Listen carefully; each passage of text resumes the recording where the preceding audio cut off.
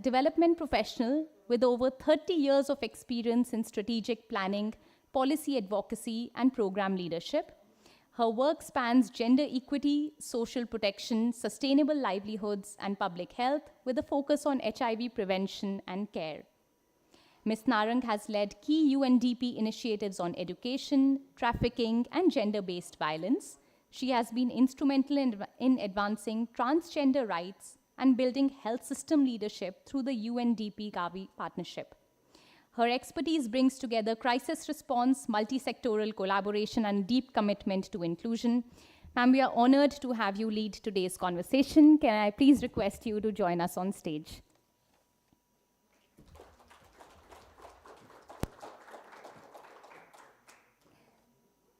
You can use that mic, and over to you for the session. Okay. Good morning, everyone, and I'm delighted to be here.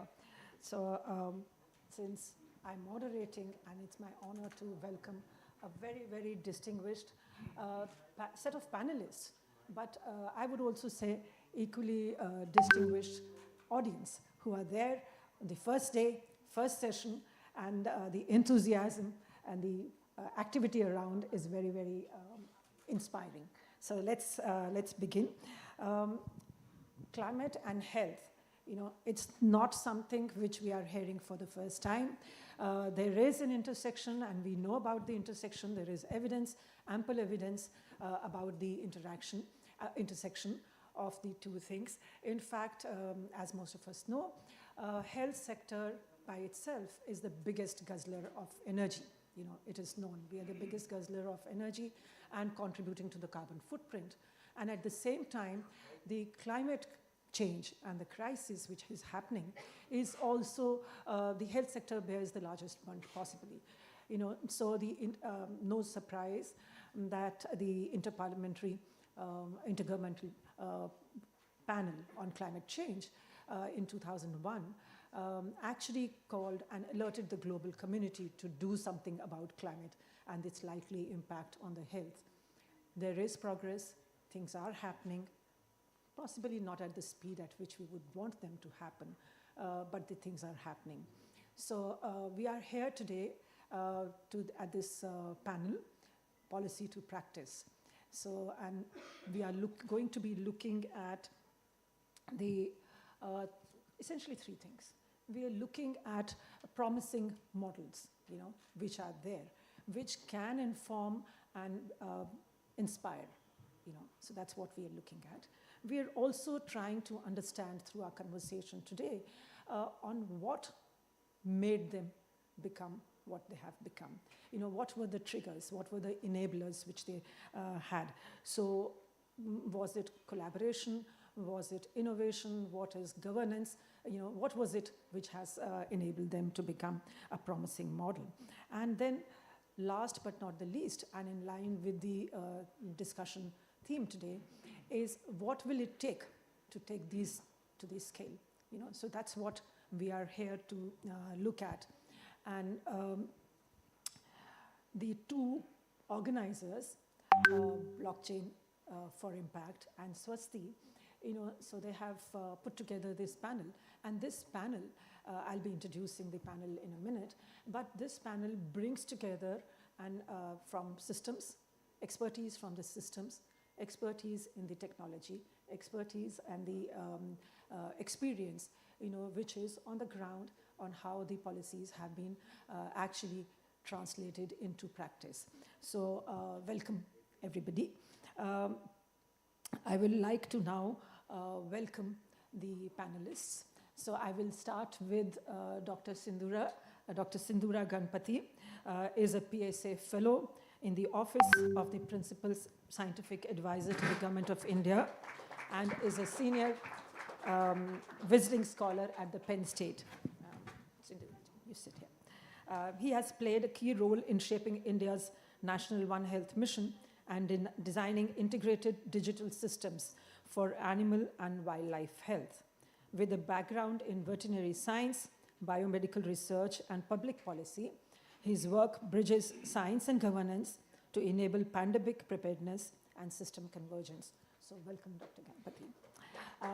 Next, we have Dr. Selva. His full name is different, but Dr. Selva, who is the Director of Public Health and Preventive Medicine of the Government of Tamil Nadu.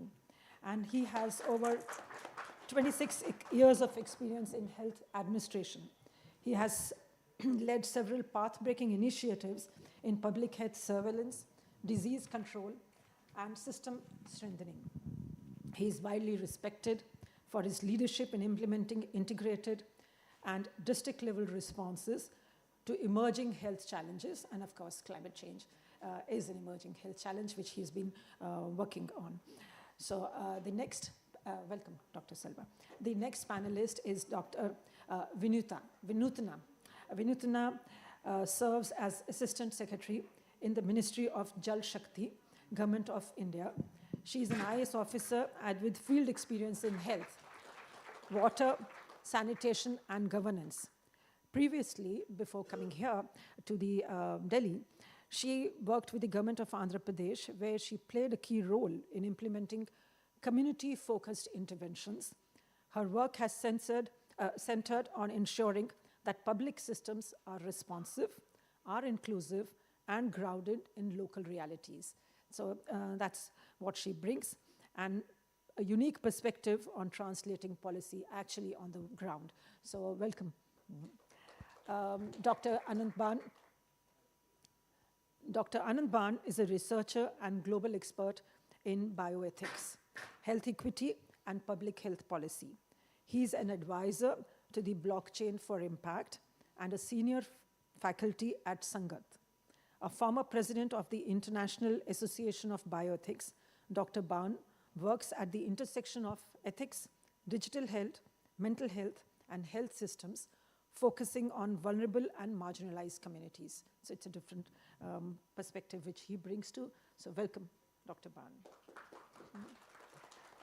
Dr. Varsha Sridhar. Varsha Sridhar is a co-founder of Molecular Solutions Care Health and co-lead of Precision Health Platform.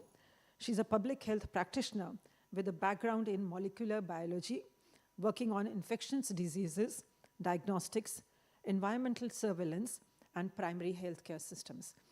Her approach combines science, innovation, grassroots collaboration to enable systems-level impact on the health, so in public health. Welcome. Dr. Jaya Singh Verma is a Senior Policy and Program Manager for the Indo-Pacific Regional Department at the FCDO, which is the British High Commission. She works on regional climate and health cooperation with a focus on innovation, diplomacy, and multi-country partnerships. Her work helps shape collaborative pathways for climate and health adaptation in the Indo-Pacific region. So welcome, Jyoti. And last but not the least, we have Nico here from the from the Embassy of Netherlands. He's a health counselor at the Embassy of Netherlands. He has extensive experience in China, France, Brazil, and Europe, and he brings deep expertise in sustainable healthcare, innovation, diplomacy, and public-private partnerships. So he's worked globally on issues like green hospitals, medtech, and science policy, and currently supports bilateral collaboration between India and the Netherlands on climate. So welcome, Nico. So we have the panel here, and in the next 80 odd minutes which we have, we are going to be having the panelists speak, going to have 2 rounds of questions for the panelists, and post that we will have hopefully we'll have time for some question and answer. So let's begin. And before we go to individual questions, I have a common question for the panelists. And this common question is more personal. You know, what drives your passion for working on the intersection of climate and health, and what made you say yes to this particular panel? So who wants to start? Nicole, you were the last one to come. So do you want to start? I thought I had a time to think about it, but happy to start. Thank you very much for this inspiring first question. Let me first of all state that the Netherlands is super engaged in this topic. Last year, at the World Health Assembly, at the initiative of the Netherlands, together with Fiji, Barbados, Kenya, and then also the UK, and finally all the member states of the WHO, we had initiated, in fact, a climate and health resolution within the WHO. This climate and health resolution, which is quite historical, has been adopted by all the member states of the WHO in the World Health Assembly in May last year. So this is also a strong commitment from the Netherlands, and we're implementing this resolution on a day-by-day basis. So I think, when you hear the Director General of the WHO saying that climate change is the single biggest challenge of the healthcare sector in the 21st century, this, of course, in a certain way resonates to everybody, right? I think that health is also the single biggest driver and passion that we all have. You can talk about the environment, which sometimes for some people is a little bit remote. But if you talk about health, health is the most intimate thing that we all share with each other. We are every day confronted in some way or another, in a positive way or in a less positive way, in a challenging way, with your own health, physical health, mental health, let's not forget that, but also the health of your beloved ones, of your family, your children, but all your beloved ones.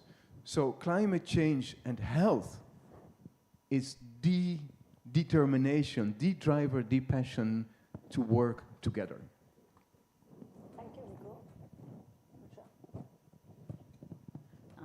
Thanks for that question. I think you asked about personal motivation, and I think my personal motivation was a deep sense of climate anxiety.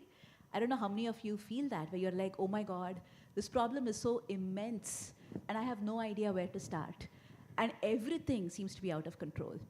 This was definitely a huge, I think, motivation for me to be like, I need to do something. It may not be at the level of going to the UN and fighting like Greta Thunberg. I can't do that.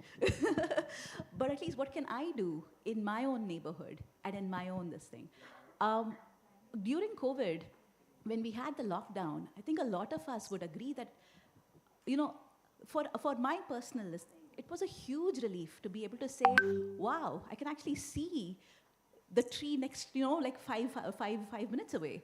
Until then, it would be shrouded in some kind of mist. I could actually hear birds.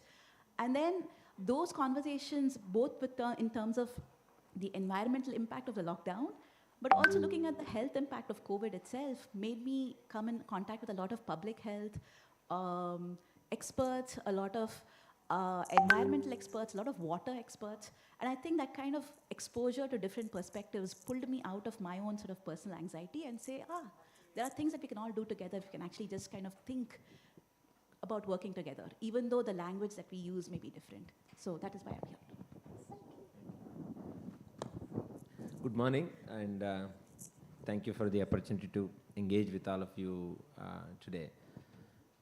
In terms of personal motivation, this area, somehow I keep coming back to it without even trying, can't seem to get away. I grew up in a small village in Western Ghat where the divisions between sectors blur by nature of it. And my own background also happens to be without conscious planning, background in veterinary science. Then I worked in human health for the most part, maternal child health with some of the people I know here. I used to work with them on that. And then working in wildlife sector now. So this One Health theme has been part of my life, integrated. But I also get frustrated with this concept because it's so abstract, so diffuse, And when you say climate and One Health, that gives me anxiety, what she was talking about, because it's two very abstract concepts. And my effort has been, in the last 5 years, being in Office of the Principal Scientific Advisor, to put something concrete. And when you think it is concrete enough, it seems to slip away. So I am here so I could learn something from all of you that gives a little more shape to that. It's a constant struggle, to be very honest. Okay, we have two climate anxious people, so let's move to the next one. Maybe I'll leave this here. Okay. And we'll take this one. So good morning. Thank you, Swasti team, for bringing us here. For me, it is quite natural. See, be as a medical doctor, public health specialist handling the government program, this climatic change or One Health is not a new concept. See, when we were students, we used to talk about an epidemiological triad: agent, host, environment. See, that is what is now renamed in a different way. See, we always used to live, coexist with all the viruses, bacteria, animal, plant kingdom. Whenever there is a disturbance, it leads to a disease. When you are in equilibrium with your environment, everything goes right.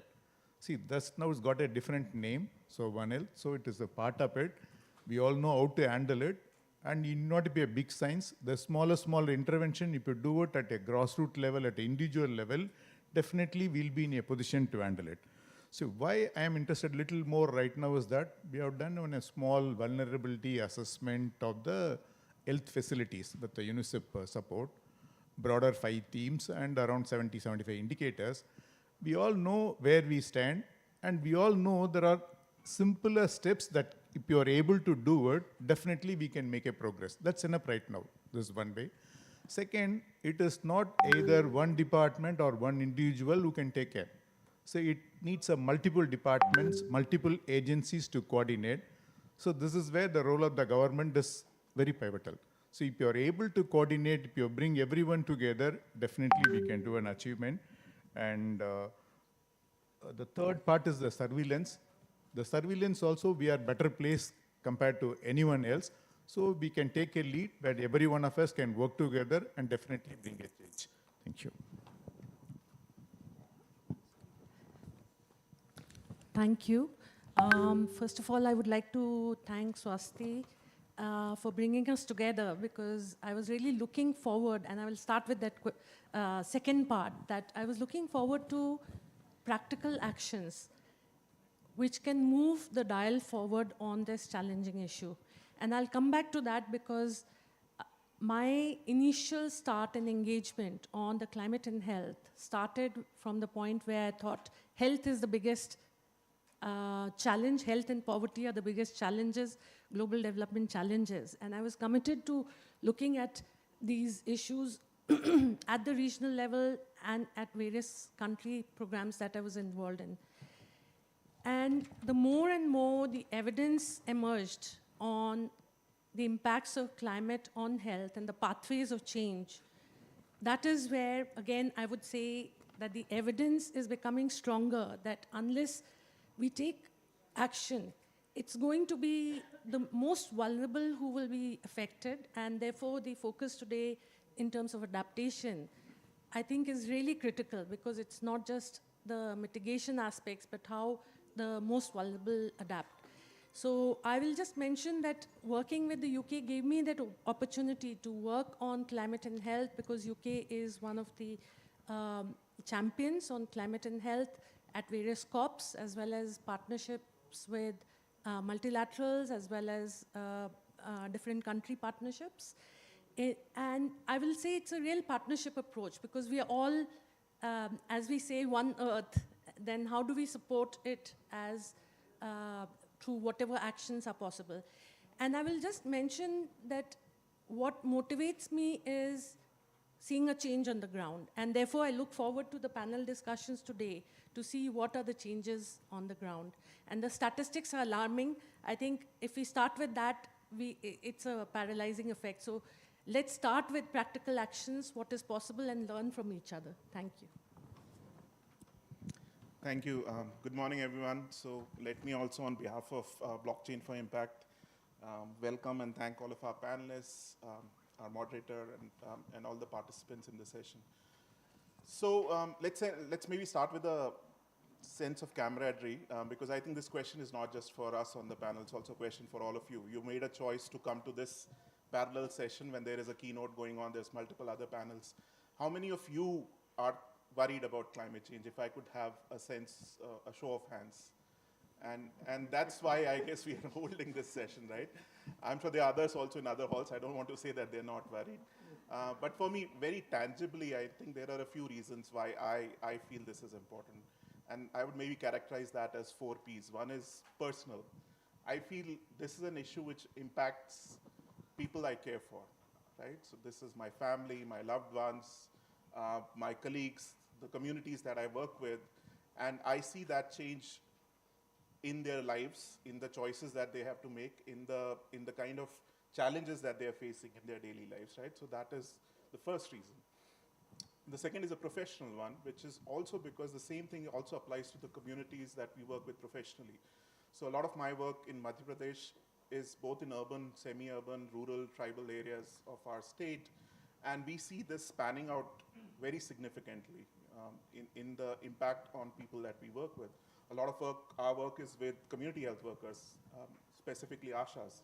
And for ASHAs who are dealing with the impact of weather disruptions, whether that be extreme heat at this time of the year, or whether that be unseasonal rains or acute rainfall, whether that be the challenges of all of these impacts on communities and the increased workload that they see, that's extremely clear for us when we talk to them, and we recognize that. My colleagues who are doing field work and they have to go out in 40+ temperatures, right? And that, about the impact on them, and thinking about how can we address that need? Can we have earlier starting hours, ending later in the day, and then having a break in the day, right? So professionally also I need to worry about that. The third thing is recognizing 2 Ps which I think are important for all of us, which is our positionality and our privilege. All of us are largely urban elite. We are mostly from privileged backgrounds, whether that be financially, caste, class. We can be in the rarefied atmosphere of an air-conditioned room here and discuss this topic as if it's some kind of an abstract thing, whereas the real challenges are out there in the communities where you don't have this kind of an atmosphere. And I think we need to acknowledge that that is what we are dealing with here, right? So make it much more tangible rather than an abstract concept which is discussed in Geneva or New York or Delhi, but what does it mean for communities on the ground, and what can change, and change with urgency. So I hope that this panel will address some of that as well. Good morning, everyone. I'm Vinutna. I thank Team Swasti for having me over today. So to answer the first question, that why did I choose to work in the space of climate and health? I've recently cleared UPSC and entered into Indian Administrative Service. So reading in UPSC about climate change, health, these are 2 different. This comes in GS paper 3, that comes in GS paper 1. So I've never okay, this is environment, this is something to do with human resources, health. So that is what I've prepared and I've written the exam, okay. Once I went on to the field as an assistant collector, that's when I saw that we are giving a lot of kids of anemia. We are dealing, government of India, government of Andhra Pradesh, everyone is putting highest numbers of percentages of GDP into the health. Everything is in place. Thank you. Everything is in place, but why are why are the anemic levels only growing? Why are they not coming down? So why are their maternal mortality rate not coming down? So after doing a lot of brainstorming, sitting with a lot of community health workers, it is not it is like the elephant in the room. Everybody knows it, but they don't know what it clearly is. At least the people who are on the ground. They think that it is something to do with a very, as Anand Banji just said, they think it is a very Western thing or something that is happening in New Delhi. Climate change is happening in your village. It is happening in your house. It is happening to women at your home. So I think that is when we realized that it is important that all of us empower and equip the people who actually deal with the climate change in terms of the healthcare professionals, in terms of dealing with the health of our people. So as today we talk about Viksit Bharat and Viksit Andhra for the years 2047, and human resources, their health is a top priority. Anything affecting that, administration takes it very seriously. So that is one of a driving factor. That question of where is the missing connection draw me towards the subject. And we did, in collaboration with Swasti, we have worked quite a bit in my district, Anantapuram, in Rayalaseema region of Andhra Pradesh. And I'm eagerly looking forward to learn from all of you in this panel during this summit and break the silos in dealing with both of them and make it into one general studies rather than two different topics. Thank you. Thank you. Thank you, everybody, for your personal, started with personal, but then it also includes your passion as a professional. So, but thank you for sharing the thoughts. And now we get into the panel discussion. And since you're sitting next to me, I'll start with you. So the first question which we have for you is, India has been proactive in recognizing the links between climate change and public health. From your perspective, how is the government of India advancing One Health and climate resilience through national level planning and coordination? Yeah, I mean, as I would like to agree with Dr. Selva, who mentioned it's not new concept. Either of those. We have had that for millennia, and could go on and examples of how we have integrated it throughout. But it doesn't mean that we can sit on our laurels. Each new challenge requires us to reinvent it. So the most recent reinvention of that concept and hopefully implementation, I've been part of that development, is the National One Health Mission. One concrete example, which was started about post-COVID. And it's now cabinet approved and is moving towards implementation, where PSA office facilitated bringing multiple stakeholders in terms of ministries of health, ministries of animal husbandry, wildlife, biosecurity, defense from the biosecurity angle, all the R&D funding agencies, total about 14 departments were brought on the same platform. And this mission was developed collaboratively. Two themes I would just like to highlight. You can look up, it's available publicly, the overviews and areas of focus. If you just search for National One Health Mission, you'll be able to get it, so I won't spend time with the limited time. But two things that I would like to highlight is, in terms of the principles of how to build pandemic preparedness, resilience, integrated surveillance, and response to that preparedness, those are some of the key initiating focus areas. Obviously not the full comprehensive aspect that get covered immediately. One is build everything on top of routine programs. Because if you don't build it as part of routine program, this resiliency does not work. So as we learned during COVID, anything that was already underway in some shape or form was what was repurposed to handle the crisis. It's true for a pandemic, it's true for a flood, it's true for anything else. So that was one principle that was a running theme. The second is conscious effort to not try to build anything new. Because the more I have been part of this landscaping, the number of laboratories that we have, whether it is at the BSL-2 or 2BSL-4, or a number of institutions engaged in research, a number of projects going on, it is immense and very makes me hopeful. But the challenge is, how do you make that interconnected? So the effort was always about this mission, effort is building these bridges. One concrete example I'll give you. When you have an outbreak, say it's an Nipah outbreak, you need certain level of biosecurity level laboratories, say BSL-3 to 4. And when we looked around, India has more than 70 laboratories of BSL-3. And even that landscaping itself was a very illuminating exercise. So one of the concrete effort was to build a national network of these laboratories from each of the sectors, human sectors, animal sectors, wildlife sectors. So it changed few things. One is those who had an excess of capacity could share with others. Those who didn't, like wildlife sector, didn't have to go build those because their usage is very small percentage. So you don't want to build a BSL-4, which is like having a nuclear reactor, which you use for 2 to 3% of use levels, which is otherwise the case that would happen because I was part of these plannings and had to even be part of stopping those being built.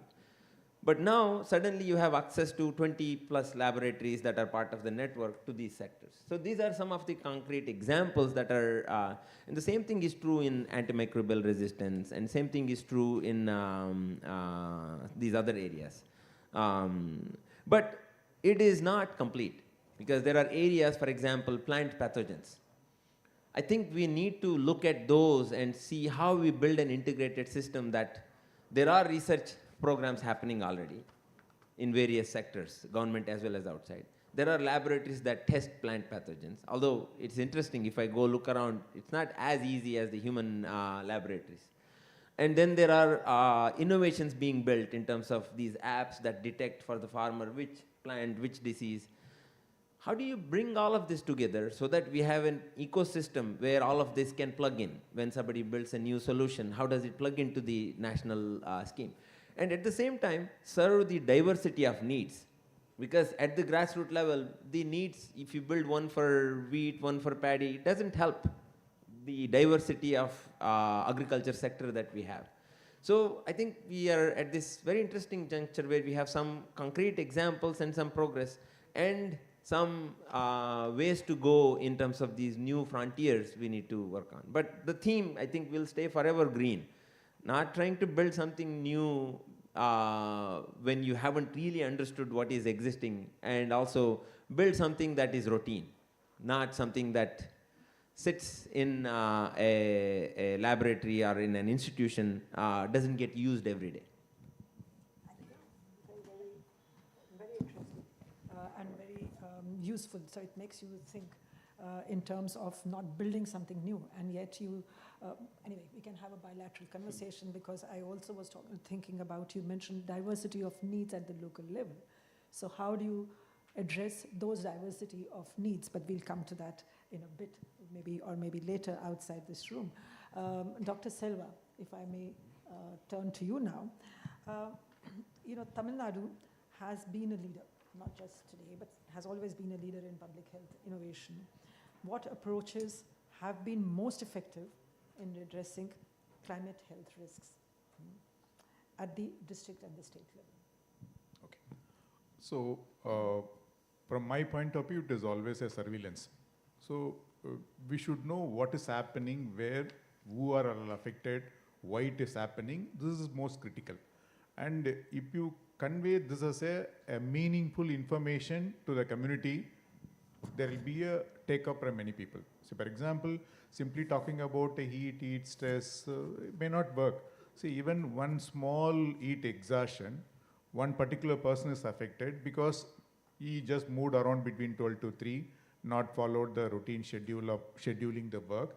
So, if this particular message, you are able to take it to the community, that will attract the community. People will feel it is related to them. So otherwise, simply you say heat stress, heat stroke may not.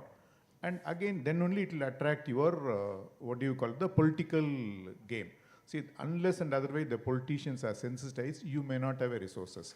So these two things are, one, you create a demand among the public by making them understand the implication or impact of this so-called climatic change. That is possible only if you convey a limited, smaller information into the way in which they understand. And sensitize the politician, if you are able to do two things using your surveillance data. So this is where your data comes. See, with this, we can not only tell where is going to happen, the risk forecasting, or what is the hot spot is going to happen. If you are able to do it, that's one part. IHCP, for which, in fact, in Tamil Nadu, we have around 4,000 institutions reporting not only the communicable diseases, but also non-communicable, including your heat and stress and exhaustion. The similar way, there are already an existing mechanism of surveillance in the animal sector, which we are more interested as a zoonotic diseases. And the same thing is happening in the agriculture sector, where which crop is growing where, what is the nutritive value. If you feed this to the animal, whether the meat quality is improving or the milk production is coming down or reproductive rate is improving. See, all this one-to-one, if you are able to relate then and communicate it, this communication is very critical. See, simply talking about climatic change, many people may not understand. Translate into a local language, that's one thing which we will do it. And second thing, the surveillance is that we are all interested in climatic change because we are all affected first. That's the first priority.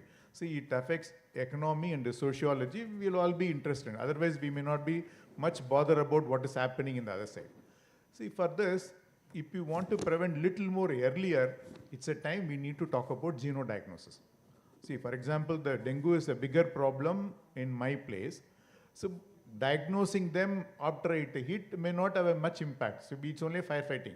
But if you're able to diagnose the presence of a dengue vector, a dengue virus in the vector mosquito, at least 2 to 3 weeks earlier by surveillance in the vector, that will have a huge impact which you can definitely bring down. This type of xenodiagnosis related to the health which we need to focus on.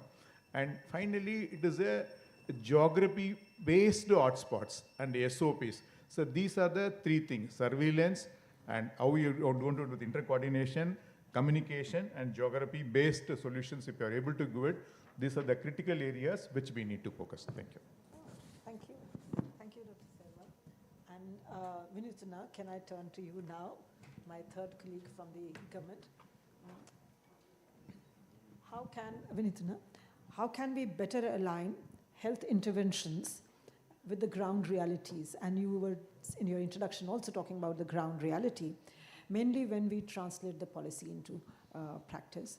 And you can obviously take the example of Government of Andhra because you came from there. Thank you for the question. So from policy to practice, because before my stint in the Government of India as Assistant Secretary, I was on field as Assistant Collector and in district, mandal, village, PHC level, block level. I've seen it all, what it takes. So I want to summarize my answer in 5 points, what I felt was missing or what I want to escalate, and Government of Andhra Pradesh, what have we done in collaboration with Team Swasti. So first thing is, one size fits all approach will not work. So their local needs has to be assessed. Every mandal is different, every population has its own dynamic, every village has its own specificities. So I think it is very important for the policy at that level to assess the needs at local levels. Second is, most important I felt was to be in convergence with the social determinants. Many of our health policies or many of what we do is need to create that space for social determinants, because that is when Team Swasti and we were working on anemia levels, anemia level up program. There's a program called Anemia Level Up. And on that, we have cautiously made efforts so that we include the elements of social determinants. There is a reason why a woman is not consuming on time. Even if we are providing her everything, we are providing her all the jaggery that is required for her iron, we are giving her the kit, but she's not eating it. So what is happening there? That social determinants we need to include in our policies. Considering that, we need to make our policies around. And third point I would want to mention is last mile delivery. So every time it happens so in the government, and we realized, and now we are working on a saturation approach. It's like in every village there are particular 10 families. For every new scheme launch, they will be the beneficiaries. So the last mile delivery and saturating, taking into consideration the most vulnerable population. See, now this is the period, summers are the period for MG Narega works. Now these are the time when most of the works are grounded. So livelihoods, all of them we cannot stop people from going to work. They have to earn their livelihoods. So heat related stress, you stay back at home, that doesn't work for them. So how do we integrate that on a ground level? That is one important thing we need to inculcate in our policies. And most important thing is now Government of India and Government of Andhra Pradesh is focusing on is Jan Bhagidari.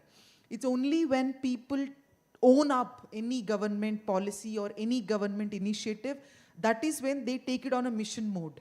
So I've actually realized that when they think that it is not for them, or it is not like somebody is imposing something on them, when they feel that, no, this has actually saved my child, or this has actually saved my wife, so that is when they become the brand ambassadors of the policy. So I thought these are the 5 ways in which our policies and practices, we can bridge the gap and break the silos. Thank you. Thank you. Thank you. I like the last bit, Jan Bhagidari. Yes, we are.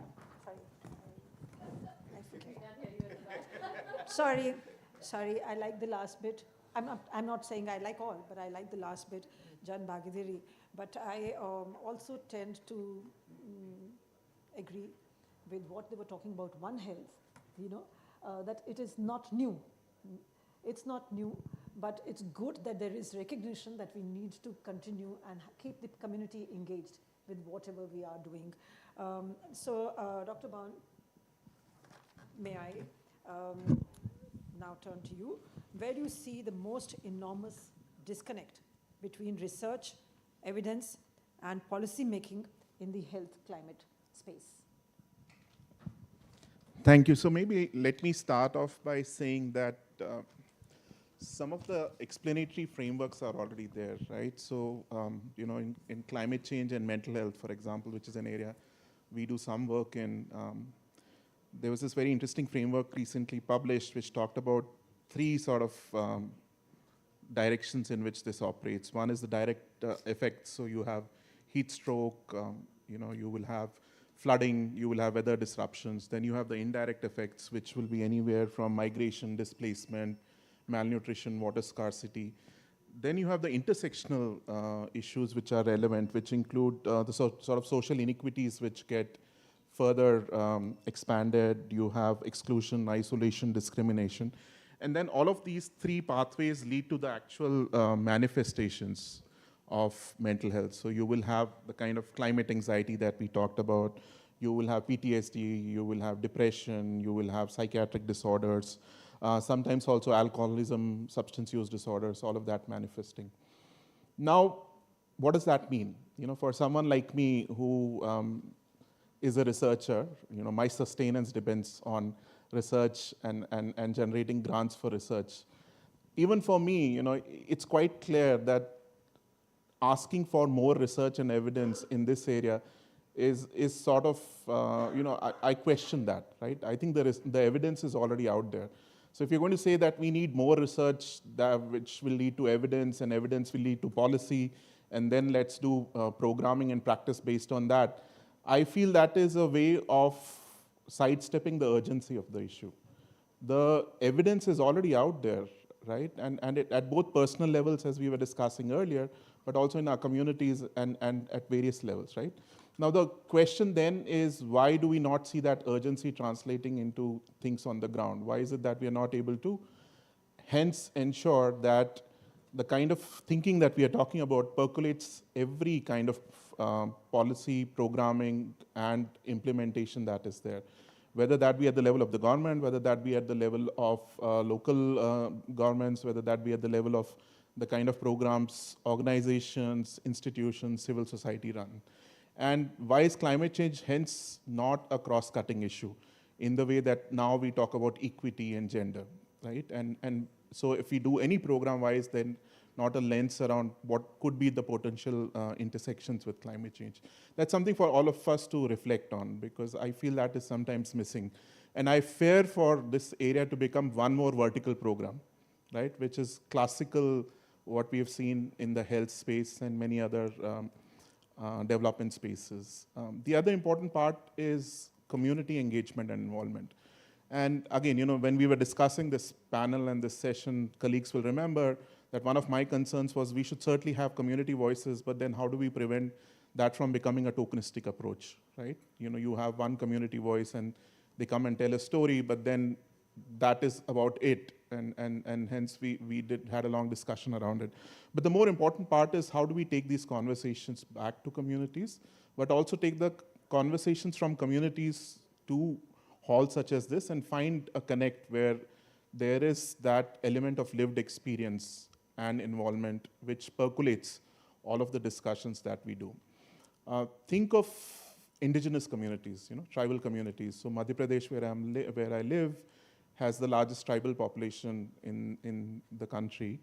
And in many ways, climate change and related disruptions are impacting a whole lot of things. Whether we see that in the sort of financial precarity which is happening, the mass migration which is happening, the disconnect they have now with access to land because of flooding, because of crop failure sometimes, and what that means culturally for them in terms of not having the ability to learn or continue the practices which are important to them, whether that be fishing, whether that be traditional agriculture, whether that be hunting, and the impact that is also having on them in terms of, there are entire villages in some of the areas where we work where now child rearing is essentially being done by grandparents because both parents are migrating out to Gujarat or Maharashtra for work on the western sides of our state. And so our own thinking around how we want to do approaches such as child development, early child development, has radically changed because the focus of evidence is that let's do more parenting and maybe do even, for example, the involvement of fathers in the work. But the fathers are not there, but the mothers are also not there. Right? It's the grandparents who are taking care of the children. And these are people already who are getting old and have their own health issues to deal with, right? So we have to reimagine then, what does that mean in terms of the work that we do?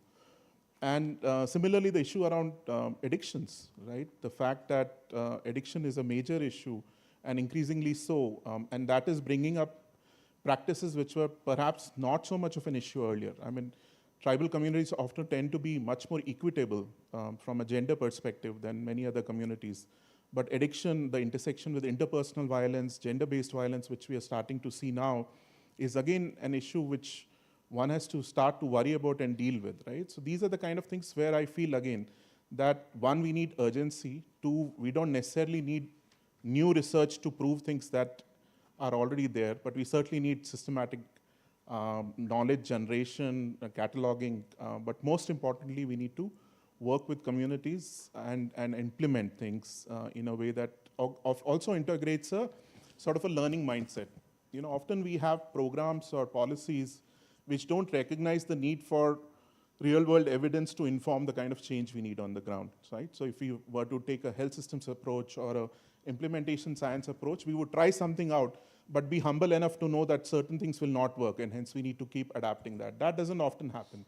And everyone becomes so protective about the turf. You have a 5-year randomized control trial, you have a national program which is being implemented, or you have a state-level initiative which the chief minister has launched, and hence that becomes written in stone. It becomes the gold standard, except the gold is faulty, right? It's a mix of elements. It's not 24 karat by any standard, right? There's so many things which are not working in it, but are we really cognizant of that? And how do we ensure that that is recognized and responded to? And again, how do we keep communities at the heart of that? Is what's important.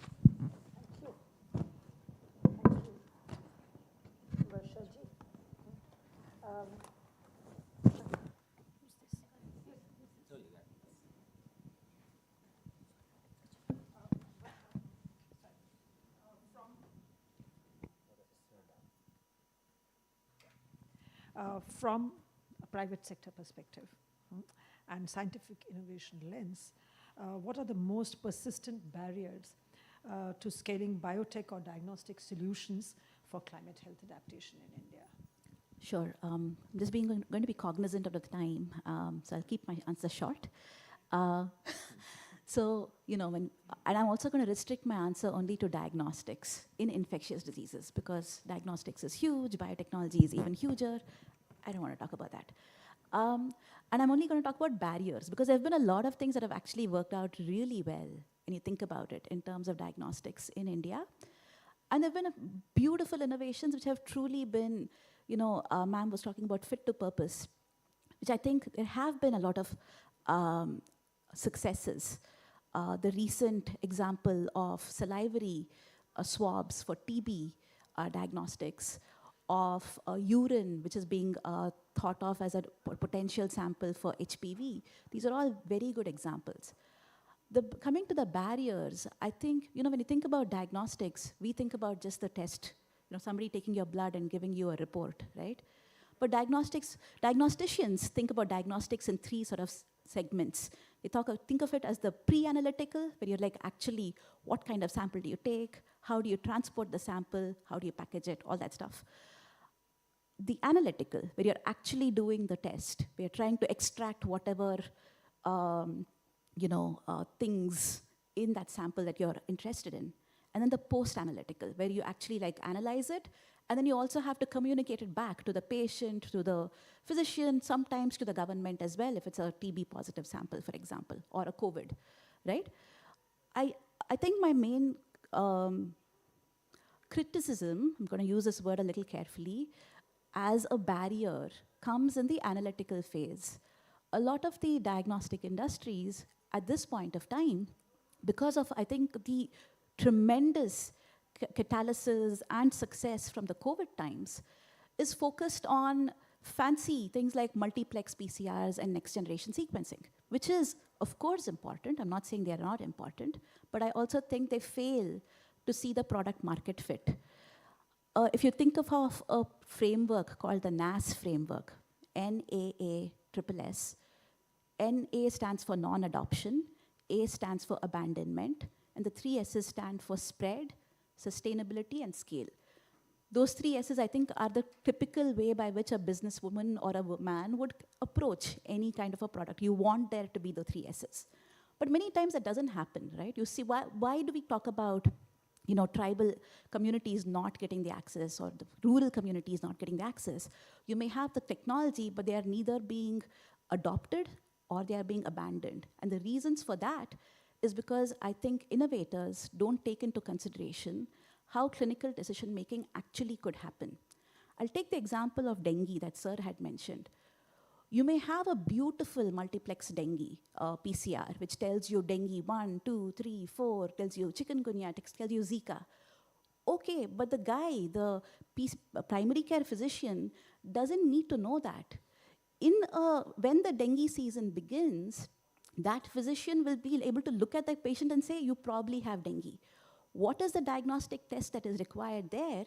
It is a point of care test to look at the platelet count, to see, does this patient have to be quickly referred to a hospital, or can I treat this guy at home? It is not a fancy multiplex telling me every possible genotype of dengue, right? So that is one thing. So the product to market fit, understanding the context in which clinical decision-making takes place, I think is one barrier. The second barrier is, again, the point of care tests itself. How many of us have seen the millions of glucometers in the market? You get a ton of them. Same thing for hemoglobinometers. Everybody says, test it at home. Sure, but can you actually trust any of those results? And I would argue that you cannot. And that is because we do not have proper regulations in place telling us what is accurate, what is the sensitivity, specificity, lower limit of detection. None of these things are required by law for a manufacturer to manufacture a glucometer or a hemoglobinometer. So when you talk about anemia in Anantapur, all SHCs and PHCs have hemoglobinometers. I myself have seen that, you could see a perfectly pale woman, and she's had like 3 or 4 children, and you'll get a hemoglobin of like 12.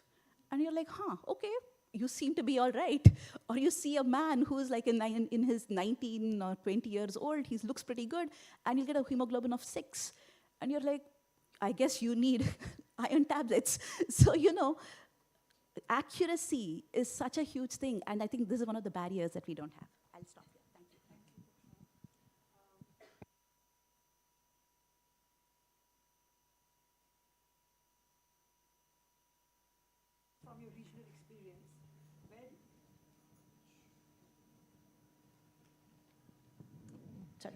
From your regional experience, where do you see India's strength in climate health action, and what approaches or innovations here could offer valuable models for other countries in Asia? So thank you very much, Alka, for the question. I had 5 points to make, and it basically captures, and it's beautiful because it captures much of the discussions which has gone on till now. So the first point which I'll make is on climate and health vulnerability assessments and adaptation plans. And there's a diversity of those at various levels in India, whether it's at the state level, at the district level, city level. And there are lessons to be learned in terms of how to implement it and prioritize the actions. But I think amazing job has been done in terms of developing these at various levels. The second one I'll mention is on, I had thought about surveillance. And it's interesting because Dr. Selva mentioned that surveillance is the first thing that you look at if you want to identify the actions, where, how, what to do. And I think some of the work which is happening on overlap of health surveillance with climate data, and I'll just take the example of Mumbai because that's an area which I've in fact discussed earlier, that once that is a successful model, it'll be use of GIS data to overlay the two and look at future trends in terms of whether it is diseases or disasters, because health is the first responder in any of the disaster, whether it's flooding and population affected by it. The third one I would mention is coordination, and coordination at various levels. And again, the example is from another sector, and I would say the disaster response agencies at the state level, at the national level, take quick actions, and the health sector is coordinating with them, and that requires a multi-sectoral approach, what we have learned in the case of disasters and health sector responding to it. The same approach is being now applied to look at epidemics or pandemics, and I think it's the same approach which is required in climate and health, without a proliferation of too many institutions, I would say. So to look at some of those examples. My next point was on the work of the private sector, fantastic in terms of medtech. We heard of one pilot, but the point of care diagnostics and cost-effective diagnostics, there are a lot of examples, but how do you take it to scale? I think that's where health technology assessments and some of the work which is happening both at the national level and I believe in Andhra as well, in terms of strengthening that, so that many of these pilots which have been tried out for malaria, TB, all the diseases which are affected by climate change, there are solutions in the private sector. I think it's having an agreement on which ones to scale up and take forward. There are such examples from UK through the National Institute of Clinical Excellence, which looks at this on a continuous basis in terms of cost-effective technologies. Last one I wanted to mention is heat, because I think it's a huge growing problem. We're all facing the heat, as I would say. There are heat action plans which are being developed in Tamil Nadu. I know of city-level plans in Bhubaneswar, in Surat, etc. What are the lessons learned in terms of coordinating and action from that and scaling that up across as many cities, as many regions as possible, and again, keeping it simple. And I would like to conclude by saying that basing it on the health systems approach, health system strengthening, which has been the approach for a long time in India and elsewhere, and universal health coverage, how do we strengthen the pillars of the health systems to really now look at the fresh challenge coming from climate change, disasters, etc. I'll conclude there. Thank you.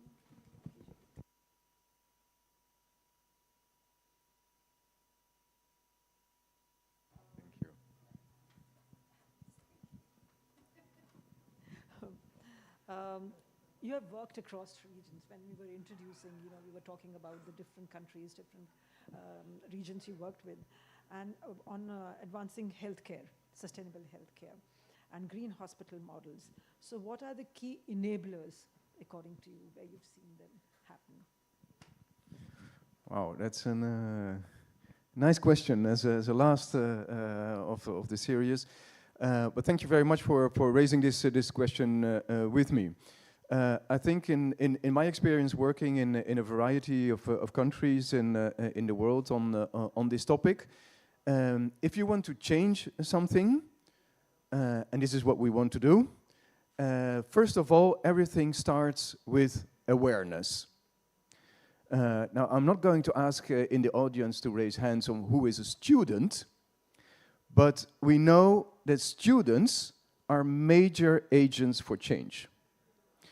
And this is why we in the Netherlands have decided to integrate sustainable healthcare in all educational programs of all our healthcare professions and all our healthcare educational programs.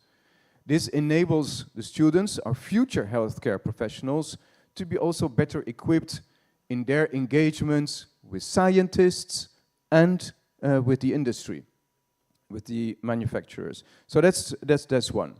The second element in my experience is to get your facts and figures right. This is why we in the Netherlands decided to do a national footprint of our healthcare sector for the entire country.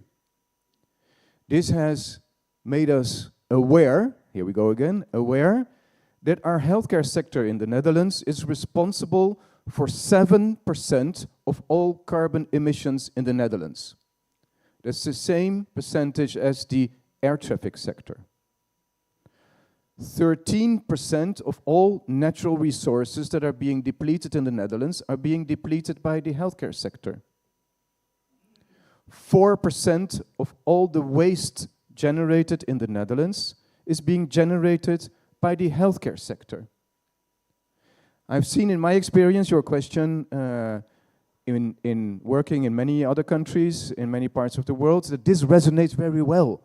Get your facts and figures right first, because that responds to your anxiety. Where do you start, right? So this has also inspired us to set targets once you know these facts and figures. So for next year, we will have reduced the carbon emissions in our healthcare sector by 30%, 30%, and our waste, the residual waste, by 25% in 2026. This national exercise has inspired many of our hospitals to do a footprint on their hospital level, their own hospital level. And then you see and it becomes a little bit technical, in your footprint, what is Scope 1, Scope 2, Scope 3 emissions. Scope 1 is the emissions in your own hospital, generated by your own activities. Scope 3 is, of course, generated by your suppliers or the suppliers of your suppliers. That's less in your axis of control, but it's not impossible. But start with Scope 1 in your hospital. To get even more down and more concrete, because this is what we wanted, we have seen that operating rooms are, of course, very important in every hospital. At the same time, they are emitters of carbon emissions, right? But it gives you a great focus, because operating rooms, I don't know exactly how it is in India, but in the Netherlands, operating rooms take only 6% of the service of your hospital, but they are responsible of up to 60% of the emissions in your hospital. So that again gives you another focus on where to start with and to also make it real, make it concrete. This has enabled the healthcare professionals, in, for instance, our university medical centers, to reduce carbon emissions from anesthetic gases by 75%. We have a scientific publication about this. If you're interested, it's in English. I'll be happy to share it with you. So reach out to me and I will share the article with you. In the other hospitals, they have reached 50% of reduction of emissions from anesthetic gases. So it is possible. There are solutions and something that you can do yourself as a healthcare professional. This has led us that probably, I think now in every hospital in the Netherlands, we have what we call green teams. These are teams for procurement of medical products, medical equipment, any other medical product. It's extremely important to involve the procurement officers of your hospitals or any other medical organization for that matter. These are some of the examples where I have seen in the different countries and now also in India, which resonates very well, and when you can make concrete cooperation in the field of energy efficiency, waste management, and circularity within the healthcare sector. Very, very interesting. At one point of time, I was almost obsessed, wanting to look at solar, for hospital bio-waste management. And especially, I'm not talking about the tertiary hospitals because they do have systems, but can there be solutions at the local level? And just give up because it was not economically feasible. That's what many of the solar manufacturers of the solar equipment told me. So, but we can have another discussion on that. So, yeah, okay, thank you. We have to wrap up. I was very, very generous. I was very lenient in terms of the time. Not because I wanted to be lenient, but because what you were saying was very interesting and very fascinating and informative. So now we're going to have, sorry, I know you said wrap up, I can see you, but we're going to have a quick fire kind, a rapid fire last round where each one has only half a minute, if it is possible. Half a minute to come up with what is your one key takeaway, which we can, from all this discussion, actually take to the ground to practice. Because we are talking about policy to practice. So what is that one key thing which has come up, which is doable? Dr. Singh? See, now, as by Ben, see, there is no need for further research. Evidence is already there. The dengue is increasing in different location, different intensity, different periods. It's related to your rainfall and temperature. Established. Now it's a time to act. There are many ways everyone can act. Children is the right way to start with. But simple water conservation, leaky taps, close it, reuse your AC water, reuse your RO water. See, if you want to go for a public transport, schedule your timings. See, all are smaller intervention, simpler intervention, hundreds of interventions are available. Let us start doing it. If you are doing it, yes, it is possible.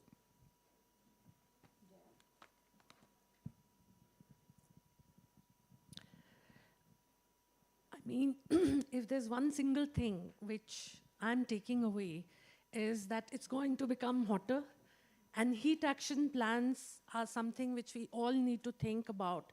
How it impacts people, how it impacts infrastructure, how it impacts our economies as well.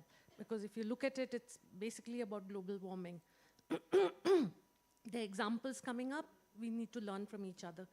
And underlying that is the coordination approaches if we want to tackle climate and health. Thank you. Yeah, so I think the lenses we need are one of justice, fairness, and accountability.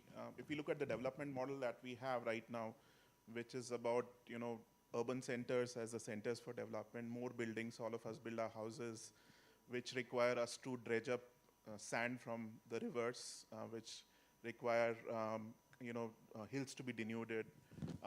We want 24/7 electricity and water supply, which means more dams, water being taken away from our rural and tribal areas, which means that there are 16-hour power cuts in our villages. In my state, we see that often, which is why you also have health impacts of all of that. We need to also look at the paradigm of development that we talk about, because health in that sense is interconnected to all of that. So I think that intersectionality approach is something, if we can bring to all of our work and the sensitivity required, that'd be really useful. Thank you. So So my biggest takeaway will be, as an administrator, is to break the silos. I think health cannot be dealt without dealing with climate. So if we want healthy and happy population going forward in our country, and if we have to deal with climate, we will deal with it. But together, I don't think one person or one administrators, policy makers, private sector, researchers, everybody has to come on board to make this planet a better place, people healthy. Thank you.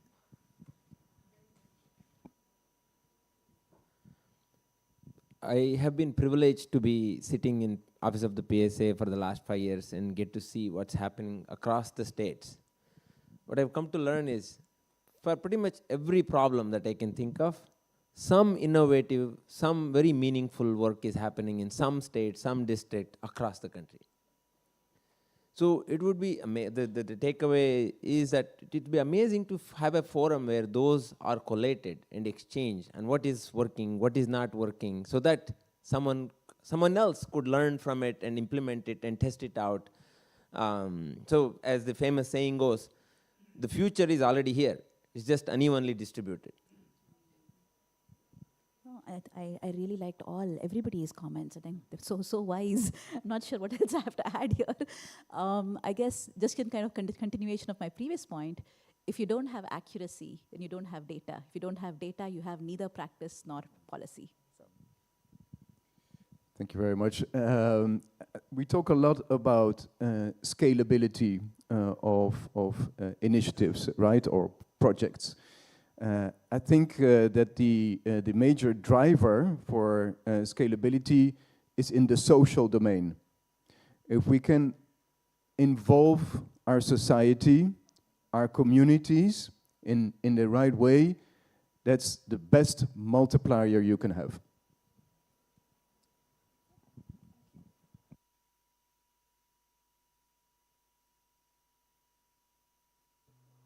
Yes.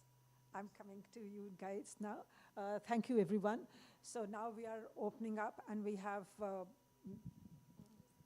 lots of hands.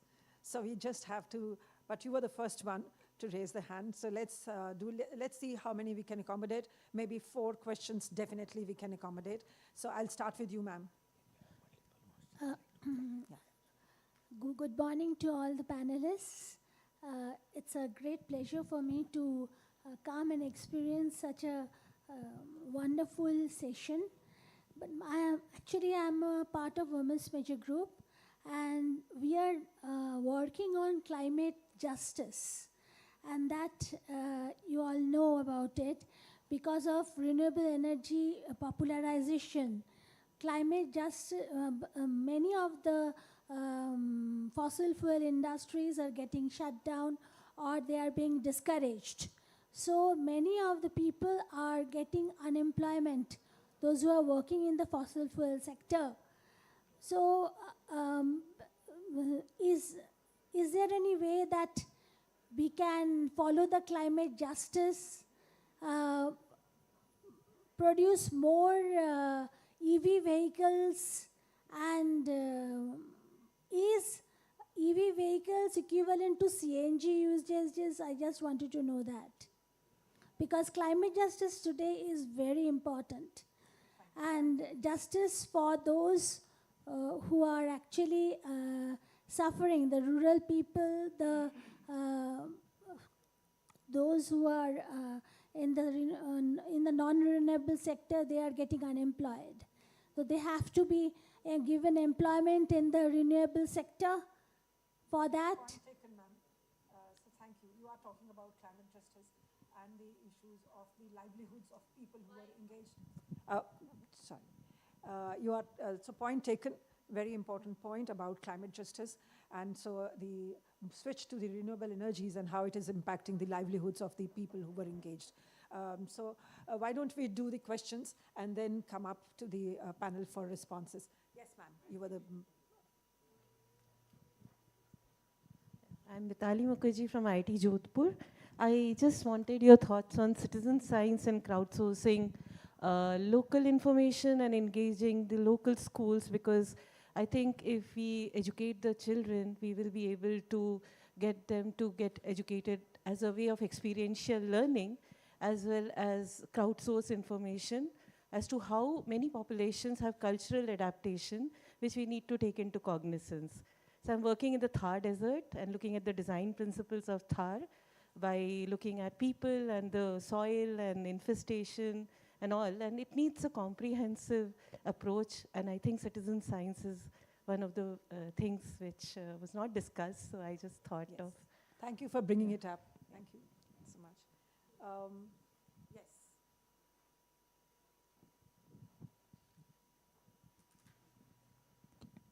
Hi, I'm Anuja from Swasti. Thank you so much to our panelists for sharing such rich insights with us so far. My question is, in your experience, what's one reason why sometimes really promising and effective climate health solutions struggle to scale? And what we can do differently to make scaling a much easier or more effective process? Thank you. Okay, and the last question. You know, I am all for gender equality. It seems, okay, so sorry, this time I'll give a chance to this gentleman here because only women have been talking. So this is Sohail from Sekitrust. So I have a few questions regarding this because a few questions, only one. Only one please. question, which I'll make it one thing. The scaling. Don't make a multiple. No. Only one question, single question. The scaling access to ensure health equity. So my question is, how do we can make more private and public partnership to give us justice for the people who are not able to access public health care because of a lack of infrastructure and the climate? This is my question. Okay, thank you for the questions. I leave it to the respondents. So, Dr. Silva, would you like to respond to whichever question? The last one first, because we're talking about public-private partnerships and how the health system. In fact, it may not be directly to me, but still, see the public health structure creation, it's for everyone. It's not for how we can reach them. This is where your technology, for example, the simple e-Sanjeevani, we could able to reach a very smaller platform where we could able to reach it. And in fact, my limited understanding is that the local, rural, tribal people are more climatic sensitive than many of us. See, they don't pollute the water. They don't use things which we dispose once in a time. See, in that way, they are more sensitive. The accessibility, this one. The scalable, yes, my understanding is that unless each and everyone contribute, the scalability may not happen. And everyone feels there is a role for them, there is a benefit for them. If you are able to do it in that way only, the scale will happen.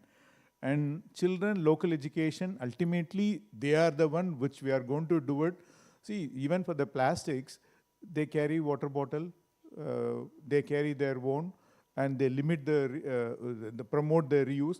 See, all those things are possible. Only thing, educate them, again and again do it.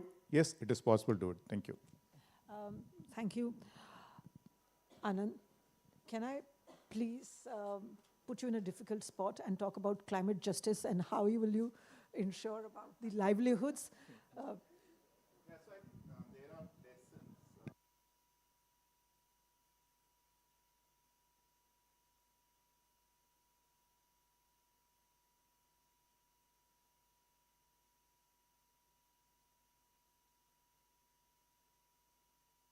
All right, I'm going to juggle with mics for a while.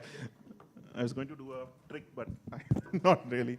All right, so maybe there are some other sectors like tobacco control, ma'am, where we can learn from, because this exact debate is happening there as well. How do you address tobacco farming, which is a major source of income in many states, and how do you, get them onto other sources of income? So when we talk about climate justice, some of these important issues certainly will be there. But I also want to respond to the issue around citizen science, but maybe not that exact way. But what is it that we can learn from collectives which have been working at some of these determinants that we talked about? We've been doing some work with the Self-Employed Women's Association, and historically how they were set up was recognizing that women in the informal sector were struggling to be able to continue employment. And why was it? Because there was no financial security, there was no childcare, there was no insurance mechanisms, or their banks were not giving them loans, and there was no healthcare available. So the first things they did was, slowly and iteratively build down all of these elements, and that's how the Seva network developed, which is a national network now, right, from the civil society. So that for me is citizen science. What can we learn from that network about how can you mitigate, how can you adapt, and how can you prepare? Now on top of that, then they are now thinking of how can we incorporate mental health and well-being inputs, which is where we are coming in. But unless we have those social protections in place, all of our communities are going to be at risk. So how do we make our communities more secure? The more important question I leave out to all of you is, we are largely focusing on mitigation. How do we talk about prevention? Because if we don't close the tap, we will keep doing the mopping, right? And maybe we need to do a bit of both. But let's not only talk about the mopping. Let's also talk about how do we address why climate change is impacting us and how do we stop some of that.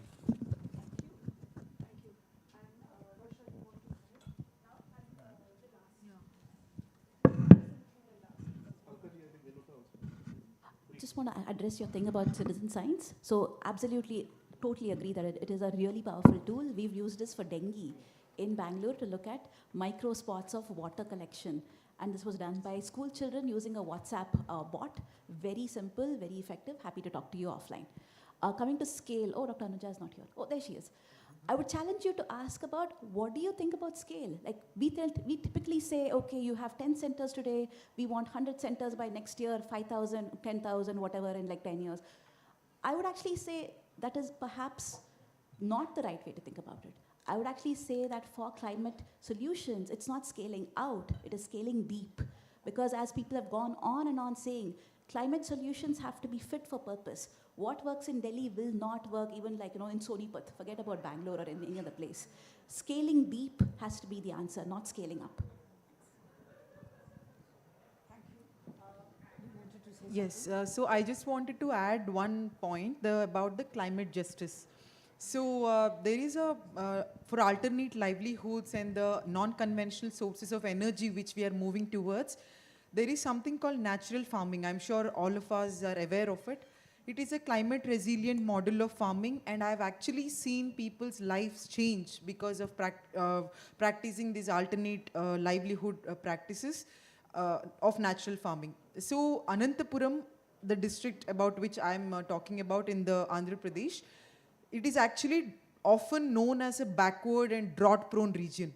But now it is contributing 6th largest to the state's GSDP, and per capita income is also 6th largest. It is contributing as highest as the any other Godavari districts of the state. The reason being, people had identified the potential and they've changed their way of farming practices. Now they don't grow paddy, or they have identified what are the crops. Horticulture, if you can do a little research on how this horticulture from hub to an engine, how this Anantapuram has underwent a whole 360 degrees changeover, practicing climate resilient and taking people's on board. And that is again nutritious food to public, so health again. So it holistically, how is it dealing with an APCNF, Andhra Pradesh Community Natural Farming. So it was earlier called Zero Budget Natural Farming, now it is APCNF. It is also one of the steps towards achieving net zero emissions. So I wanted to conclude adding that input to climate justice. Thank you. No, sorry. Now post this in bilateral conversations. Everyone is here. We can have a conversation there.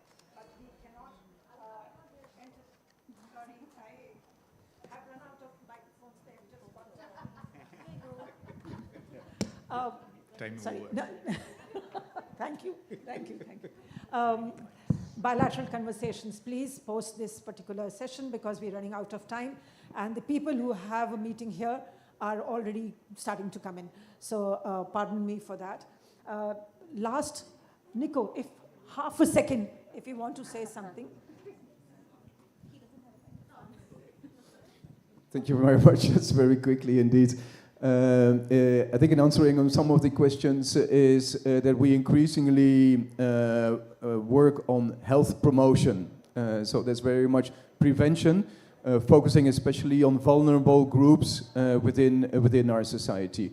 Another thing is, for instance, on touching upon technology, we now have hospitals that have developed technologies through which they generate residual heating. They don't need themselves for them as a hospital. So they provide it to their neighborhoods. We have one hospital in one municipality in the Netherlands, for instance, that provides their residual heating to 350 apartment blocks in the neighborhood of the hospital. This is also a question of solidarity in these times of climate change. Thank you, everybody. My job has become very easy because of the time. Since we don't have the time, summing up was anyway going to be challenging because we have such rich conversations. But I will take, I know you were looking at me, but I will take also a minute. You know, there are, and Varsha put it very nicely, for climate solutions, which we are talking about, we don't have to scale up, we have to look in, and we have to go deeper. So as local as possible for actions which are going to be sustainable. Also, there has been a question about surveillance. Know your facts, get your data, go as precise as possible, as local as possible, and communicate to the people. So a community bhagidari or community participation, communicate and convey about what this means to them in their daily life, and not abstract, causing climate anxiety or any kind of anxiety. So there is a lot more. This is not fair to the discussants, and this is not fair to the panelists, but in the interest of time, I think this is where I will stop. These are, to me, these are the three critical big takeaways. Ladies and gentlemen, can we give the panelists a huge round of applause? They've kicked off the World Health Summit for us with an enthralling and hopefully a memorable discussion. Thank you so much to each one of you, and especially so to our moderator, Ms. Alka Narang, who's the Vice Chairperson of the governing body of Swasthi. May I please request all of you to join us for a group photograph. I will also invite Dr. Angela Chaudhary, the Chief Catalyst of Swasthi, as well as Dr. Ramnath Bhalla from Blockchain for Impact to join us for the group photograph on stage. We'll take one more minute before we wrap up and invite the others on stage for their next session.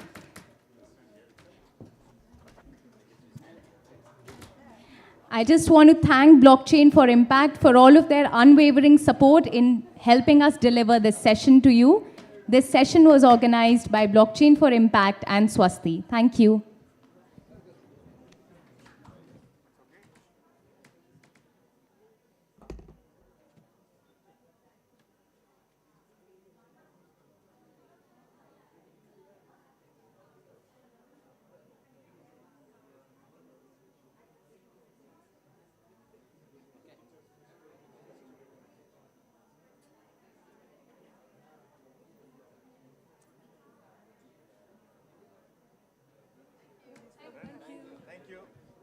Thank you. Thank you very much. I have to run for my next.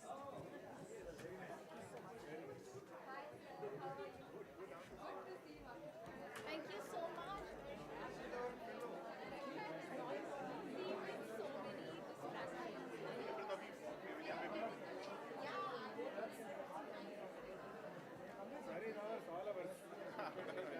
I know. We don't need to discuss.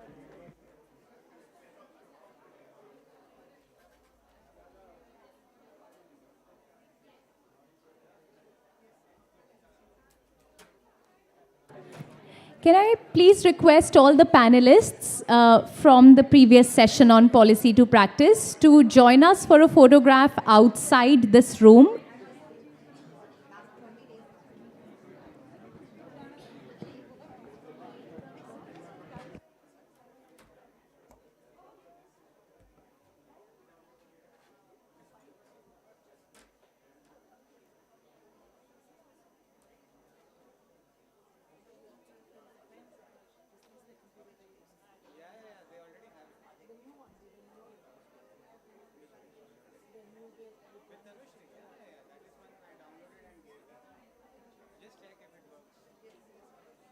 It's not displaying.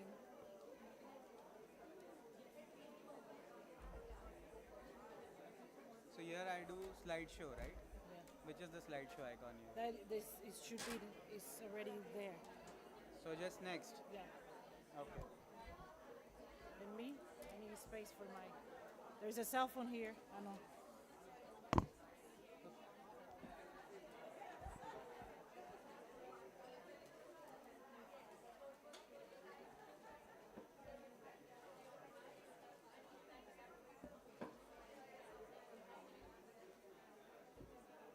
Abhishek, I'm leaving my thing here.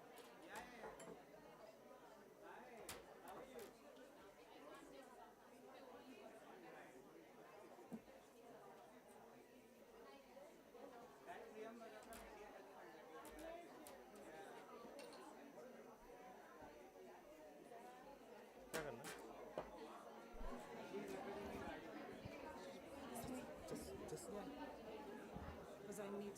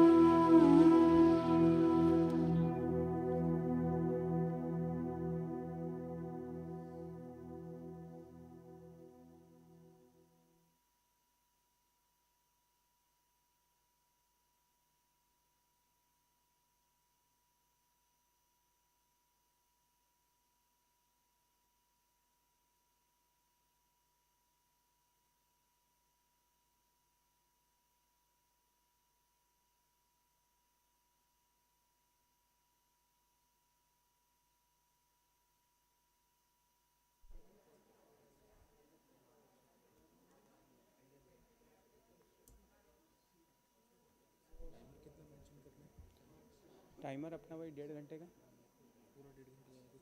हाँ 1.5 घंटा लगा के छोड़ दो हाँ 90 minute का छोड़ दो वैसे पूरा लगेगा नहीं हमको हाँ हाँ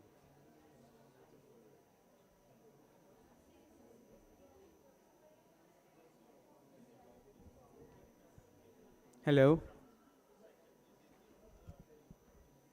Hi, so good morning to sunny New Delhi, to everybody who's been traveling from within the city, from various corners of the country, and from across all regions of the world.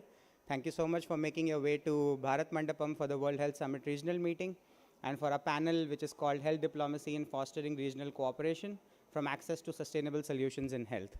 So myself, I am Dr. Abhishek Bhatia. I'm a policy and advocacy consultant at the Health Diplomacy Alliance, which is the not-for-profit organization based out of Geneva, Switzerland, that works at the intersection of health and foreign policy. So for today, we have a 90-minute packed session, which will begin with a moderated discussion with esteemed panelists from the not-for-profit sector, from industry, from youth organizations, as well as from medical research institutions, who will be sharing their experiences at the intersection of antimicrobial resistance, climate change, and access to healthcare products. This will be followed with a Q&A segment with the audience, wherein I encourage you all to participate in the conversation with your comments, with your reactions, and suggestions, with your questions as well. And to begin with the introductory remarks, I would like to call upon stage Ms. Catherine Urbaez, who is the founder and executive director of the Health Diplomacy Alliance. She has over 2 decades of experience in the multilateral sector, wherein she has worked with chairing regional groups, with multilateral negotiations, as well as with stakeholder partnerships. She is a former Dominican Republican diplomat with experience in handling healthcare negotiations at the World Health Organization on issues such as skin diseases, pollution and health, road safety, as well as the Global Action Plan on Dementia. So without further ado, I'll call Ms. Catherine Urbaez to the stage to take over the session from here. Thank you so much.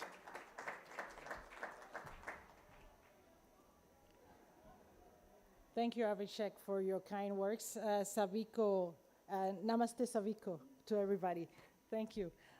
Today, panels brings key voices. We're going to see right now we're in a critical moment for global health, particularly in the Asia-Pacific region, where intersections of crisis have threatened decades of advancements that we have done in global health, especially the progress that we have made in infectious disease and health equity.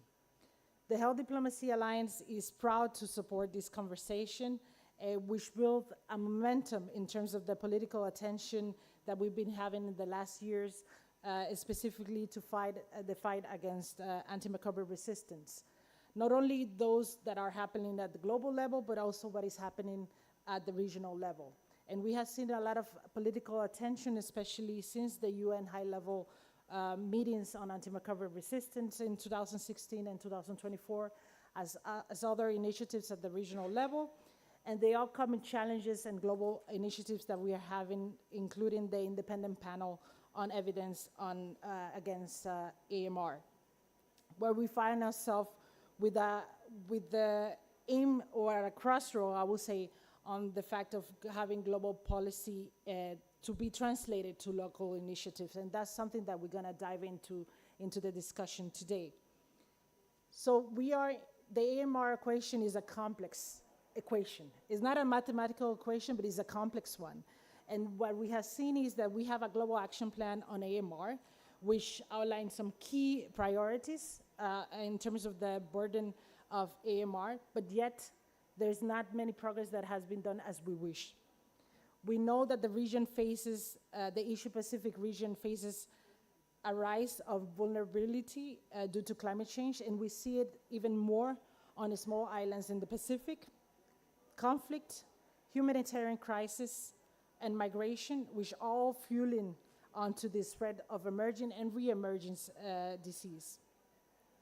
There is an insufficient access to antimicrobials, diagnostic, and vaccines that is being combined by the misuse, the overuse, and the poor stewardship. And while we have national AMR action plans that exist, they often lack funding. We know that. There is an implemented support that is lacking, and the aligning of this with One Health approach. But despite this alarming and this negative impact that I said in terms of what is happening at the global and regional level in the Asia Pacific in terms of antimicrobial resistance, we understand that there are initiatives in the regions that are in place to slowly impact in tackling antibiotic resistance at the community level, especially in Thailand, Indonesia, and in India itself. We know that there is the Asian strategic framework to combat antimicrobial resistance through the One Health approach that has been launched since 2019-2030, which brings cooperations and policy alignments in terms of why the Pacific Islands also have begun into introduction of this One Health framework. And that's why we have this, the framework on accelerating the actions to fight antimicrobial resistance for the Western Pacific region. There's still gaps in terms of the particularly sustainable finance to AMR, laboratory capacity, supply chain, and also diagnostics and vaccines, as I mentioned. And there is a need to invest in terms of equity, resilience, and the integration of AMR efforts into climate change and adaptation. The humanitarian response and also the technical capacity of the workforce is something also we have to have in consideration in terms of health strengthening system. So this panel is aiming to tackle and unpack this complexity of what is happening at the regional level and how India positions itself in terms of what are the progress to make in terms of antimicrobial resistance, from the importance of having health diplomacy for cooperation, resource mobilizations, and also advancing the One Health approach. And for that, I would like to invite our group of experts, really excellent experts, to the stage to come with me to start this conversation. So please join us, all of you.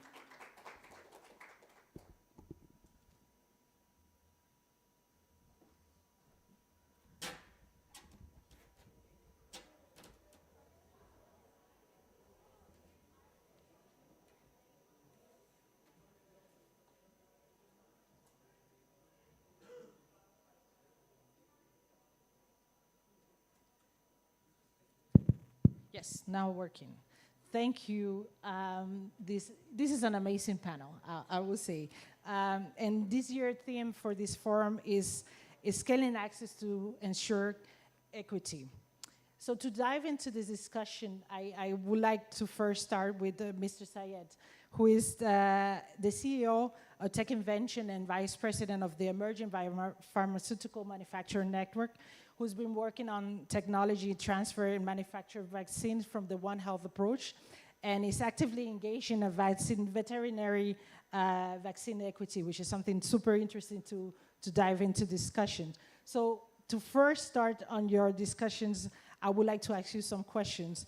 How you see the perspective in terms of the work of One Health approach in the manufacturing access to vaccine, and how Tech Invention has been working at the regional levels in terms of the mechanism to technology transfer, both in human and veterinary vaccines. So it's a lot of questions that I have asked, but I think I will give the floor to you if you want to pass to the podium for, yeah.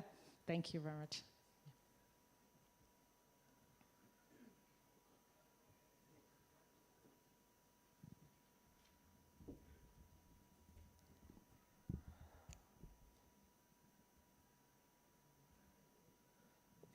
Would like to thank Health Diplomacy Alliance, especially Dr. Catherine, Abhishek, for having me here, and glad to share the stage with esteemed panelists.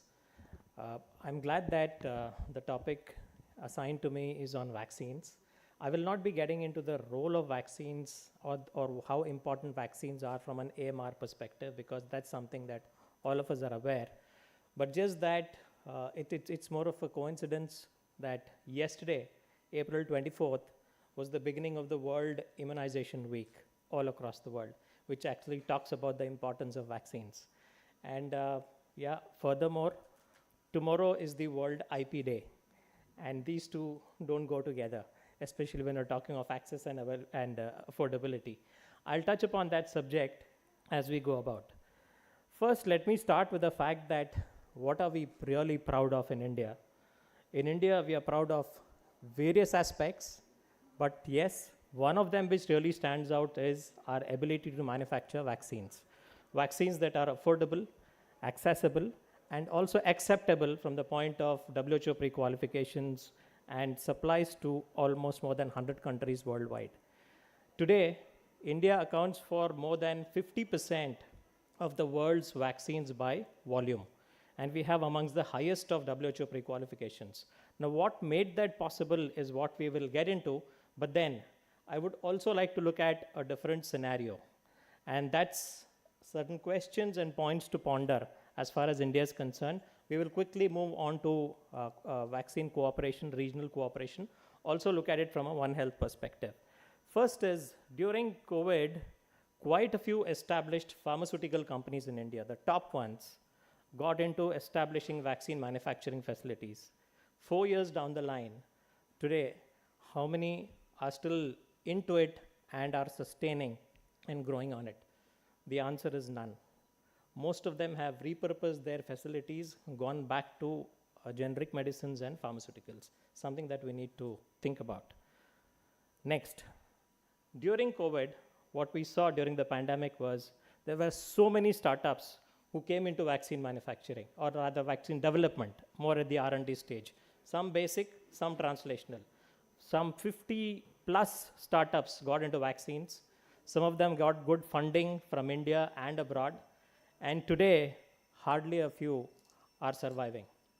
All of them have gone back to something else to do in the arena of health, but not so much into deep tech research on vaccines. Third, how many vaccine-focused CDMOs are there in India? We just did a study about a few months ago where we wanted to do a landscaping in India for manufacture of a mRNA HIV vaccine in India for global supplies. And we mapped almost 26 CDMOs in India. And I must tell you, we couldn't find one that had the end-to-end capability from a construct and clone to the LNP, which was the INE. Third, do we have any new adjuvant or delivery coming out of India at this stage? Fourth, number of companies who are already established in vaccine manufacturing. There are about 7 to 7 companies who account for this 50% plus volume of the global supplies worldwide. Now let's look at some of the important vaccines and how many of them are manufactured in India. If you look at the first one, IPV, the inactivated polio vaccine, very important from a global polio eradication initiative and very important to eradicate polio. Today, we don't have any manufacturing of IPV in India. And when I'm talking of manufacturing, I'm talking of full cycle manufacturing. Next, varicella vaccine, ain't any, no manufacturing in India. A zoster vaccine, none. An acellular pertussis vaccine, in clinical stage, not yet commercialized by one company. A bivalent oral polio vaccine. Now this is something I'll park my thoughts for my subsequent slide. A yellow fever vaccine, where there are subsequent so many shortages in demand-supply gap worldwide, no manufacturing happening in India yet. The novel oral polio vaccine, which again playing a very, very important part in the global polio eradication initiative. Just a tech transfer agreement has been signed, but not yet manufacturing happening in India.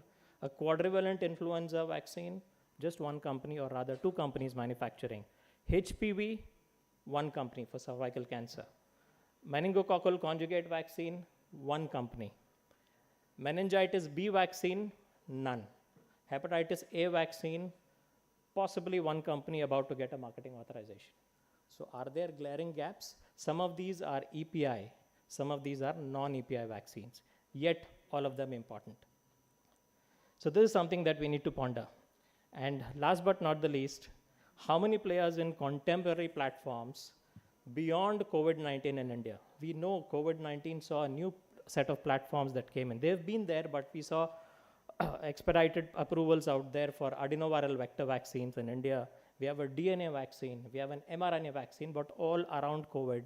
Last 4 years, we don't have a single vaccine using these platforms in clinical stage. So that's something that we need to look at. Okay. Yet, we still do well as far as human vaccines are concerned. And what is it that has enabled? There are quite a few factors that have enabled manufacture of vaccines and enabled India to propel to a leadership stage. But at and one of the very important factors is our global collaboration. Even today, more than 500 million doses of oral polio vaccines are manufactured out of India, supplied all across the world because of a collaboration that has been in existence over the last 2 decades with an Indonesian state-owned company called PT Biopharma. The entire bulk and drug substance is manufactured out there. Drug product is manufactured in India. We have perfected the supply chain system. It goes to more than 100 countries, including the UN healthcare agencies. A classic case of regional cooperation, making it happen. And it's so affordable, and without which we knew what kind of a catastrophe would have happened as far as the GPEI is concerned. And this collaboration has further got strengthened year after year. A large number of vaccines that manufactured in India, whether it is the basic diphtheria and tetanus or acellular pertussis, still come in from Indonesia. Drug substance out there and the full cycle manufacturing in India, all these are pre-qualified. It's further got strengthened with a measles containing vaccine coming in from there. And this is a case study by itself, which we need to think and build upon for more platforms, contemporary concepts, and novel vaccines. Also, it so happened that when we first formulated the fully liquid pentavalent vaccine in India, the HIP came from Chiron in Italy.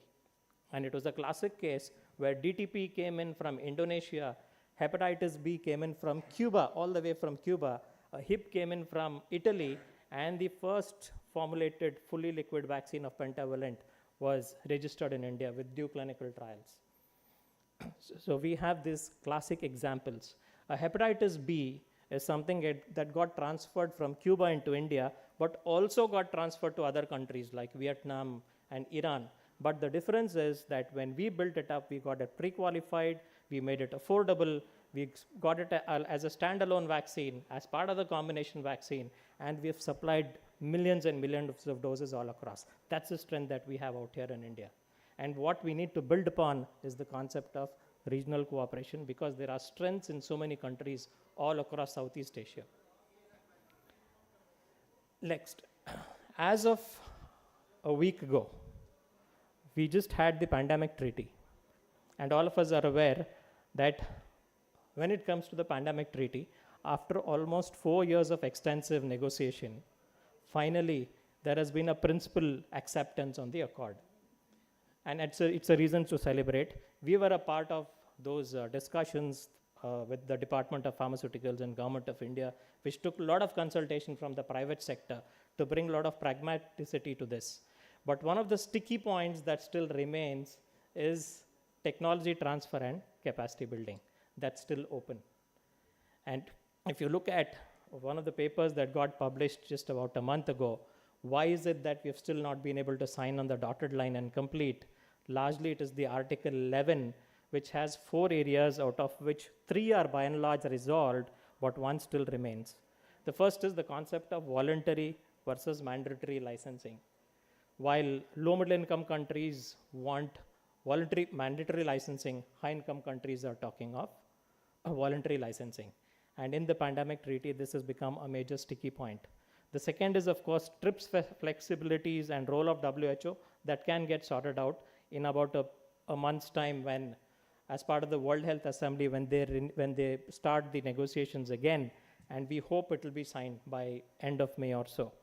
But yes, most important also remains the private sector engagement, where private companies say, why should I transfer my proprietary knowledge?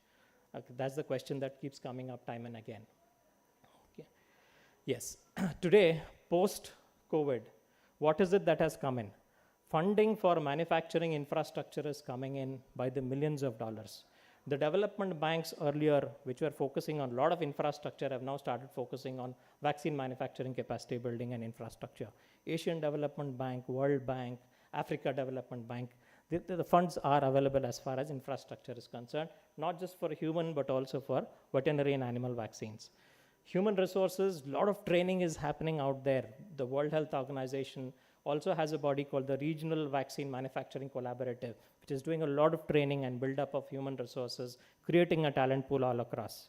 The regulatory standards have further gone up in the last 3 years. So many of the the national regulatory authorities have moved up to ML3, not just from the point of distribution, but also manufacturing of vaccines, which is a commendable work that has happened in the last 3 years post-COVID. Advanced market commitments are coming up in the vaccine front, and you see that a lot of prioritization, the new list of priority for pre-qualification is very clearly assigned, not only for commercialized vaccines, but vaccines which are also into the developmental stage, which is a fantastic thought to have brought in the new priority for vaccine pre-qualification. IP still remains a sticky issue, but yes, what's most important is the availability of the technology packs. The challenge out here is you have institutions of research excellence which do a lot of basic research. It gets transferred to large companies who further invest in taking it through the translational route. But what happens to newer facilities, new infrastructures? They don't have the capability to pick up these technology packs and build on from a translational perspective, nor do they have access to the validated tech packs from large companies. So this is a catch-22 kind of a situation, and this is exactly where the pandemic accord is also stuck.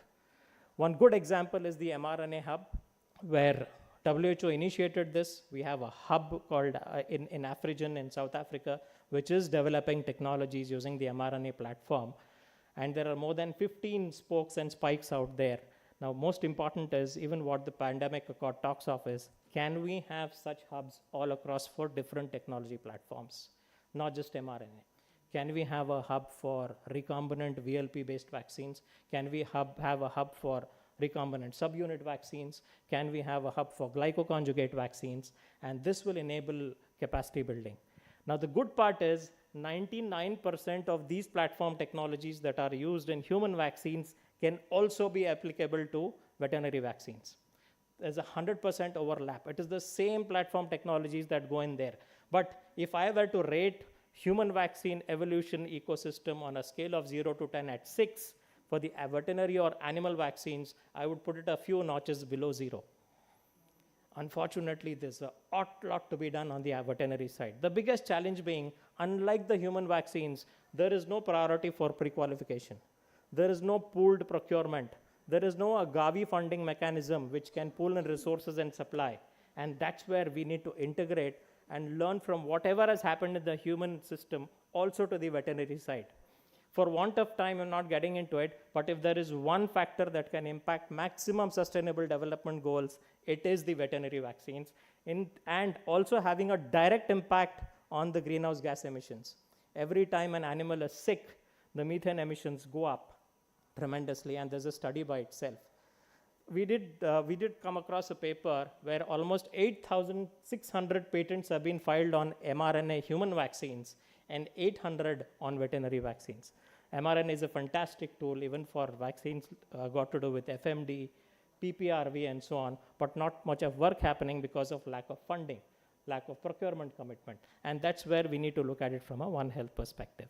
We need to work on facilities that have campaign ability. We need to work on hubs that work on sustainability, accessibility, flexibility, affordability, and approvability. These are the few aspects that we need to really look at when we are looking at technology hubs for different platforms for vaccine manufacturing. One such hub is what we are planning in Tech Invention in Navi Mumbai, where we are setting up a state-of-the-art technology hub for different kinds of vaccines, bringing in technologies from various organizations of excellence, whether it is the Oxford or the UCL, through the VAX hub, taking it through the translational route, and then keeping it ready for pandemic preparedness, not just for pandemic preparedness, but you have validated tech packs that are readily available for technology transfers and scale-ups. This is one of the initiatives that we've taken up, and we foresee that this could do, or this could make a real difference when it comes to the regional vaccine manufacturing collaborative or regional cooperation. And not just in terms of human vaccines, but also veterinary vaccines. And I'm sure if all of us work together, we should be able to make a difference out there. Thank you. Thank you. Thank you very much. Thank you. And it's interesting to see during the process of negotiation of the pandemic treaty how some wordings that were reflected between Article 11, tax transfer, and Article 4 and 5, prevention and One Health. So I think this is part of the discussions that are going to come up with member states, and also discussions that might come up today in today's session. Thank you, Mr. Sayed. Thank you. To continue the conversation, I would like to pass now the floor to Mr. Madhav Joshi, who is CEO of the India Health Fund, which is a Tata Trust initiative, which is supporting innovations in terms of communicable disease. And one of the things that I would like to hear from you, how health diplomacy can play a role in terms of this discussion we've been having in terms of prioritizing financing to access specifically, and how we see those critical aspects and the role of health diplomacy in that sense. Sure, and thank you for that. So just by way of introduction, India Health Fund is a catalytic fund that Tata Trust, India's largest philanthropy, oldest and largest philanthropy, set up 7 years ago. And it was in response to the SDGs being announced. There was a specific SDG for the elimination of infectious diseases. And by then, India had also announced some very ambitious goals for disease elimination. Now, Tata Trust has a 150-year history of running programs for healthcare. And the Trust took the view that achieving these goals would be very challenging, relying only on programmatic approaches. Science and technology-based innovation was identified as a potential disruptor, which could provide the discontinuity that programs needed to come closer to elimination goals. But the related hypothesis was that market failure had prevented the development of meaningful innovation addressing communicable diseases. Very different from what was happening with NCDs, if you think about cancer or diabetes or cardiology. We've all seen the massive evolution in diagnostics and therapeutics and so on. Said spoken about vaccines. That was not happening with infectious diseases, not for the lack of science, but for the lack of funding that was needed to take solutions from lab to market. And that's when India Health Fund was set up by Tata Trust as a catalytic fund, which was designed to be a catalytic in not just providing the patient capital that was needed but not available, but also to be catalytic in fostering partnerships and collaborations needed to really facilitate both the development and the scale of these. So I'm going to maybe focus a little bit on AMR to your question, because from our assessment, what we've identified as far as antimicrobial resistance goes, there is a need for there are high fixed costs in R&D, which cannot be wished away. And these fixed costs cannot be fully developed, cannot be fully amortized by one organization alone, and that's where many developers fail. So that's one area where health diplomacy has a key role to play in really bringing public and private funding together. And we're very happy to contribute to that and play the role that we were designed to. But that's a key role for health diplomacy. The second area, where, again, talking about AMR in particular, and communicable diseases in general, is the nature of markets for all of these conditions is public. Now, public markets, by definition, have lower returns. The lower returns, when combined with the high cost of R&D, makes for unviable propositions for investment by the private sector. And I've got two very active private investors sitting on either side of me who have struggled through this. So that's another area where health diplomacy has a key role to play. How do you facilitate the public funding that is needed, particularly as viability gap funding, to not just enable development, but make it sustainable for the private sector to be actively involved in? And lastly, is the whole question of budgetary allocations, particularly in developing countries. Budgetary allocations are very limited, not just for communicable diseases, but also for AMR in particular. And in the absence of adequate public financing, the private sector does not have the right incentive and the right pathway to sustainability that is needed. So, but there is a strong case for investment, because our own modeling has shown that every dollar invested in AMR returns between $7 and $13 in public health returns. And that cannot be wished away. So that's, I think, my response to, I think, where you see a role for health diplomacy, but we can keep talking. Thank you. Thank you very much. That means that there is discussion in terms of investing in health and how we convince our Ministry of Finance that is not a cost, that is the necessary investment to do.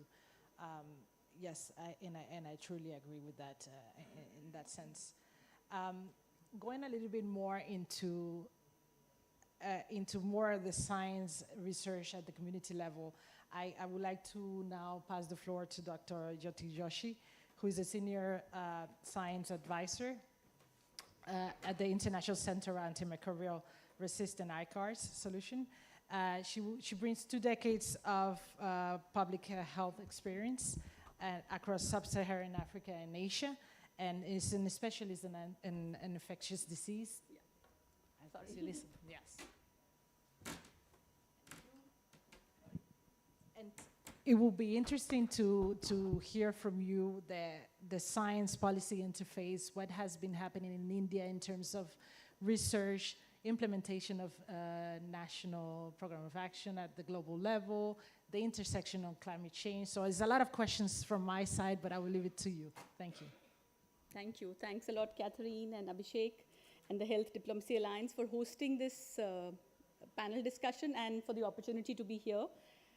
I would just give a little overview about ICARS first. I think it's a new organization, and then how collaborative ecosystems, basically, because the theme for the session today was about collaborations and scaling, because this is something which we at ICARS also do, and the perspectives and the actions we are taking forward on this.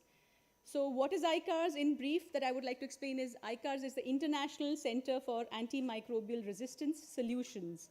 So I would focus on the term solutions here.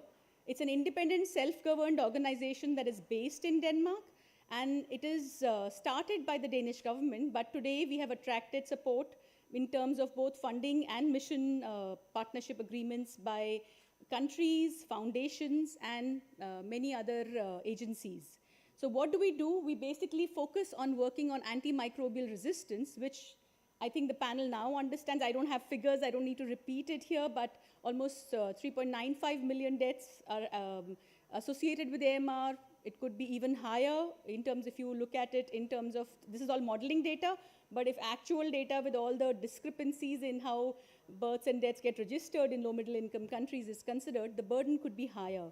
So this burden of antimicrobial resistance is the highest in low middle income countries, and there is very little information on how solutions that work in different other, especially high income settings, can be made functional and give more value for the investment in low middle income context.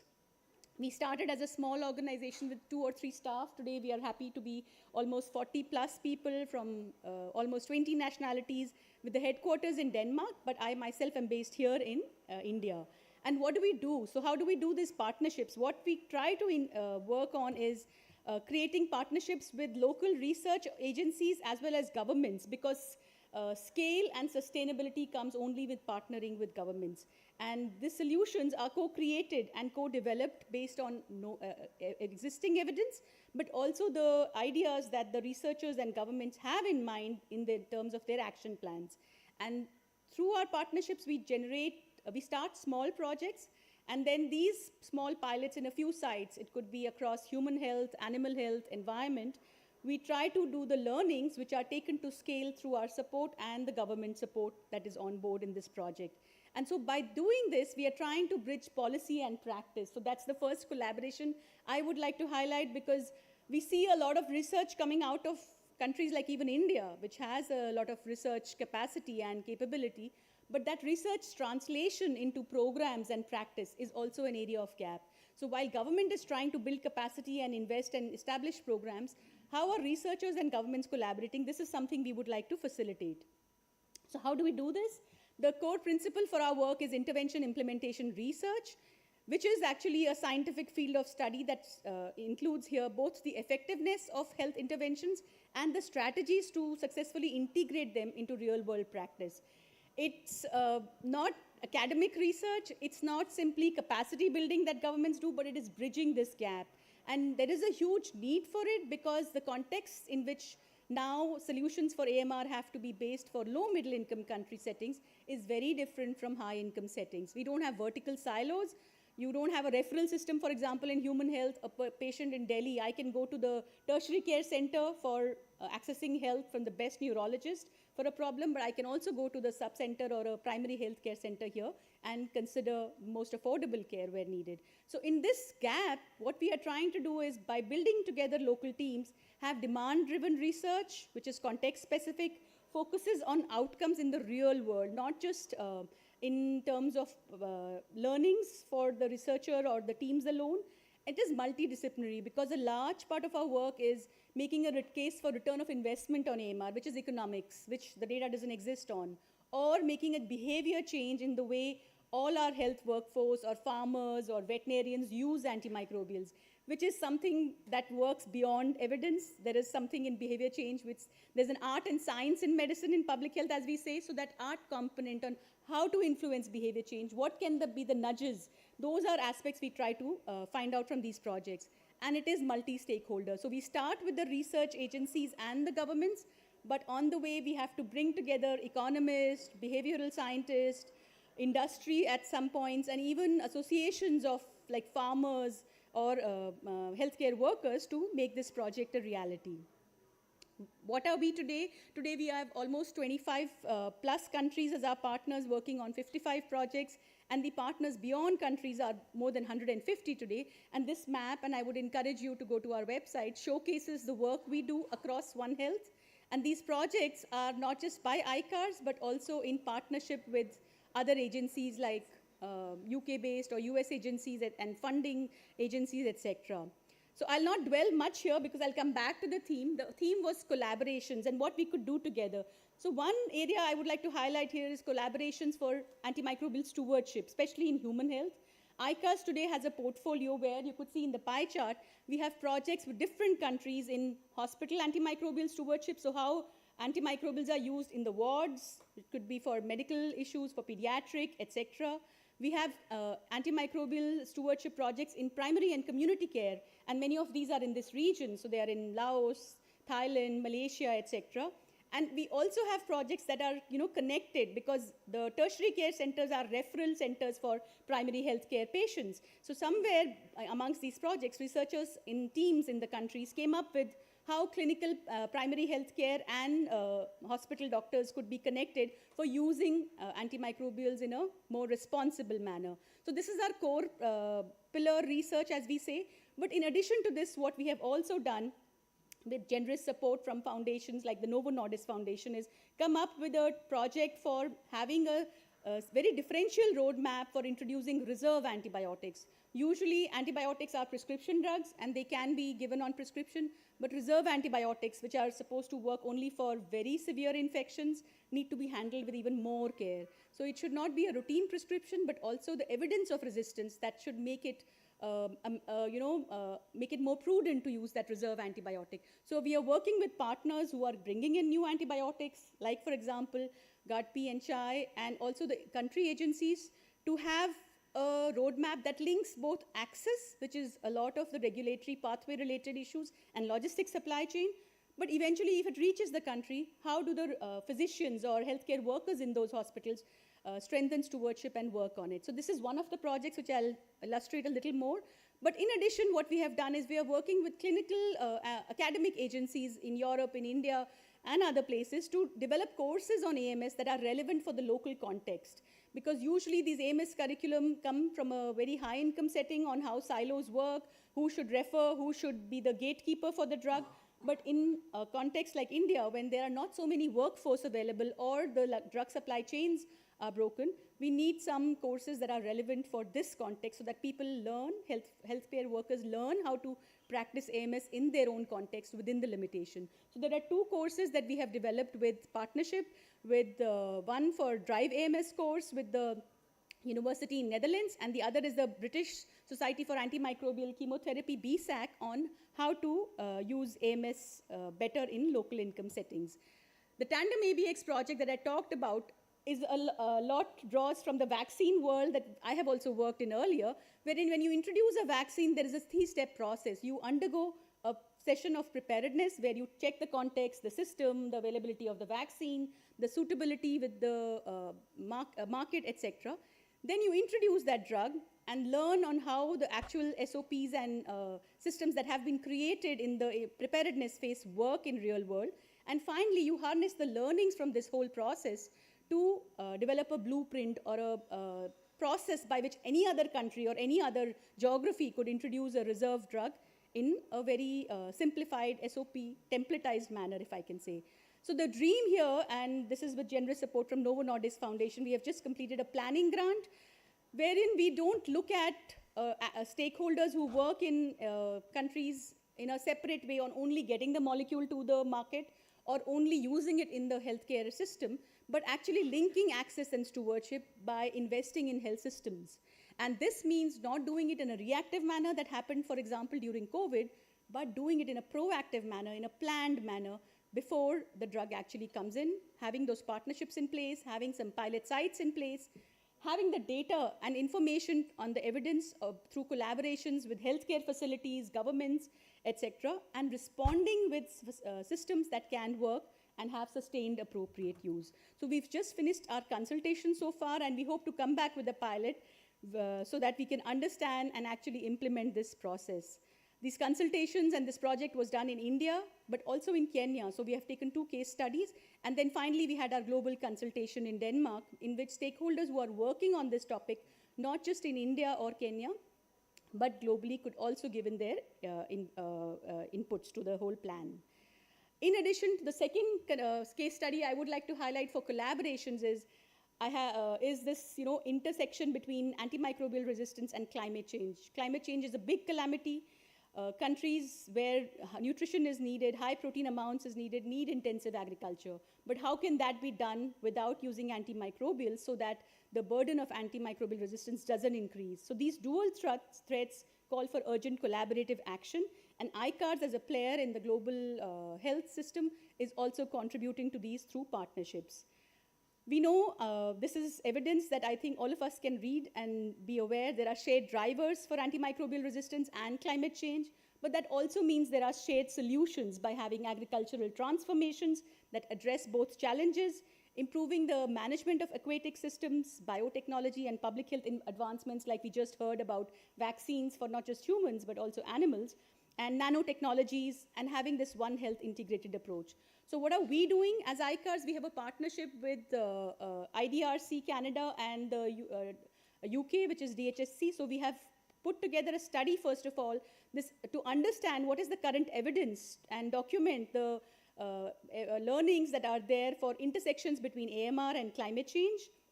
And then looking at implementation gaps, because we work on implementation research in this interface between the 2 topics, especially as a global health burden. So we are trying to create hotspot maps for these 2 issues for the world, a scoping study with 2 research agencies, partners in developing countries, implementation of AMR and climate smart livestock and aquaculture initiatives, as well as some resource material on how researchers who are keen to work on this topic can do for the next level.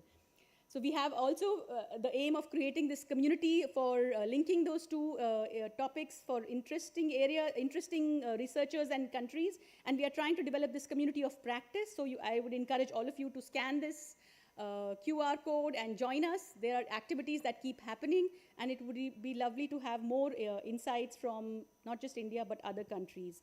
So this work is still ongoing, and you will hear more from us. So I would say please keep track of the website as we come up with more collaborations, as we get partners to work on AMR. That's it. Thank you. Thank you. Thank you very much, Dr. Joshi. Interesting work coming out from ICARS, and especially from India. And for that, I think I'm going to pass the floor to Dr. Vasansava Damuti, who is the Vice President of WorkWorks and has 20 years of experience in vaccine discovery and global drug development. And I think we're going to be looking at, and we will expect to have some information about what WorkWorks has been doing, especially the developments of new technology and the role of AI within this kind of work. So over to you. Thank you very much. Thank you so much. Good morning, everyone. Thanks to Catherine, Abhishek, and the Health Diplomacy Alliance for giving us an opportunity. So what I would, and also thanks to the earlier speakers for setting the stage. What I'm trying to convey, what we would see next 7 minutes is, what are the key pillars that enable innovation, right? So Bugworks, to give an introduction. So we are a 10-year-old company, a small biotech with 30 plus people. We are headquartered in the US, but all the R&D happens in Bangalore, India, and also we have a subsidiary in Australia. I'll come to that in a minute. So we have an ambitious goal of combating two major diseases which are shaping humanity. One is antimicrobial resistance, other one is cancer. Maybe that's for another occasion. So today, primarily, I'll focus on antimicrobial resistance. What are we doing to really address, right? We heard about policy, heard about practice, we heard about vaccines. Most important tool that's required for us to address AMR would be an antibiotic. So today's focus is going to be on a broad spectrum antibiotic called BWC 0977, which was discovered and currently in clinical development, which came out of Bugworks research. There's a publication that came in Nature last year. I would encourage all of you to go back and look. And we're very proud to say that we stumbled upon a first in class, or best in class, the last 6 decades.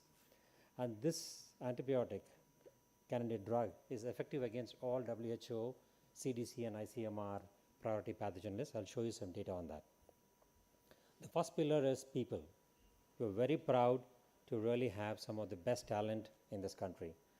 So 3 of the co-founders of Bugworks came from the erstwhile AstraZeneca, which had an R&D in Bangalore, which was closed in 2014. Immediately they saw an opportunity to repurpose, utilize the talent that was there to really address AMR. And I joined the company 3 years ago. So we have a very robust proprietary drug discovery platform, which is collective intellect from hundreds of years of collective experience, where we go through a multi-targeting approach wherein our philosophy is don't hit the bugs with targeting one. Try to have more than one target. And also we use a lot of structure property guided drug discovery. What you see here is all target selection, optimization, development, and everything. And in the event, what this platform enables us to do is to deliver a pipeline of robust, differentiated assets, both in AMR as well as in oncology. And we also leverage a lot of cutting-edge tools that are out there, all the way from drug design, probing the target in terms of understanding the structure, as well as in terms of later stages of clinical trials. So we really, what we do is to leverage the convergence of technology with drug discovery. I wouldn't be here. The earlier speaker spoke about the importance of funding. Without funding, biotechs don't survive. And we are very glad that we are privileged to have support from all over the world. I'll start from the right side. We have investors from Japan. We started off company with the funding from BIRAC, and subsequently we have institutional investors as well as high net worth individuals from India. We are from Europe, grateful to GARPI, I'll come to that in a minute. And then we also are plugged into the US network, the NEAD, and we were the first company outside US and Europe to be funded by CARBEX. So that was one of the key inflection points for Bugworks in 2017-18 to be funded by CARBEX. So that put us into the global map. And we work with the US defense systems to really test this antibiotic. So really thanks to the angels and well-wishers.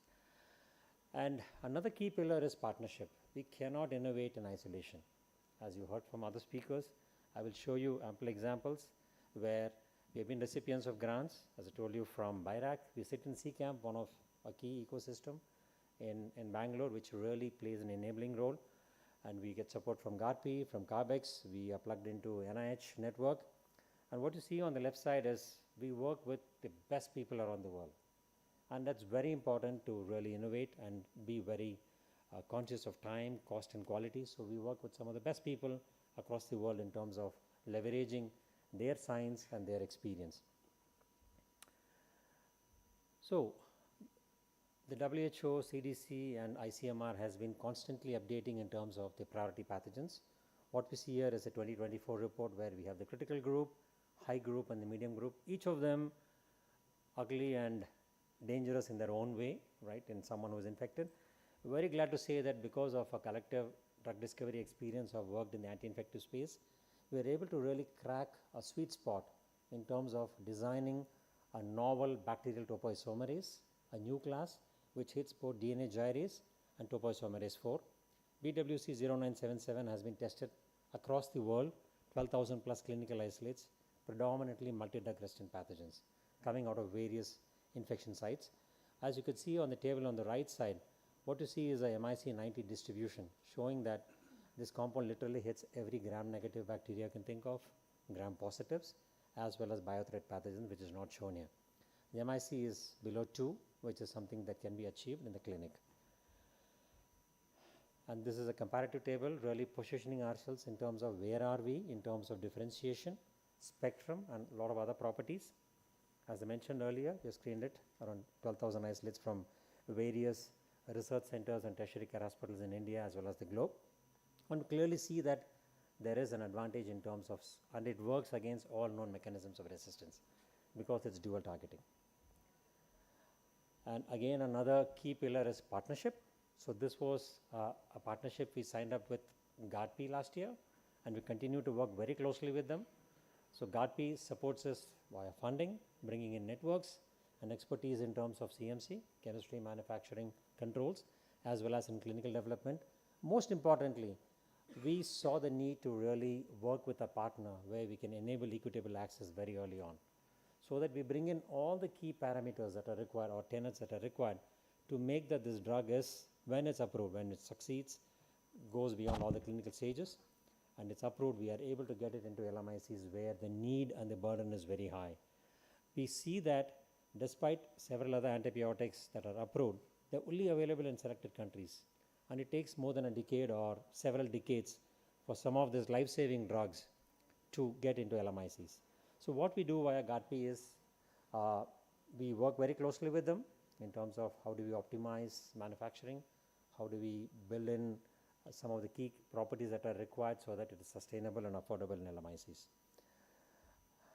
And just where are we with this molecule? The molecule has finished phase 1, single ascending dose in healthy volunteers.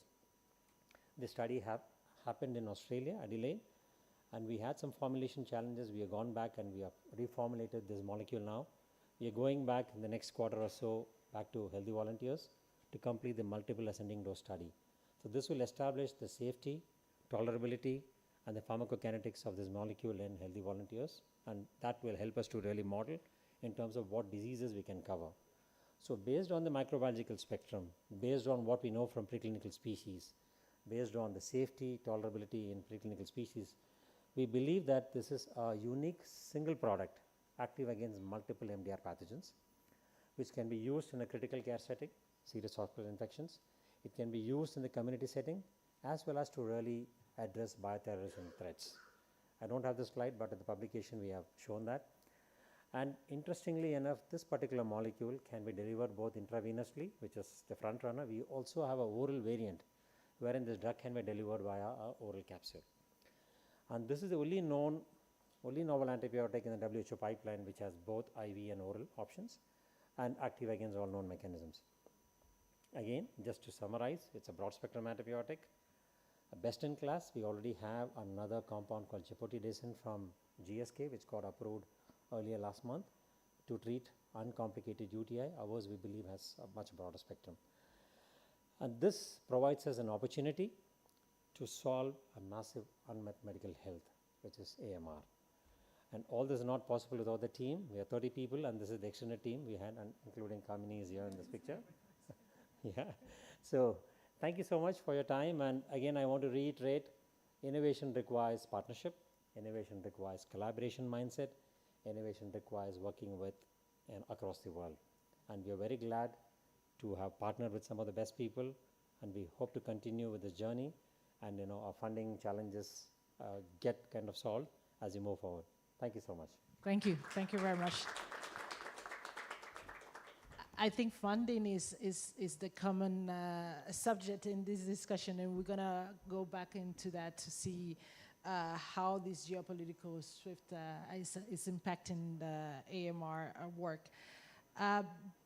But before that, I want to pass to Dr. Kamini Valia, who's a senior scientist at the Division of Epidemiologic and Communicable Disease of the Indian Council of Medical Research. You have a lot of experience in setting up the AMR surveillance in India, and also a lot of experience in stewardship, which is really key aspect in terms of tackling antimicrobial resistance. So in terms of that, I give you the floor. Thank you. Thanks for inviting me to this very interesting session. And indeed, thanks to Jyoti and Vasan for giving a very good broad overview of antimicrobial resistance. So I come from the Indian Council of Medical Research, which is a nodal body for funding medical, clinical, and basic research in India. And we have we prioritized AMR as one of our research areas about a decade ago, and since then we have been working in India with all the relevant stakeholders. We created one of the first AMR surveillance network. We started the antimicrobial stewardship initiative. We also started the stewardship initiative around diagnostics and infection control as well. So in next few minutes, I will be taking you some of the challenges of AMR, especially with regard to India and the Asia Pacific region, and what India has done in last few years, and how the diplomacy and the collaboration with other countries can mutually support the countries in our region. So these are various emerging and re-emerging infectious diseases which India and Asia Pacific has seen in last so many years, and the factors which have contributed to that is the global trade, population growth, urbanization, climate change, environmental changes, suboptimal investments in public health systems, and emergence of antimicrobial resistance, which is the grave threat across especially the low middle income country settings. If we look at the list of emerging and re-emerging infectious diseases, most of them are viral infections. They are viral in nature, and especially we saw during COVID that absence of specific treatment for the longest time till we had the vaccine actually encouraged a lot of improper and unjudicious antimicrobial use, and that was actually a threat to antimicrobial resistance. Now, this is how the global antimicrobial consumption has changed over a period of time. As you can see that for the low middle income countries, it has increased constantly. For other countries, there was definitely a dip around COVID, and that probably because there were few people who were visiting hospitals. Yet for every patient who I know in India has consumed a dose of azithromycin during that time, and we also saw the increasing sales of azithromycin during that time. But overall, if we see, the global consumption has gone up in low middle income countries, and that's something which is worrying. And most of the drugs which are actually consumed in India are broad spectrum antimicrobials. Overconsumption of broad spectrum antimicrobials is a result of lack of faith on diagnostics, lack of faith on infection control processes and procedures. Yet, I think all low middle income countries face this conundrum or a tricky problem of access versus excess. While on one hand, we see excessive use of broad spectrum antimicrobials, which is contributing to emergence of multi-drug resistant pathogens, we also have access issues. And this is because of the weak drug discovery or innovation, which actually happens in our country. We saw a very good example of Bugworks in the previous talk. Difficulties in market entry, even if there are products which are available in other countries or innovated or developed in other countries, they don't feel incentivized to launch it in low middle income countries. As a result, there is a lag of almost 5 to 6 years when new drugs are introduced in Indian markets compared to when they are launched in Western markets. Irrational selection of antibiotics, new entities are not registered in LMICs, different market authorization requirements. Antibiotics are not affordable for many in LMICs, and government funding for health is low, and weak health systems, unreliable supply chains, and also poor quality control to fail to deliver antibiotics to the patients. So this is the cycle of antibiotic overuse or the excess which I was talking about. What we see in India is that excessive antimicrobial use is actually a result of poor reliance on diagnostics or poor diagnostic stewardship and absence of infection control policies which the clinicians can trust. This drives the antibiotic misuse, which further leads to resistance. Because we do not have diagnostics to detect resistance in a timely manner, whether they are RDTs or other systems, that further leads to excessive use of antimicrobials. So this is the vicious cycle of how antibiotic overuse is actually contributing to the problem, yet we are trying to find solution in the antibiotics only, which are hard to come by. So AMR containment needs to be supported by antimicrobial stewardship, but antimicrobial stewardship cannot support on its own till it is supported by the diagnostic stewardship or the infection control stewardship. And that's why when we talk of access to antimicrobials, we should also at the same time talk about access to the diagnostics and also improving the infection control stewardship in these hospitals. Only then clinicians will have the faith to de-escalate their prescriptions when they have specific diagnosis, when they know they can trust the infection control. And this evidence has come by from different countries that when there is an antimicrobial stewardship implementation, although it is seen as an intervention which is very cost intensive, which is very human resource intensive, you need skilled human resource for that, yet over a period of time you are able to reduce your prescriptions, you are able to document improvement in clinical outcomes, and different countries in Asia Pacific have had very successful antimicrobial stewardship programs. Talking of some of the Indian initiatives to promote access, we have Essential Medicine List, which also now gives different classes of antibiotics which are recommended for different levels of healthcare. For example, we have narrow spectrum or the access group of antibiotics which are prescribed for the primary and the secondary, and we have the broad spectrum antibiotics prescribed at the tertiary and above. To improve the availability of diagnostics, we have now Essential Diagnostic List, and that mandates that every district hospital must have a culture system so that the patients can approach district hospitals, and there are other point of care tests which are recommended for PHCs and a level below secondary hospitals. For excessive use, I think India is cognizant of the fact that we use a lot of antibiotics. There is now good amount of understanding at the highest policy level as well.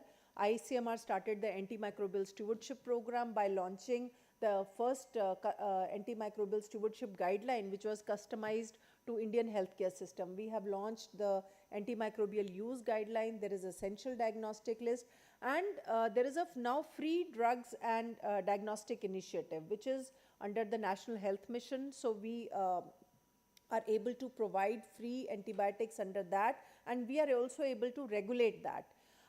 We have banned the fixed drug combinations twice. Once it was in 2017 or 18, and once recently we have been able to ban the use of colistin in animal feed. Then Food Safety Standards of India, they have come up with safety standards for antibiotics in the food. Then there is now an animal antibiotic use guideline as well, which did not exist before, and now at least the proper antibiotic use is well defined through these guidelines in animals, livestock and poultry. Government has a Schedule H1 which does not allow the sale of antibiotics of certain classes without antimicrobial prescription, and also the broad spectrum antimicrobial overuse. To prevent that, we have a red line campaign. So the broad spectrum antibiotic packaging, it comes with a red line to inform that this is a broad spectrum antibiotic and it should be used with care. And we are now working on a regulatory pathway for introduction of new antimicrobials. We understand that once you introduce a broad spectrum antimicrobial in the country, almost everyone starts prescribing that. So if we introduce cefdarocol or other products, do we want it to be available in the retail market for anyone to prescribe and use. There have been examples in the past where we have been able to regulate availability of drugs for drug-resistant tuberculosis. Two drugs, delaminate and bedaquiline, they remained with the program for a very long time, and only now that they have been made available through the retail market, can we do something like this? But this will be a one of the first kind of examples for government to have a more stringent regulation around these products. But there is a definitive support for this kind of an initiative. So balancing access versus excess in light of the emerging outbreaks, whether it is conflict, whether it is climate change. In future, we will be having more such outbreaks, and that's where the challenge lies for all the low and middle income countries, India as well as the Asia Pacific. So for that, we need a multi-pronged approach, which includes all the stakeholders, especially how we can use the AI and the ML tools to really bring around the interventions for antimicrobial stewardships, which is a more sustainable solution, which is also combined with the education, awareness, all those activities, whether we can do that. And most important is addressing the underlying factors, which is inequity, which is poor investments in the healthcare system. So all these things, I think, will collectively, now that there is good amount of acceptance of the problem globally and in every country, I think this will pave way for future containment efforts for antimicrobial resistance. Thank you. Thank you very much. And truly, stewardship is within the equation of what it needs to be tackled for really the reduction of AMR. Our next speaker is Tanushi Jain. She's a pharmacy graduate in India, and she's currently serving as the chairperson of the Public Health of International Pharmaceutical Students, and also a WHO Youth Council member. Tanushi, you have the floor. Thank you so much, Catherine, and to the Health Diplomacy Alliance for inviting me to this panel. It means a lot, especially because today I am representing Youth Voices, the Global Youth Voices. I am Tanushree Jain. I'm serving as the chairperson of public health at the International Pharmaceutical Students Federation, representing about 500,000 pharmacy students and recent graduates from more than 100 countries around the world. Also the chair of working group Health Literacy and Education, as member of the WHO Youth Council that represents around 25 international organizations, health and non-health, in WHO.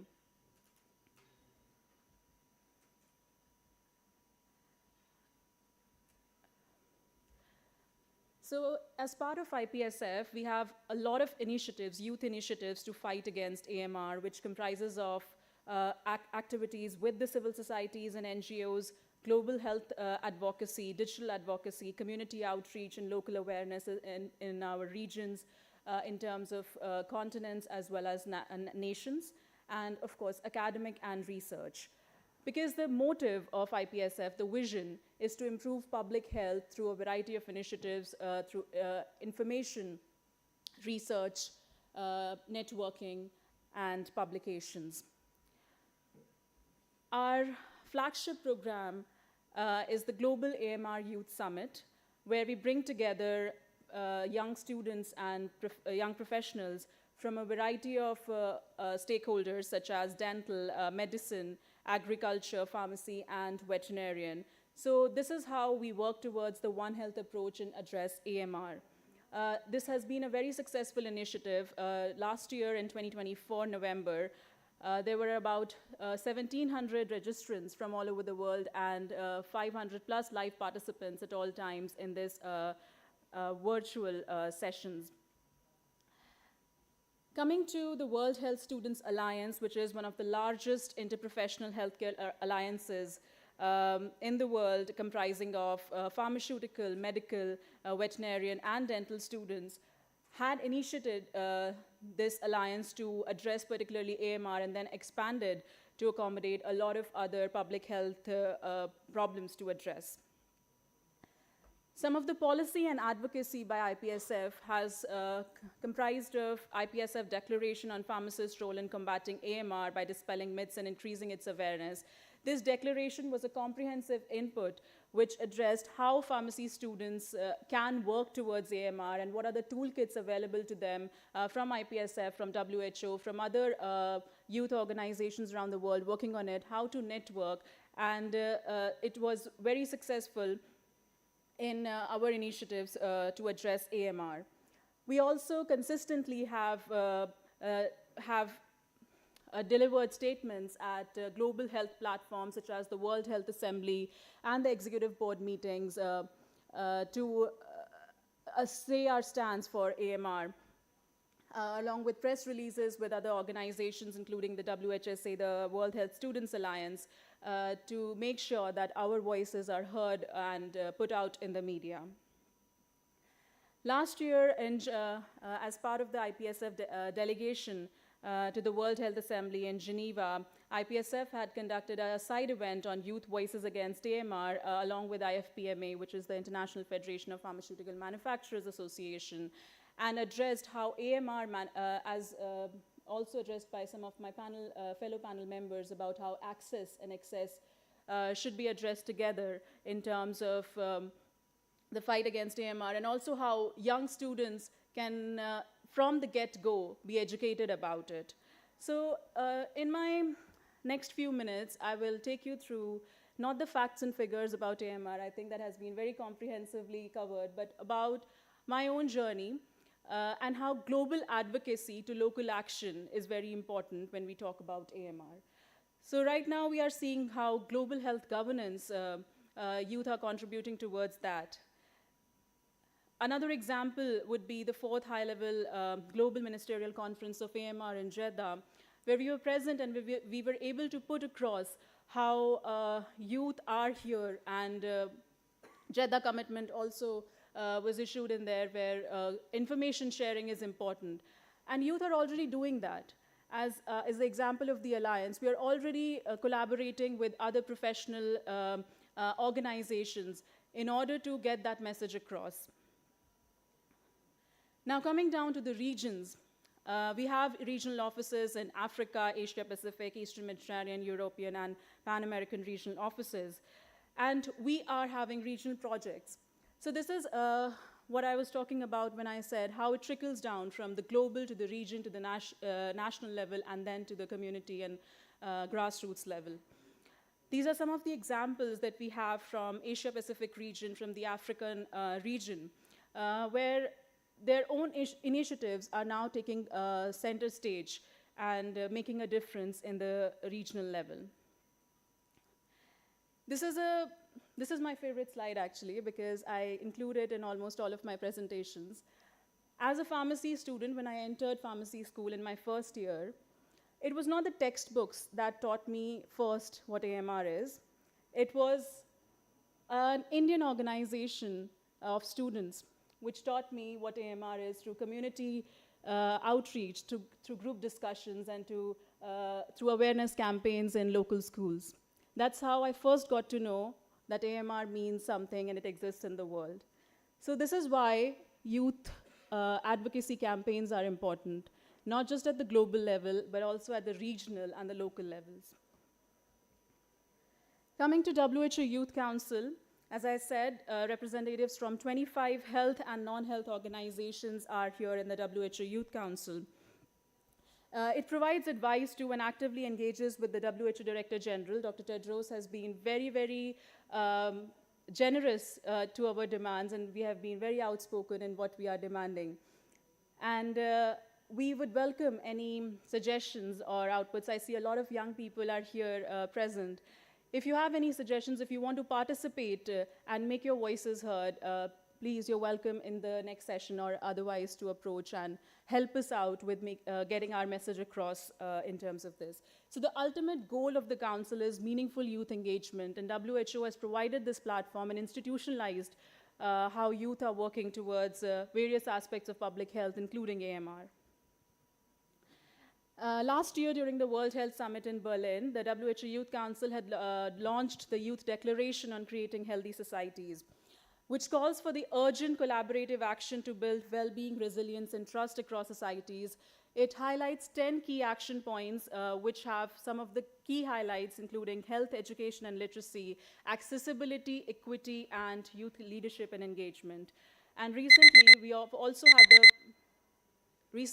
had the privilege of getting the official WHO Youth Council accounts, social media and otherwise, where it's even more institutionalized and formal, that it is coming from a place of authority and legitimacy. Coming to the quadripartite Joint Secretariat on AMR, we know about how this secretariat is very, very important in terms of the One Health approach to AMR. So FAO, UNEP, WHO, and WA are together working to make this possible. In 2022, there were global consultations on AMR awareness where 200 stakeholders participated. And one of the key highlights was that children, students, and youth were identified as priority audience for awareness and education efforts. And why is it important that youth are playing a significant role? Because future professionals and consumers, we are the agents of change with our energy, and we have a potential influence on national and global decision-making processes. Following this consultation, the quadripartite launched the working group on youth engagement for AMR. The primary objective of this working group for youth is to provide a platform for youth-serving organizations to take part in global work to address the growing threat and impact of AMR. They have supported the quadripartite work in sensitizing young people on AMR. One of the major works that was put out by the working group was the Youth Manifesto for the United Nations General Assembly high-level meeting on the antimicrobial resistance in 2024. As we all know, this was a very significant milestone in terms of what AMR work will look like within the public health field in the coming years. And the most important part about the consultations that have been held by the working group has been that it is open to all youth. It is not restrictive in terms of healthcare professionals or young professionals or students of healthcare.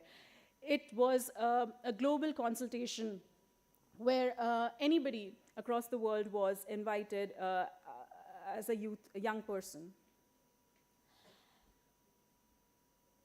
This is something that is given as a logical reason of why youth should be included in the conversation at global decision-making platforms, because the youth of today are the leaders of tomorrow.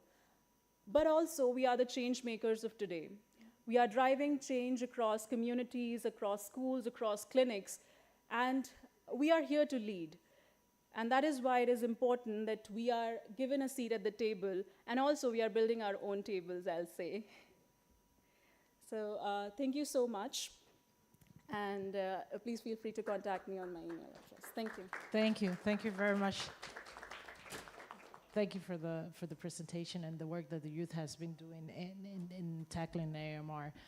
Before I open to the floor, because I know there might be some questions, I want to pose some questions to the panelists in terms of how we see the future of AMR, tackling AMR due to the geopolitical shifts that we are seeing right now. And we have a lot of things ahead of us in terms of what the commitments we have from the political declaration recently in September.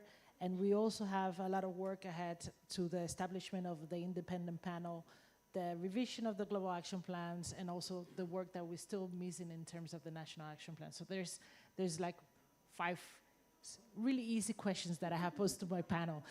But I think I will leave it to closing remarks for the panels, and then I open the floor for the public see if they have questions or comments. Yeah, it's the mic. Please identify yourself. Thank you very much. My name is Bassem Zaid. I'm the Regional Advisor for Antimicrobial Resistance in the WHO Regional Office for Southeast Asia, based here in New Delhi, India, but supporting 11 of the Southeast Asian countries. I really would like to thank Health Diplomacy for putting together this important topic, and also for the excellent experts for their opinions. But I'd like to comment on your last comment, which is the way forward. I think what I would suggest that probably we need more of solidarity, regional solidarity, and I think we need more of multilateralism rather than bilateralism, which is now proven to be weakened. And also, what I would suggest is also that countries should start to support each other. And the fourth point I would like also to bring to the table here is countries really need to take it forward. And I think relying more on donors and partners and external support is proven to be not sustainable. So time has come that we need really to take it forward. And antimicrobial resistance is one of the topics. I'm sure that there are other topics that the government should take forward on their own. And this one particularly, and I think from the experts here, it was clear that there are governmental efforts, but also partnership and solidarity and working together, public-private partnership, also country to country, and also sub-regional, probably also regional solidarity, where we have in some regions experts and progress in some areas like access, like production, and some other countries have the capacities, the experts, the academia, and some other countries have the field work and also the expertise in laboratories. Other countries have expertise in stewardship.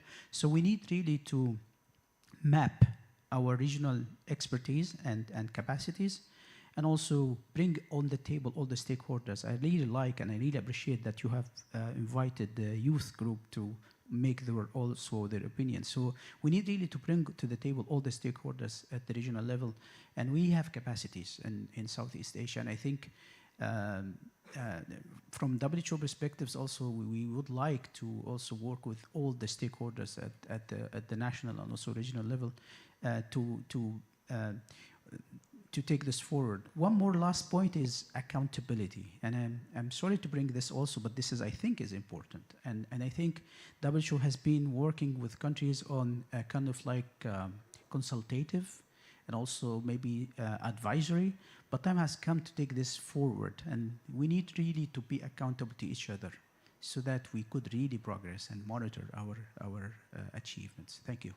Thank you very much. Yes, I think this is part of one of the discussions at the end. We have those global commitments, and who is accountable for that? So this is a work that we have to do really in a collaborative manner. I don't know if anybody want to react to that, or we have another question in the back. Greetings, and thank you for an excellent presentation that covers beautifully the experience and the enthusiasm that comes from the youngsters. So very well done.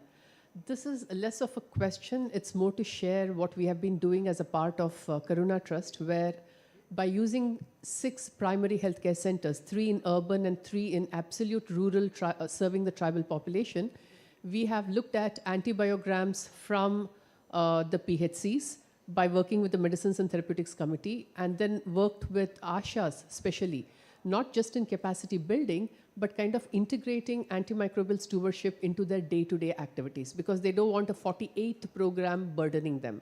So our job was to say, all right, what do we do to integrate it?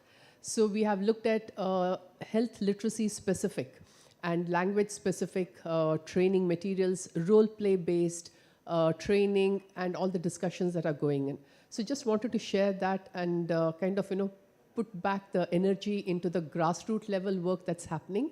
And thanks to ICMR and all the guidelines that are getting into it. For example, for the pharmacists, we have given the access and watch categorization in green and orange so that the doctors and the pharmacists have it. So that's one of the outputs. So we are kind of implementing what's coming from a policy level into the grassroots levels. So just wanted to share that. Thank you.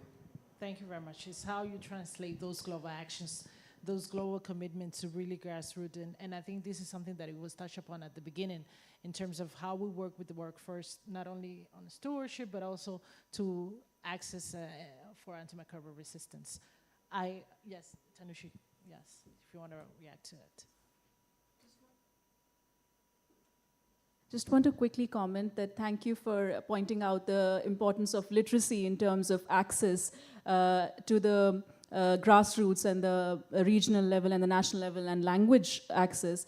Because one of the demands that we put forward in our advice to the Director General was to make all the toolkits, resources, etc., that are put out by WHO very youth and child friendly. So that's to make it inclusive and provide summaries for resolutions, etc. So I just wanted to quickly comment on that. Thank you. No, it's okay. I see another hand. I take another question. Yes, please. Yes, thank you. Yeah, hello. My name is Martina Möllers, Germany, Marti Connecting Africa. My concern is we are talking almost about pharmaceutical things, about drugs, regards of this antimicrobiological resistance. Why we are never talking about herbal medicine? This is my big question mark as a German, because there are a lot of things which can be done. We have similar stuff as well in Europe, and what I have seen on my own whilst working over a long time, decades as well in Sub-Saharan Africa. Why we don't bring this in addition to make and to avoid another problem for this resistance in all these settings, because we had a serious flu and a lot of problems in Europe ongoing, and all this resistance are really serious nowadays. We can go and make it happen with other issues together and bring more herbal medicine in. This is what I'm currently missing in these discussions, because we are just having here all the key players from the pharmaceutical industry, from vaccination staff. I know we have Biotech in Germany, AstraZeneca, both of them, they're a bit playing their own roles. And why we don't discuss what to think out of the box regards of these topics. Who can give it? There's a gentleman in front of me who is just smiling, probably. Thank you. Thank you for bringing in this important question or a dimension. Why can't we address AMR using herbal medicine?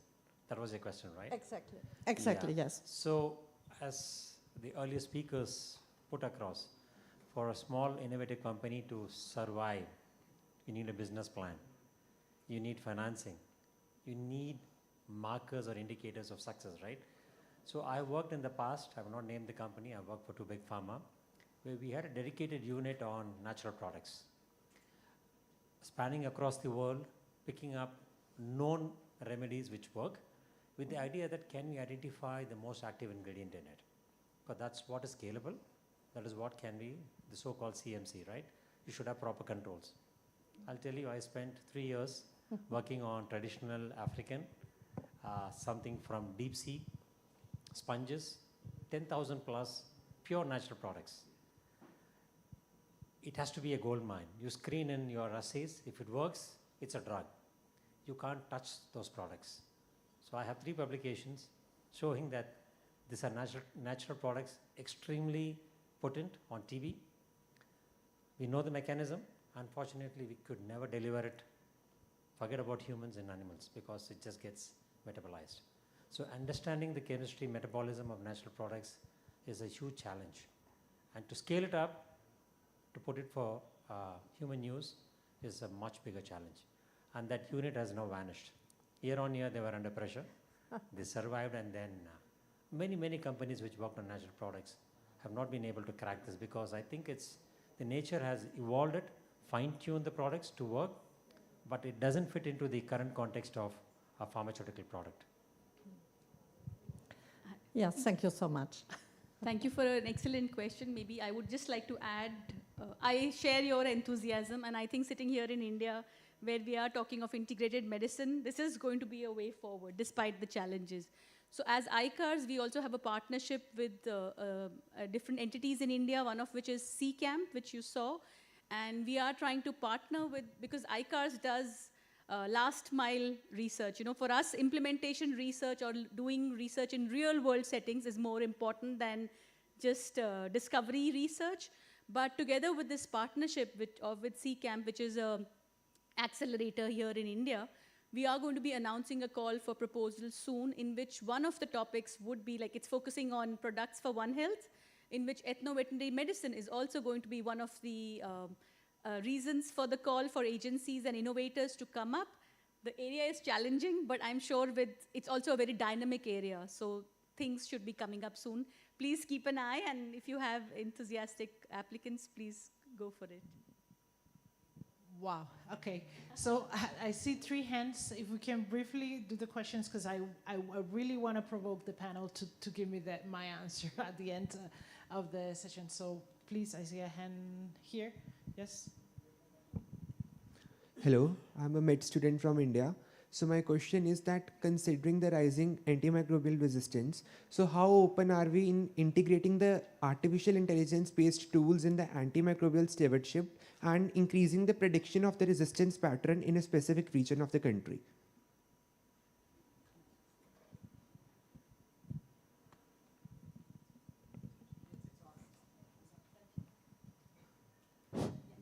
Thanks for very important question. Yes, we are exploring how we can utilize the machine learning tools and artificial intelligence to have a more close to the ground solutions based on the data that we have in India. The challenge is that in India, not many hospitals practiced antimicrobial stewardship. Now we have been able to ignite many more hospitals through the initiative at ICMR, and also because of the rising levels of resistance, hospitals don't have any other choice but to start implementing. So once we have more data from India, and also based on the practices, based on what works in India, what kind of data is coming out of these hospitals, I think it will be easier to train our tools on this data. So right now, it is the dearth of the data that is holding us back. And also, your question on predictions. Predictions come from the data on antimicrobial use, what kind of mechanisms of resistance are circulating. So right now, the genomics data is actually coming from a very small number of hospitals, which is around 20 to 25 hospitals. Now, as we expand the footprint of AMR surveillance network in India, we look forward to having more voluminous data, which again can be used for predictions and other interventions. Thank you. Yes. Yes, please. We have just built on what Dr. Galia just spoke about. So at India Health Fund, our investment priorities for AMR focus very much on diagnostics, stewardship, and decision support systems. And at the moment, we are in the process of funding some point-of-care diagnostics, which can be used at primary care for very targeted detection of pathogens and their resistance patterns. Over a period of time, to Dr. Balia's point, this will also provide community-level data, which can then be integrated. And machine learning can then be used to also provide predictive analytics. But this is the long term, because the tools first need to be developed, validated, and approved, put into use, and then obviously generate the data that's needed. Thank you. Okay, thank you for these important topics. I'm Dr. Abdullah Muhammad from Yemen, WHR TDR scholar and WHR Youth Council in IMRO. We have vaccine hesitancy, as many countries share this. Vaccine hesitancy, meaning that more infection, meaning that AMR. So how you can extend your service and help these countries in this issue and lower incoming countries? Thank you. I take the other question, final questions, and then we... Hi, my name is Namrata Kilpadi. I work with Purpose. We are a global creative campaigning organization that works on climate health for social impact. I heard a lot of you talk about the lack of funding and financing because there's private sector reluctance because they seem to think that the return on investment would be low. I think that's fueled by a lot of misinformation, and I was reading that, yes, the Indian government has got these guidelines and they've got the Red Line campaign, but I do feel that public awareness is abysmal. And I was wondering, Dr. Wale, if you would like to talk about, because you mentioned this campaign, where do you feel is there a lack of urgency in public health, in government, because there is no conversation in the public about AMR? Yeah, this is a very important topic because India has been running health-related campaigns. I remember from my youth days, we used to see this campaign on ORS, oral rehydration solution. There have been TB campaigns, there have been polio campaigns, and that actually has built a lot of trust on the government and the government systems. What he pointed out, we don't see that kind of vaccine hesitancy in our country. I think what we have seen in US and which has led to measles outbreaks and others. But at the same time, I agree with you that there is no focus. We haven't seen a national level AMR campaign. And this has been discussed many a times in the ministry, why it is not coming along. I mean, that only ministry can respond. But I agree that we need a very focused communication campaign which should run on all our media, social media, targeting the community as well as targeting the physicians. We had done one such campaign with the CSR group of Pfizer, and this included the radio jingles, this included the full page articles in the leading dailies, and it was very well received. Once a cab driver asked me about AMR, because when he came to know where I'm coming from, I come from ICMR, he says, what is this antimicrobial resistance? So, and the response was pretty good, and I think we should be able to see a national level campaign. I mean, it rests with the ministry, and I'm sure there will be. But ICMR is doing one more study in which we are looking at introduction of pneumococcal and flu vaccines for 60 plus age group, and they will be followed up for a period of 2 years for hospitalization, mortality, and antimicrobial prescriptions. We have not included vaccines which are even available which can prevent AMR. For example, typhoid vaccine is still awaiting inclusion into the EPI. We are also not adding the pneumococcal and flu vaccine, which have the potential to reduce antimicrobial prescription, especially for respiratory infection. So this is a more consolidated and comprehensive response still needs to be built up around AMR containment. Thank you very much. So now I go back to my panel. We have seen a lot of attention last year in terms of political engagements for AMR. And we have some commitments, and we have to be accountable for it. But right now, we are really in a dynamic geopolitical shift that is happening in global health. What you see as a threat to the work that we've been achieving in terms of reduction and burden of antimicrobial resistance. While ahead of us, we have a lot of commitments for this year, the establishment of an independent panel, the update of the global action plans, and also continue the normal work that we've been doing. So how we cope with that in terms of technology transfer, investment, new tools, scientific evidence, science policy interface, youth engagement, is a compounded question, but I want your last reflection for closing remarks. Yes, please, go ahead. Yeah. Yes, in light of the geopolitical shift that we are seeing, the conflicts, I would add to it the conflict as well as, there are concerns around climate change. How do countries survive all this? I think the best answer, Basim already gave an answer, that the investments has to come from within the country. Every country has national action plan, but they remain a plan on the paper. So they must be supported with the investments as well as also an implementation plan.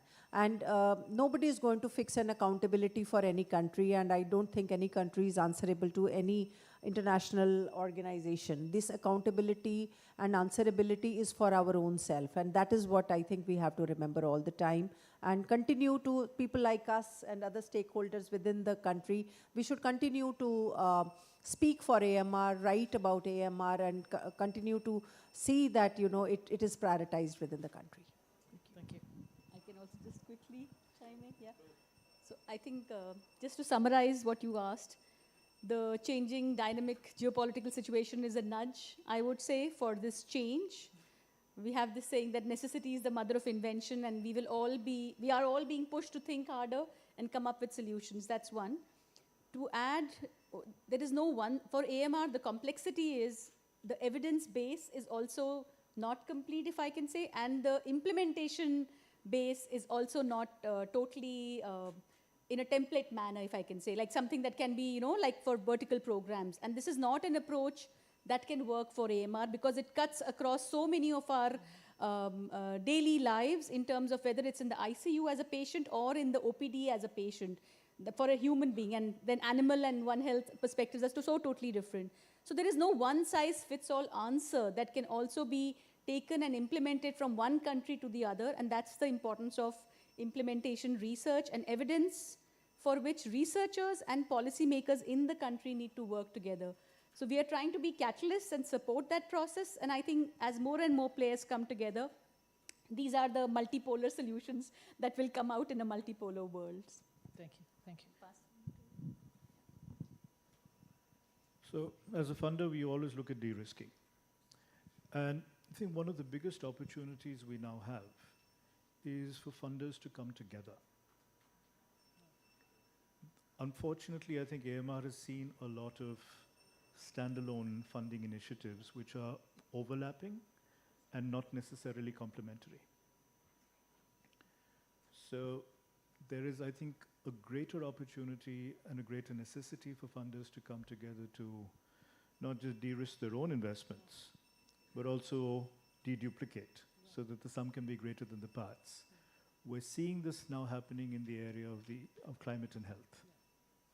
And there are some very serious initiatives that we're leading as multi-stakeholder funding initiatives. We haven't seen the same appetite among AMR funders yet. And that, I think, is an area that health diplomacy could also play a role in. Yeah. A lot of work for us. Any other reactions? Yeah. Yeah, I think the other speakers have elegantly captured all the key points. I think it's very important to, as one of the audience members said, multilateralism is very important.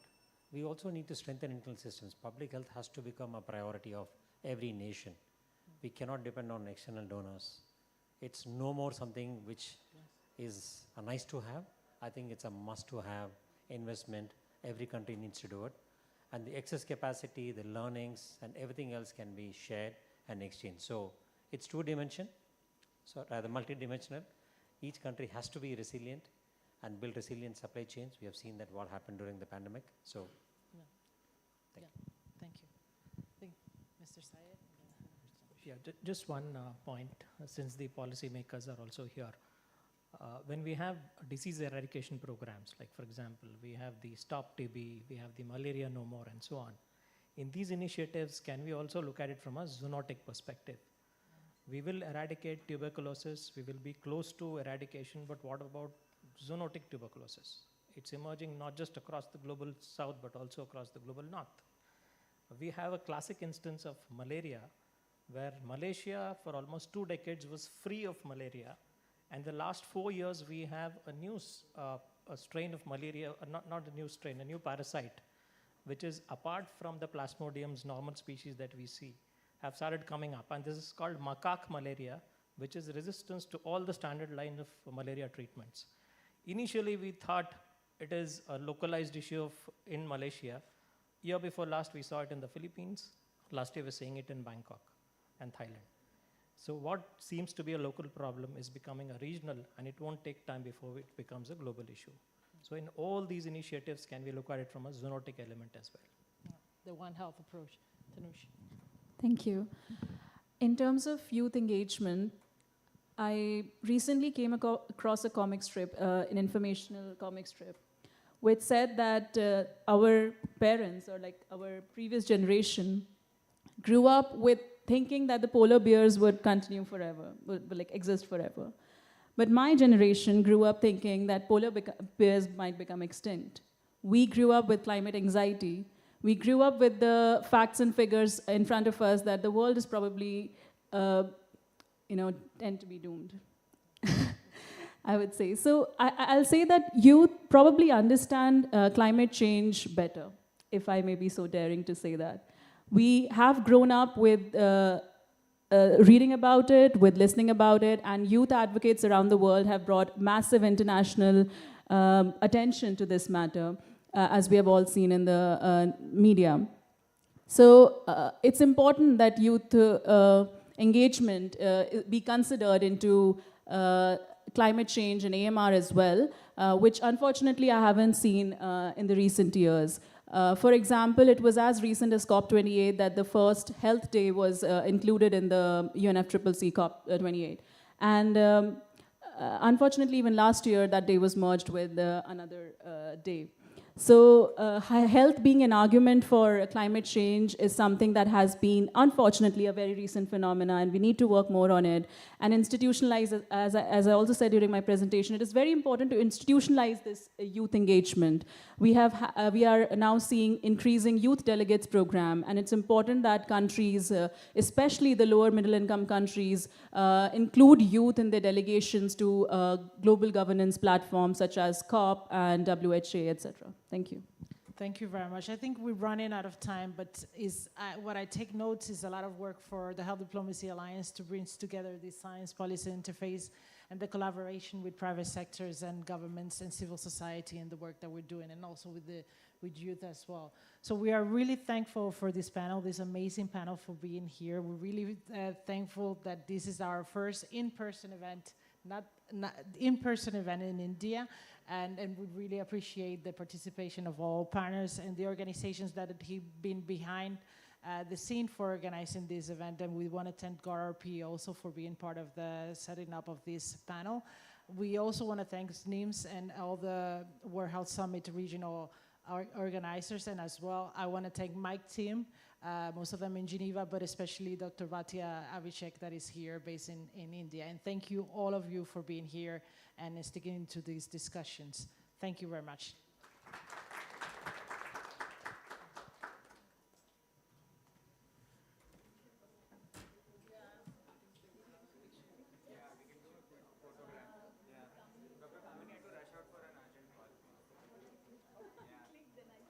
We'll start clicking and by the time she's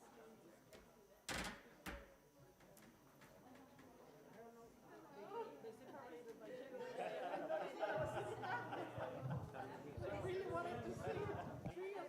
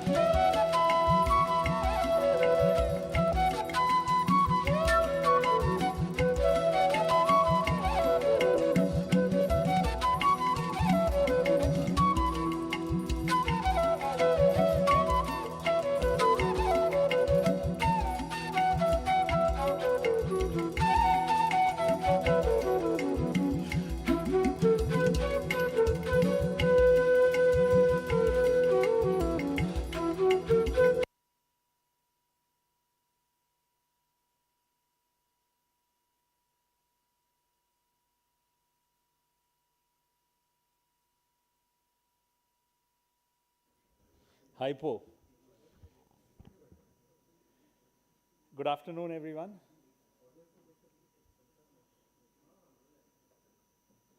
I'm looking for attention of my chair. So I'm Vivek Singh. I'm currently the Chief for Health and UNICEF's India Country Office. And a warm welcome to everyone, and thanks to the Indian Academy of Pediatrics for thinking of this session. And I and Madan Gopal sir, we were just discussing that in today's conferences, I learned something new today, that sometimes you also have to bring your own audience.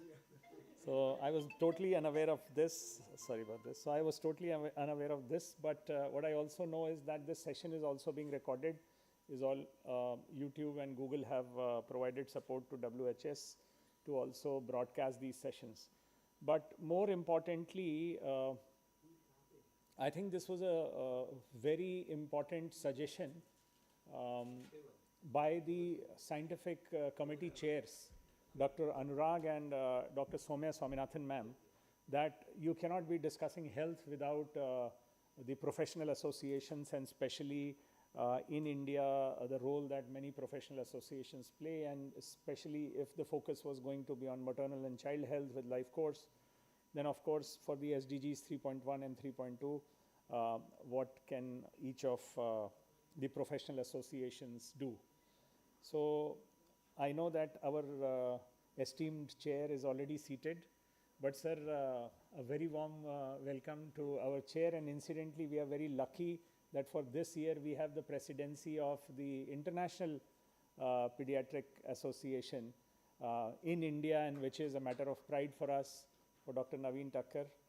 And sir has numerous accolades, but you know, in my personal capacity, I can say one very simple thing, that the humility with which sir has been able to guide so many of us across professional associations, not just across professional associations, but someone like me who's not even associated to any of the associations where he was there earlier. He's the president, of course, but former president of the Asia Pacific Pediatric Association and Indian Academy of Pediatrics in 2007. And we can see sir has done some exemplary work globally on the Vaccine Trust project, which is such an important issue. And he was recognized as a top influencer. Polio eradication from India is a case study everybody knows. So he's a top influencer recognized by UNICEF for polio eradication, and has numerous awards and recognitions. He's also a Rotarian like me. So thank you for agreeing to chair the session. And I would now like to invite on stage the president of the Indian, the IAP, the Indian Academy of Pediatrics, Dr. Vasant Khalatkar. And thanks to Dr. Vasant for actually agreeing to quickly convene everyone today by sending out letters. And Dr. Vasant Khalatkar is the current president, but he has numerous chapters, leadership experience. And I was at the inauguration of the president at Hyderabad, and I had the honor of understanding his numerous chapter leadership, and he's been the principal investigator for Covaxin in that group when it was happening in the India, recipient of numerous awards, and he's also a national trainer on many of the IAP flagship programs. Thank you, sir. I would now like to, who's controlling the slides? Is it me? Okay. So I would now like to invite on stage Dr. Poonam Goyal ma'am. She's representing Foxy today, and she's a senior consultant at the Max Super Speciality Hospital, but most importantly, she's the Foxy chairperson for the Safe Motherhood Committee. And she's also the vice president of the North Zone, and she's edited numerous books and has received many awards. And welcome, ma'am. Thank you for representing Foxy here today. Then we have with us Dr. Lalan Bharti, who is the president-elect for the National Neonatology Forum. Welcome to the dais, Dr. Lalan. The National Neonatology Forum, we know, has played a very crucial role in guiding the newborn mortality reduction in the country. And the opening plenary today was with Honorable Dr. Vinod Paul and the DGICMR, and the topic was actually on evidence for India as a newborn case study. India has done remarkably well in reducing the child mortality in the last 3 decades, more so during the SDG era from 2015. India was spotlighted as an exemplar in reducing the newborn mortality in the country, and a lot of accolades go to the NNF and its efforts, leadership, including influencing the polity and ensuring that India celebrates the National Newborn Week every year, which was started by the NNF's request to the then Prime Minister Shri Atal Bihari Vajpayee ji, and then from that time onwards, India dedicates 1 week to focus on newborn issues. Welcome, Dr. Lalan. And next, we have the president of the biggest professional association, which subsumes all of the other associations, of course, as the primary membership. I've already heard Dr. Dineep Bhalushali sir requesting everyone to be an IMA member last time I heard you. But sir, please welcome to the dais. Sir is the national president for Indian Medical Association, has a vast experience in IMA and National President Appreciation Award as the best secretary, and he's been felicitated at the Doctors' Day in year 2002 by MA Hyderabad City, and he's very passionate about the well-being of IMA members. I've heard him personally, you know, how the fraternity can come together and stay focused on medicine, but at the same time take care of each other. So thank you for coming today, sir. Welcome to the dais. Next, we have Dr. K. Madan Gopal, sir. He's a distinguished public health expert with over 3 decades of experience. Sir is currently at the NHSRC, and sir has been guiding many ministry program at the NHSRC, and he has been at the ministry, and some very path-breaking work through our, we all know about the PMJ scheme, the Ayushman Bharat, and various components which many of us are not even aware. Some of those had required some well thought through policy documents, and many of those documents have come from the office of Dr. Madan Gopal sir. And sir will be representing the Public Health Association and the IAPSM as a constituency. Thank you for coming, sir. And then we have Dr. T. Dilip Kumar sir. Dilip Kumar sir is the president of the Indian Nursing Council. And we know, sir, please welcome to the dais, bestowed with the prestigious 2023 Princess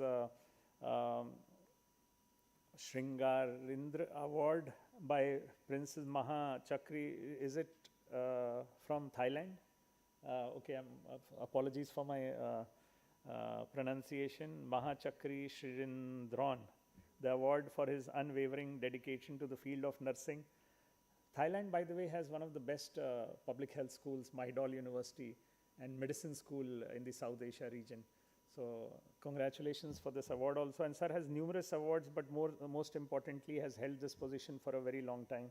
Welcome. And we know that most of the workforce in the country, medical fraternities, the nurses, and other allied frontline functionaries also, more and more we should include them. Last but not the least, I think we have with us Dr. Manju Vatsa ma'am. Ma'am, welcome to the dais, please. Another important nursing association, which is the Indian Association of Neonatal Nurses. So ma'am is a former principal of College of Nursing at AIIMS and a former director of the National Reference Simulation Center at SGT University in Gurgaon. 45 years of education and research experience and leadership of this professional association. And as I mentioned, that NNF played a key role in the newborn mortality reduction in the country, and so did IANN. And we know that without nurses, a lot of things cannot move. And I know that there could have been many other professional associations, but these are the professional associations that are driving the UHC, universal healthcare in the country. So this panel was actually requested by Soumya Swaminathan ma'am, who's the Chief Scientific Advisor to the World Health Summit. This current, in some of the planning meetings, it was realized that the professional associations may not be represented unless we, because people, you all could have come in your personal capacity for some of the sessions, but somebody pointed out that at least the precedents, so that they can also be abreast with what is happening in healthcare in the region, so they should try and be here for 3 days. So that was the purpose. So this is not just a one-off event. We will discuss some issues, and as I said, that this is all being archived. It is also live on YouTube, will be there forever in Google. And to give a perspective to what role the professional associations can play, our chair, Dr. Naveen Thakkar sir, has kindly agreed to open with a short presentation, and sir, I invite you for that.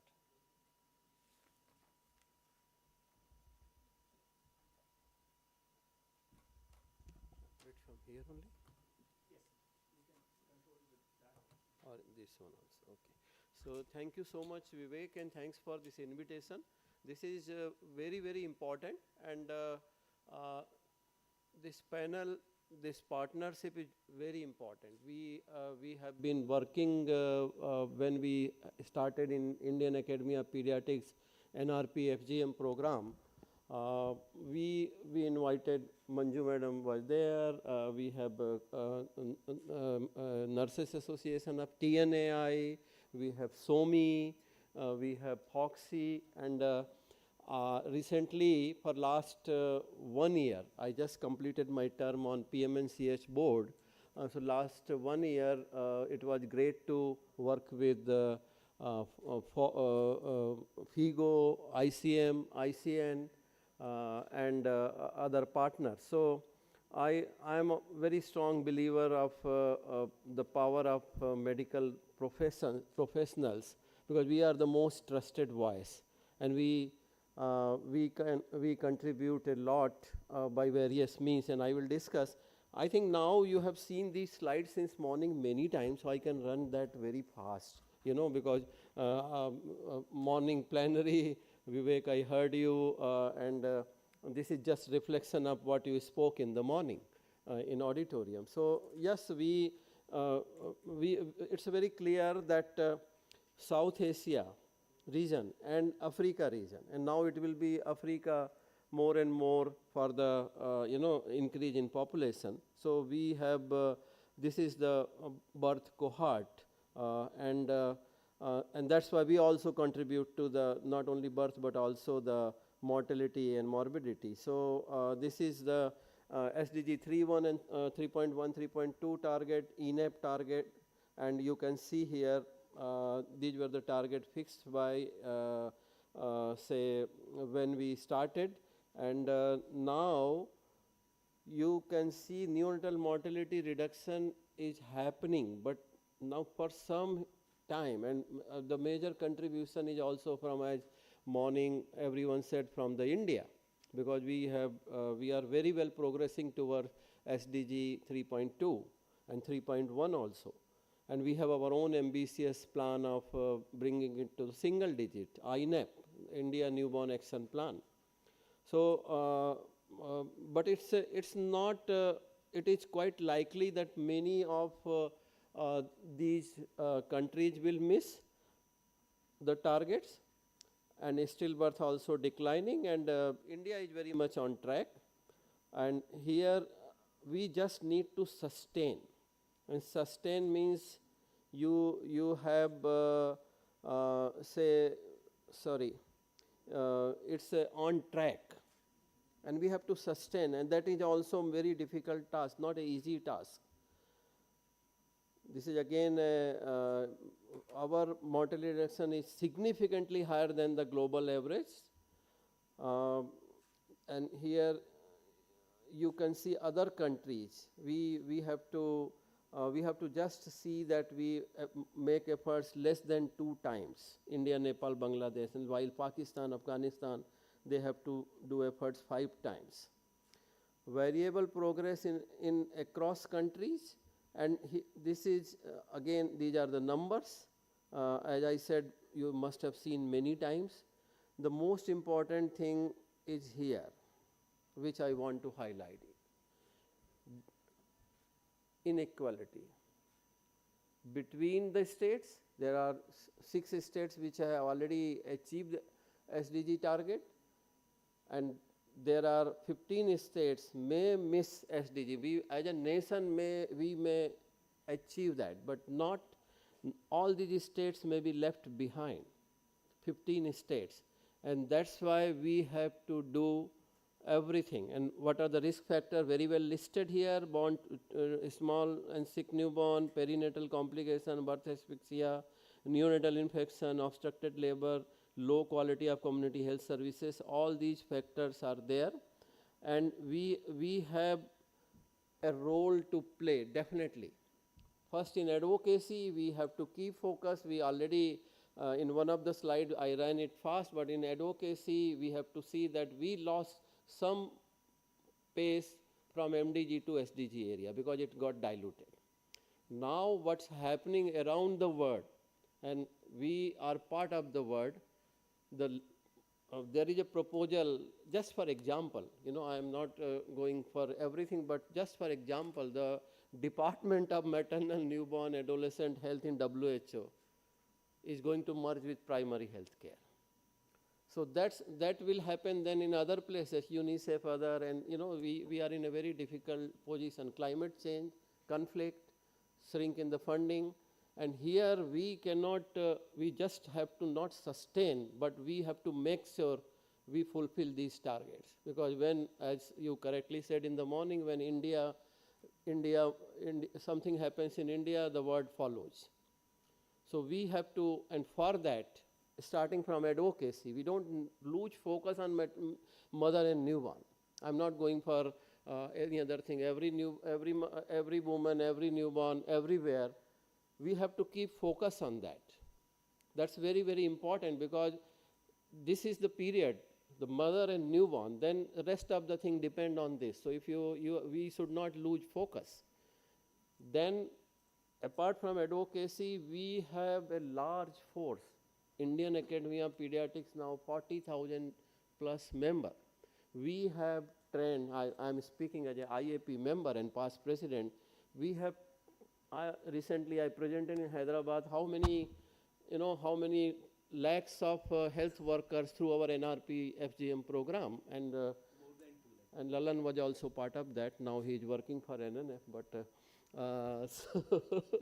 so we are all one. So it's a big capacity building. We have a large force, and Foxy doing the same thing. Everybody, Indian Medical Association is our mother body, and we all we work under IMA. So capacity building, advocacy.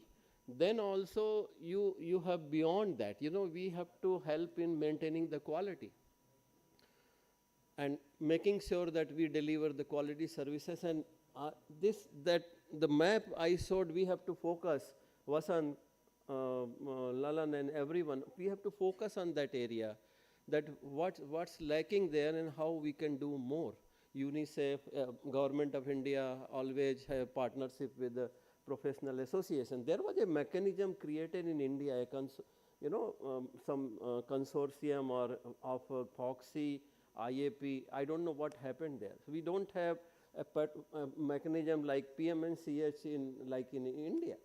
Why we meet here? We can meet anywhere. This has prompted me when I was IPA president-elect, and the FIGO president from the dais, she said, we meet here and we talk, otherwise we never meet. So what is preventing that? As an IPA president, we have tried to do in every country with FIGO president and ICM. ICM, chair, Sandra is one of our plenary speaker in Mexico City next week. So why we can't meet and have a mechanism, work with, and also why not government make it an institutional mechanism that we all work together. So with these, I leave it to the panel and the moderator. I have to go and maybe I will come back by the time you finish. Thank you so much.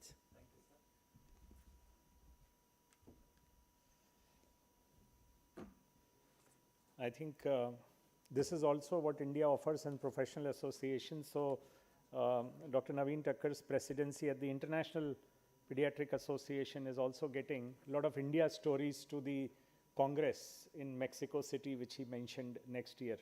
So I hear that very loud for the South-South cooperation call that even the Honorable Prime Minister keeps giving. I would say South-North also, there are a lot of things that can be learned from here. So I hear one thing very clearly, that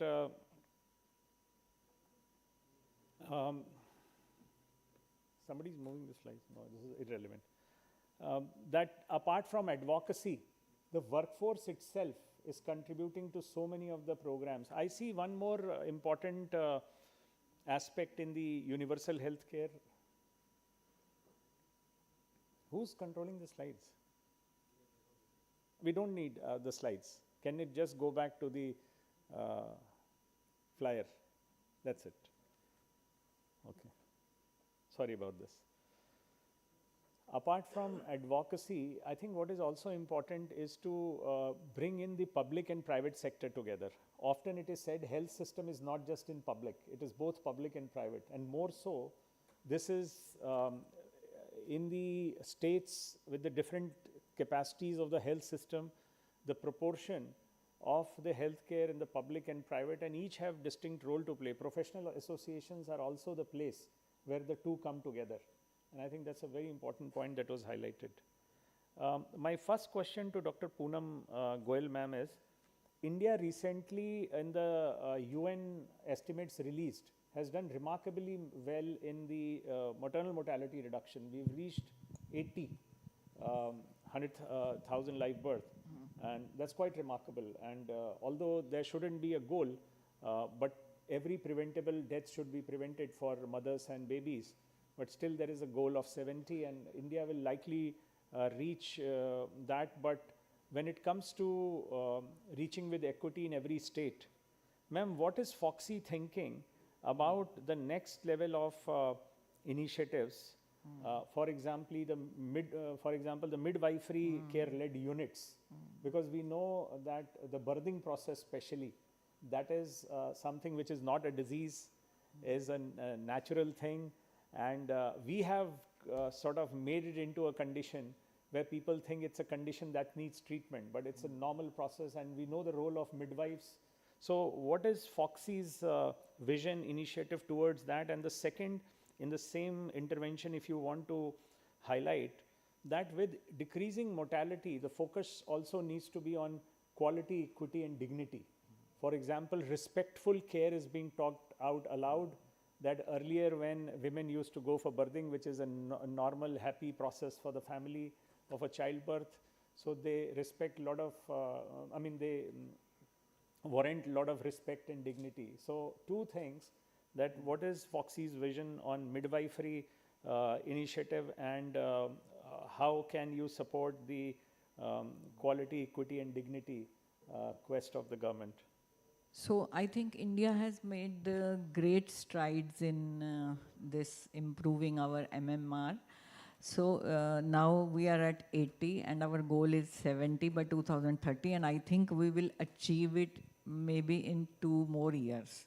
We don't need to go up to 2030 for that. But the problem is of the diversity which India has, as the sir showed the map just now, that our national average may be improving, maybe 80, but in states like Madhya Pradesh, Uttar Pradesh, it's nearly 170, and in Assam also.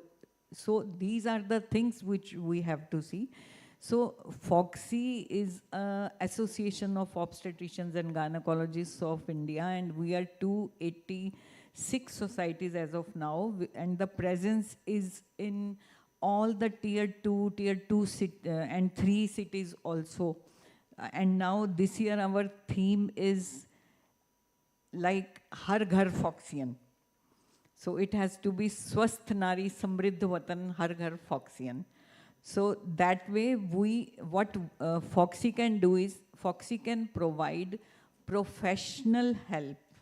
So we can help creating with the government the task force which can identify those districts which are affected more, and in those districts the task force can be created where Foxy can help to train the people and do the work in collaboration with the pediatrician and with other, the bodies which are like NGOs which are helping in those areas.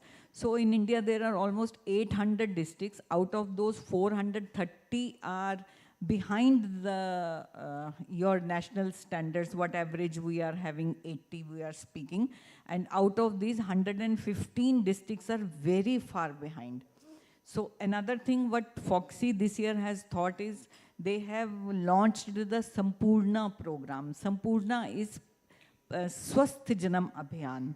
So PM's program is Suman, that is Surakshit Matritva. So we are moving from mortality to morbidity now. We are saying Swasth Janam Abhiyan. If everything is swasth, to wo surakshit to hai hi na. So thinking that way, this preconception care is very important. We know, Foxy is aware that 30% deaths in the country are due to this PPH and hemorrhage problems. But still, we are trying to control that. Everything is being done. So I think we have achieved a plateau in that. So to move ahead for that, we need to find some other thing, that is preconception care. Every mother should have a planned pregnancy, that she is ready for the pregnancy, health-wise and everything. The so-called planned pregnancies which your elite couples, they will say that I'm planning a pregnancy, but those pregnancies are also not planned with the healthcare worker. So they should be planned with the healthcare worker, their thalassemia status, their thyroid status, their diabetes status, if they are on the drugs for epilepsy and in hypertension also. So everything should be changed and then she should embark on the pregnancy. So if the female has everything right when she goes into pregnancy, then hopefully the results will be better.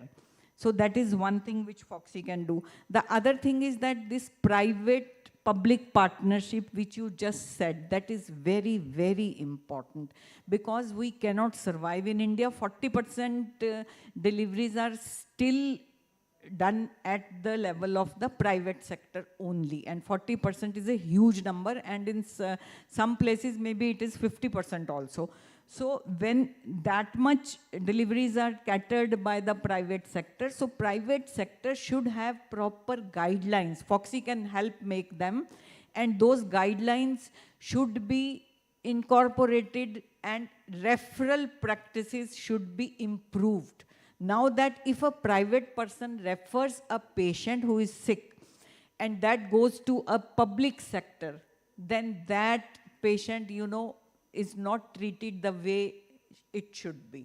So those referral protocols should be made, and standards and guidelines should be made for the private sector also. So that will, what we can do is, like, if there is a government hospital or a medical college level hospital, and like in Delhi, for example, I would say that there are 1,000 or 1,100, I suppose, registered nursing homes. Out of those, 800 are doing maternity work. Rest all are standalone ENT, eye centers and orthopedic centers, something like that.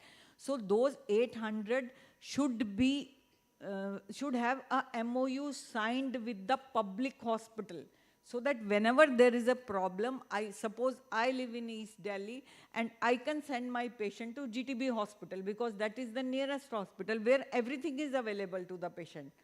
So those protocols should be set in. That is very important. That is one thing which Foxy wants to work for that. Then there is NSA, the garment, which we say that NSA garment, because whenever we want to refer the patient should be put into the garment if she is bleeding. She should not be sent even in the broad daylight. Patient has to travel 5 kilometers, then also in Delhi it will take 1 hour. So in those 1 hour, many lives can be saved if she goes in the government. So government has to look into it, so whether they can provide to the private sector, or they can ensure that every maternity center which is being registered with them should at least have that. So Foxy can train people. We are doing workshops for that. Thank you. I think 2 or 3 very important points, but you know, we keep hearing and we keep coming together as these professional associations. But I'll just summarize 2 or 3 things. I hear that Foxy is ready to train people in public sector and private sector, and that should be nurses and midwives. Yes. Because often what happens is the acceptance of nurses and midwives will either be promoted or stopped by the OBGYNs. No, that has changed. Yes, you had asked, I forgot to answer that. The midwifery-led care unit, I think, is the necessity now, absolutely. Because no obstetrician has time to wait for that vaginal delivery, and she cannot absolutely give that care that midwife gives the patient. Yeah. So what is most important is to do the triaging. Triaging is very important. When your patient comes, she can be divided into 3. It is a green tag, orange tag, or red tag. If it is red, it should not be taken by a small private setup. Yeah. Should be sent to a public or a corporate hospital. Orange one, they should be registered at the higher hospital, but can be followed at their center.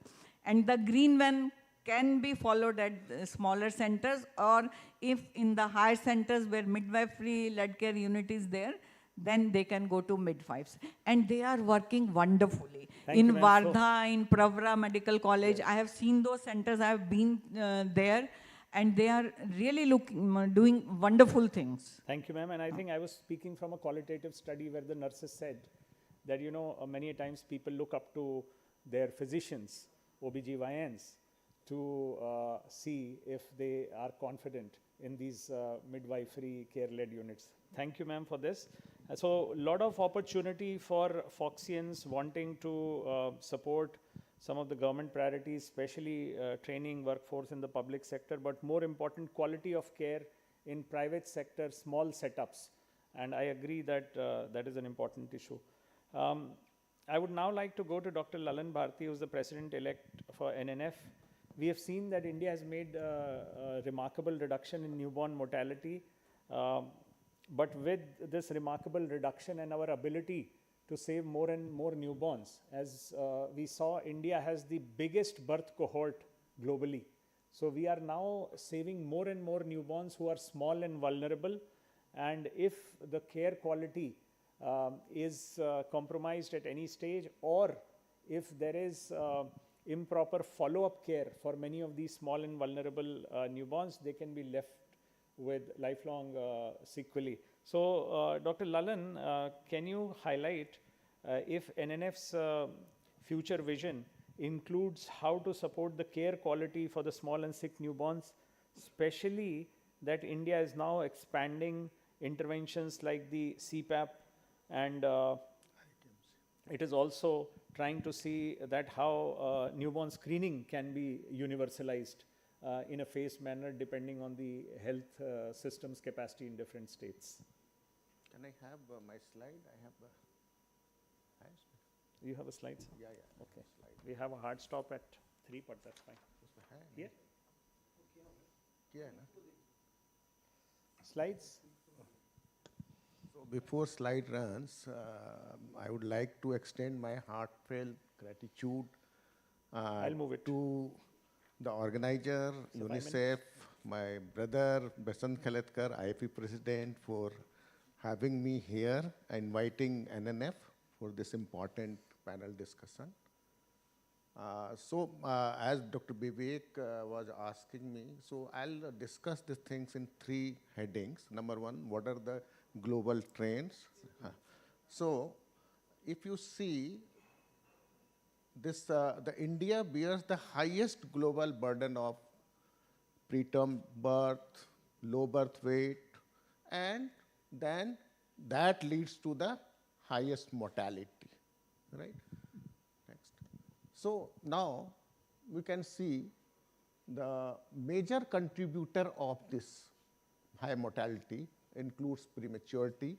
That accounts for 2/3 of the death, then infection and birth asphyxia, right? So to achieve the health goal, national health goal of 16 by 2025 and INF goal of single digit NMR by 2030, we need to focus on the low cost, high impact intervention. That includes, next slide please, that includes antenatal steroids. Madam, here we need your support. And that too judicious, not all the women.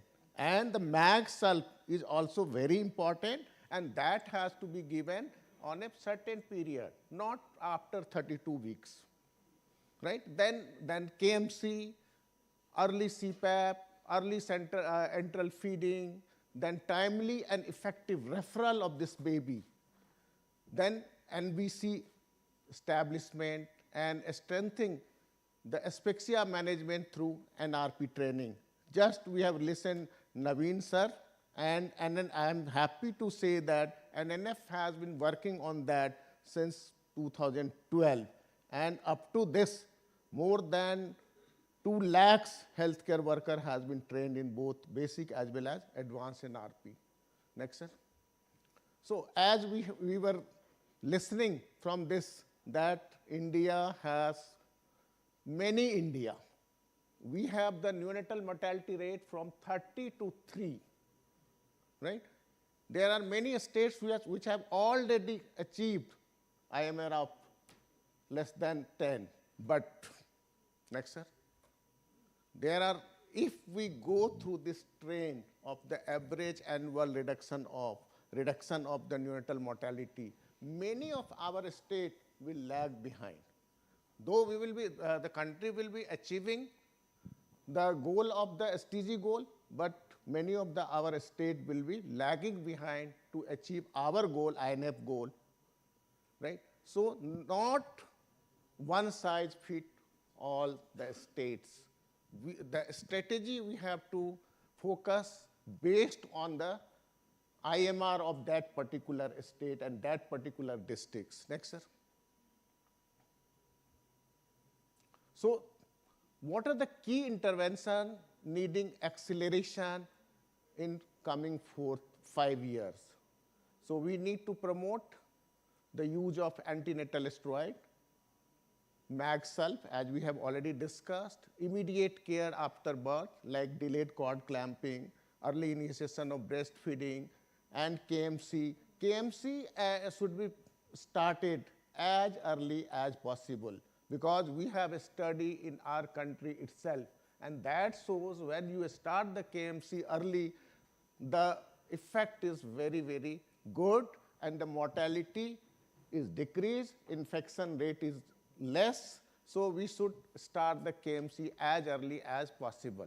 Then we need to augment the neonatal resuscitation program, where there should be the availability of the T-piece resuscitator and blender and pulse oximeter in coming year. Right now we don't have at all the birthing place, but we need to have all these things in coming year.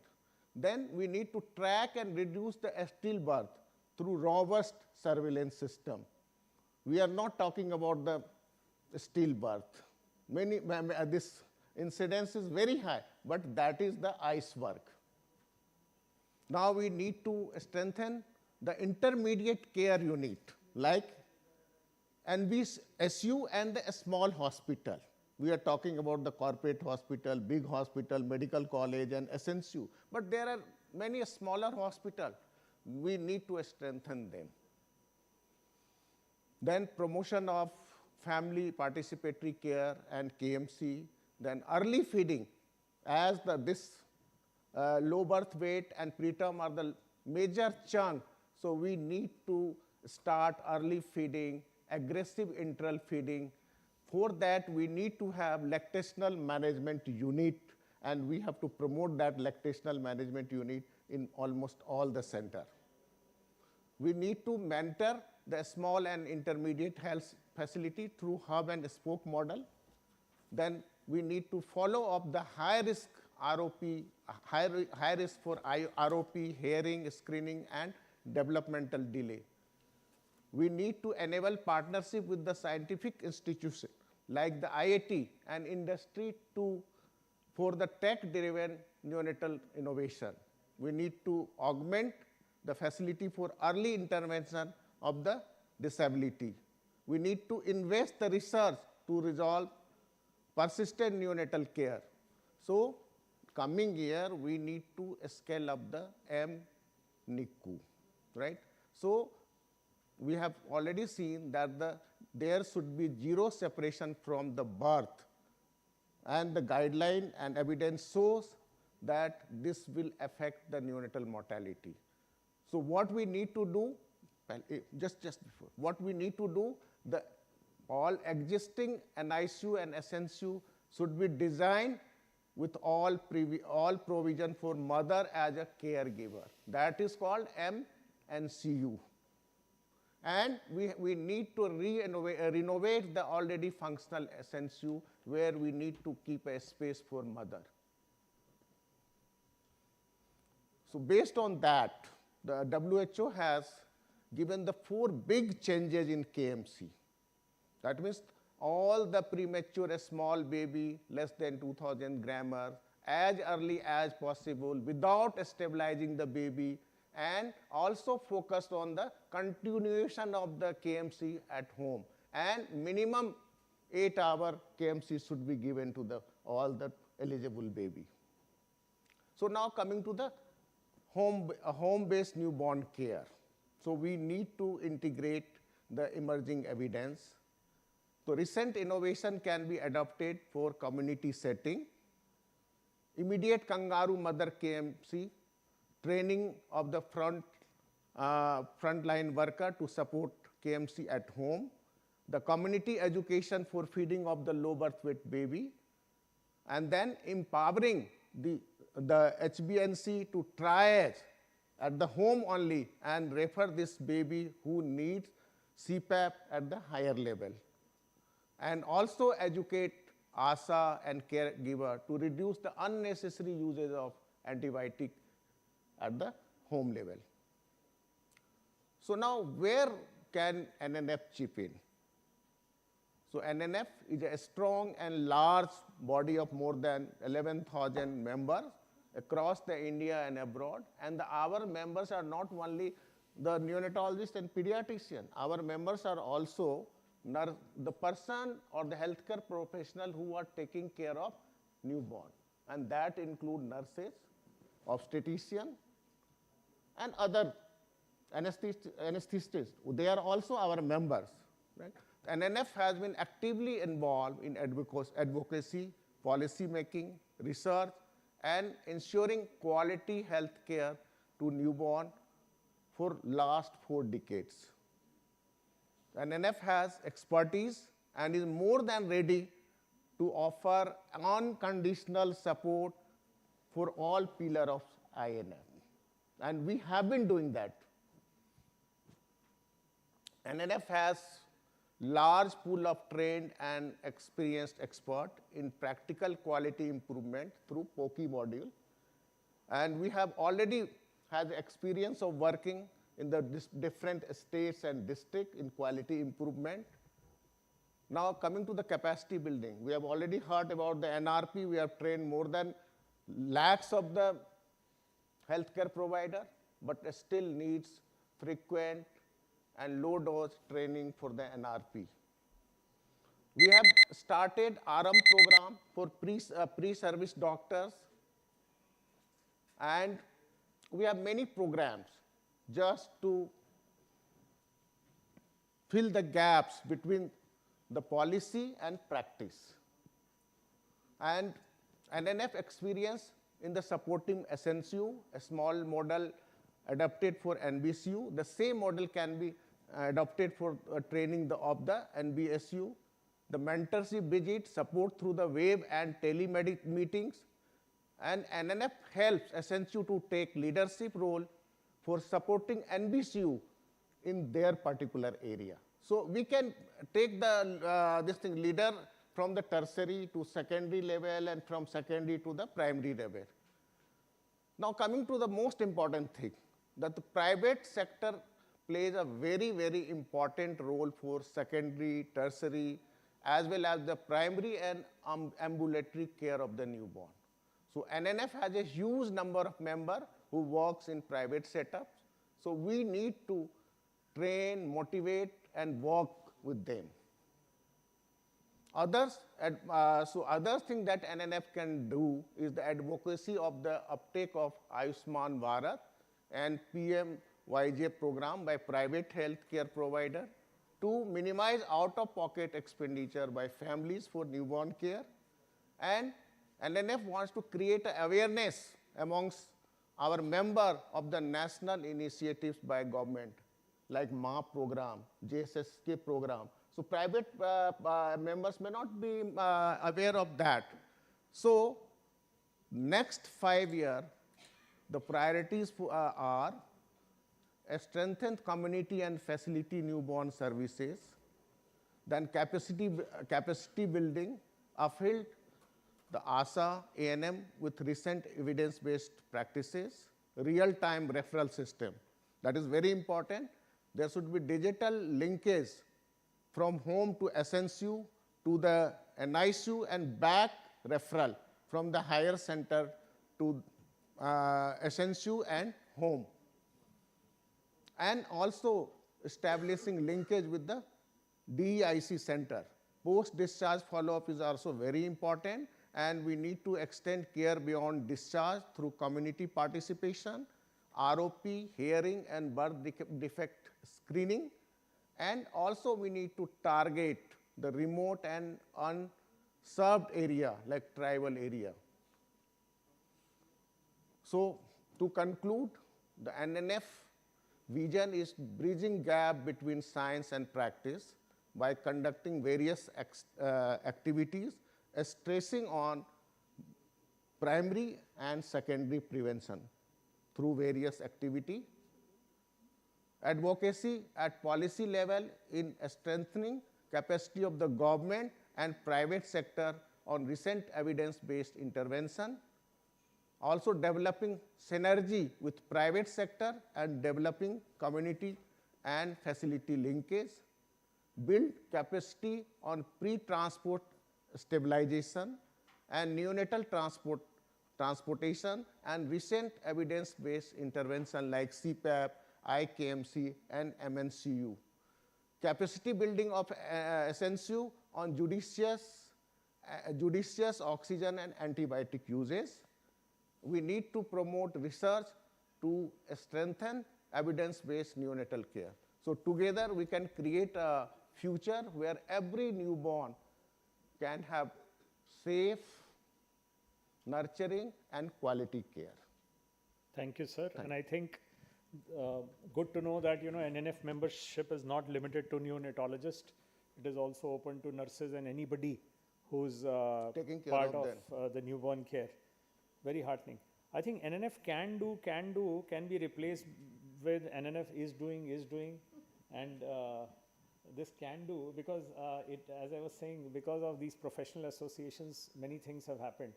I will now move on to Vasant Khalatkar sir for his interventions.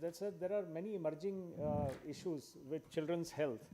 We knew traditionally, when we were talking of child survival, diarrhea, pneumonia, these kind of issues, and we had to, as UNICEF, change a program portfolio, and now we are talking of non-communicable diseases in children. How can we work through life course, early interventions, so that children don't end up being adults with NCDs? How to focus on mental health issues of children? How to focus on learning and early childhood development so that children can thrive to their maximum potential? So my question to you is, what is in the IAP roadmap for these emerging priorities for child health issues? You want to speak from here, sir? Okay. We have a hard stop at 3, but I'm sure I'll be able to. I will make it early because already we had lost too much time. So first, thank you for this forum, for giving priority to IAP to conduct this session. And as once we got call from this organization, I immediately talked with Dr. Vivek, Dr. Pramit, that we should involve mainly IMA, nursing institutes, PSM, public health. And I really want to thank you. On one call, you all accepted that we want. That shows, Vivek, we need a collaboration nowadays. A little bit having a problem with Foxy. They are not ready. Sometimes it happens. So they are having their own egos. I don't know. But see, pediatrician को झुकना पड़ता है, क्या करेंगे उसके लिए? No issue. But kidding, just kidding, madam. So this is basically what is my vision. Yeah, madam. So my vision, it's IAP's vision. IAP, you know, always fight for the child health. That is a very important, and we want to fight, and we want to have that zero mortality SDG goal we want to achieve. So this, you know, we are having a second largest organization in the world, that is after American Academy of Pediatrics. This is the second largest, having a membership of 48,900 members, and within 2 years I promise that we are going to par that American Academy. We are having 30 state branches, 343 district branches, and to be your surprise, we are having one foreign branch at Dubai also. And we are working not at India level, Southeast Asia, with APPA, SAPA, and this IPA. You heard Dr. Naveen Thakkar, what the Indian can do, anything that is approved by Dr. Naveen Thakkar. He is at the International Pediatric Association. So these are the some few projects. Just I am showing you. This is one of the best projects we are going to the bye-bye anemia. We have made one bus. That bus is moving all the districts, and we are doing the health checkup camp up in that district, and followed by the hemoglobin checkup, non-invasive method. To be your surprise, I took it as a president in 1st of January. Within 3 months, we have crossed 34,000 students with health checkup, and 14,000 students we had done a hemoglobin pathology. That is the, you can see the, how can a professional body or organizations decided they can work. I know Foxy also and all organizations are doing, but this is the, and second is we have taken the, we have made a 2 film. One is on substance abuse, and second is on obesity. This is just I'm saying, हम खुद की तारीफ नहीं करना चाहते, पर बताना चाहते what you can do. So that Disha film we have made, that is against substance abuse, and that was viewed by a 56,000 common public. That is a work for community. And second film is Disha U-Turn, second, that is for obesity. And again, this all academic, this fighting against anemia, beyond boundaries, so many conferences. This is the workmanship. That's why I said, if organization having a will, when there is a will, there is anything like that. So this is now already you have said that action plan 6 pillar focuses on intact survival. I will go to next slide. So what are the potential areas for collaboration between IAP, government and private sector? You know, ECD, we are doing a lot of work to develop and promote neonatal national guidelines, and UNICEF people know how much amount of work is there. So it is necessary to collaborate on integrating ECD module into existing maternal and child health program. That is very important. Collaboration is very important. नहीं तो pediatrician अलग कर रहे, gynecologist PSM वाले. It should be collaboration. That's why this forum is there. And screening, early detection. Dr. Naveen also told this. Lalan also told. This is a very important mission of screening, which should get integrated with Rashtriya Baal Suraksha Yojana and primary care platform. Now, childhood non-communicable disease, you know that there is again rise of hypertension, diabetes, and UNICEF is doing a tremendous work on these NCDs, and they really need the help of a pediatrician, neonatologist, and IMA, PSM people. We would really need of this. Inclusive ECD, early childhood development, is a very important. So it should get work with the ministers and NGOs for cross-sector implementation. That is very important. Here collaboration is important. Capacity building, definitely. Already, what are these training we are doing? NRP. This is already crossed 220,000 members. This is the thing. We are training health professionals, Anganwadi workers, teachers, and our UA forum, that is the Adolescent Health Academy, we are targeting teachers as well as students. So we are taking a lot of care through this, and definitely we are not behind in research. Through this anemia, but we want to prove that what is the going on, what is the percentage of anemia, and again, for adolescents, we are having a research on road safety, and second is that what is the absolute behavior of young age. We are having a Google research on, you will get all this. This is research. So what is the strategic roadmap? I am coming to main. What is the? We should have a stakeholder consultation, organized consultative meeting. This is mainly for you.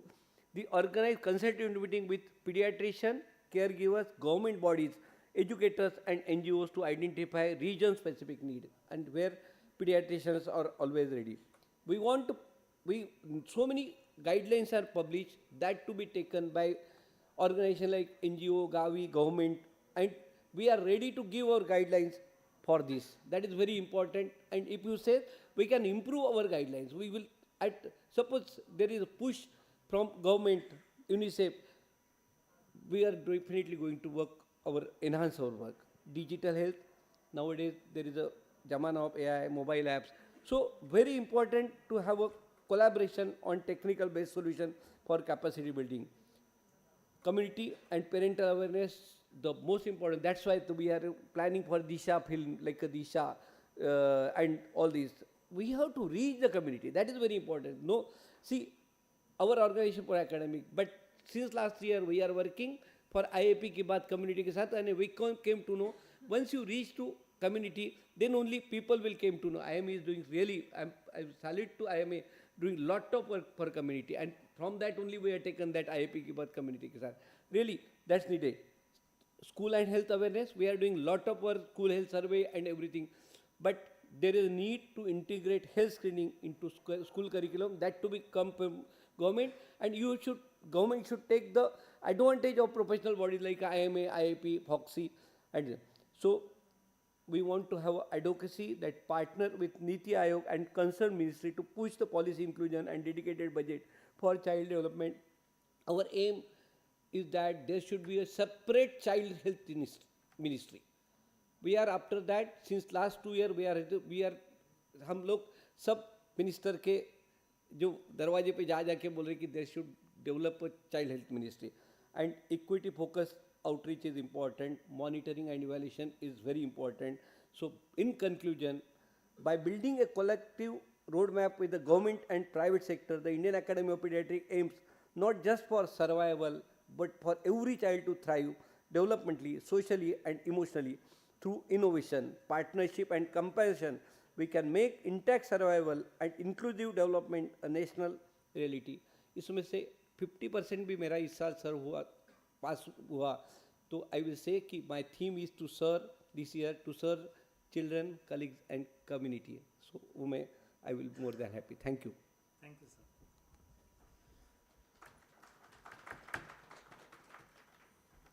Working closely with many of the professional associations, I personally learned that every presidency has to have a theme, and which is very encouraging. And I had questions of continuity, how some of these themes continue, and that is also there. Sir, a very natural question now. I would now move to Dr. Dilip Bhanushali, sir. I heard from Dr. Vasant Khalatkar that IAP ki baat community ki saath is your inspiration, IMA's inspiration. We have not seen IMA in the traditional platforms when it comes to maternal and child health and what professional associations can do. But with such a large professional association, what are your thoughts that what can be done through the Association for Maternal Child Health? But more so, your advice to, I heard FOXY and IAP and all of your advice, any advice to all the other professional associations of what can be done? Or you have a presentation as well, please.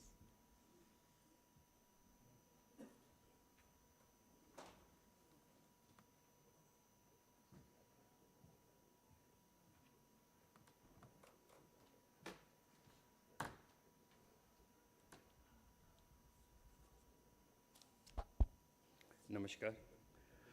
At the onset, let me congratulate Dr. Vivek for bringing this different organization on one platform. Of course, IMA is mother of all the organizations. We as a strength, the largest body of NGOs in medical fraternity of 4 lakh doctors. It's not only in India, but it's the biggest organization in the world. So people should understand the importance of IMA. With 1 lakh junior doctors, 1 lakh medical students, we have almost 6 lakhs members. Now, every program, the government or in the private or the government sector, IMA plays a very vital role in this. So it is a driving force in improving maternal and newborn health, of course, and through capacity building and community awareness. Now, as you rightly said, next. Now, what is IMA's strength and strategic role? I said it has 4 lakh doctors, trusted voice among medical professionals and communities, strong academic ecosystem through CMEs and workshops, regular collaboration with national health progress. Now, what is this going to do? It puts a very key impact on the training and upscaling, public-private collaboration, community health promotion. Now, what is this country's medical education? IMA conducts regular CMEs. We have almost 1,800 branches throughout India. Any program to be successful in India, IMA has a very big role in this. All national programs, right from pulse polio to TB eradication, you name it, and IMA has a big role in this. So IMA can conduct focused CME sessions on respectful maternity care, high-risk pregnancy management, national resuscitation, early assisted newborn care, postpartum family planning. The delivery formats are hybrid, both personal and in virtual form. We give CME credits for this, and all the medical councils, they give credit hours for this. And as everybody knows, doctors know that roughly 30 hours of credit hours are required in 5 years. And for this, to attend a CME is very important. Next. Now, skill enhancement workshops, which carries hands-on training in safe delivery practices, management of postpartum hemorrhage, national infection control, kangaroo mother care. These are some of the projects. Certification programs like partnership with Foxy. Here I like to emphasize that we went with a MOU with Foxy to train almost 50,000 doctors around the country, our IMA members, regarding HPV vaccination. This project has been taken on a very large scale, already started. It's a hybrid program where we train doctors for HPV vaccination. This is the first phase, and in the next phase, we are going to go for vaccination. Now, certification in maternal and child health management, recognition-based motivation for rural doctors. Next. Senior IMA doctors. See, there is no dearth of doctors in IMA in different specialties because it contains all specialties. So we have that capacity to train regular telemonitoring and feedback loops. IMA also has this. Here I would like to add, Aao Gaon Chale is the biggest project IMA has taken. We have adopted almost 1,700 villages throughout the country. All our branches have been asked to adopt one village. So if we include this neonatal program into this, right from neonatal to geriatrics, everything can be taken care in this Aao Gaon Chale project. We have skill enhancement workshops, training in local languages, develop IMA endorsed training material for home-based newborn care, antenatal and postpartum counseling, breastfeeding support, and complementary feeding.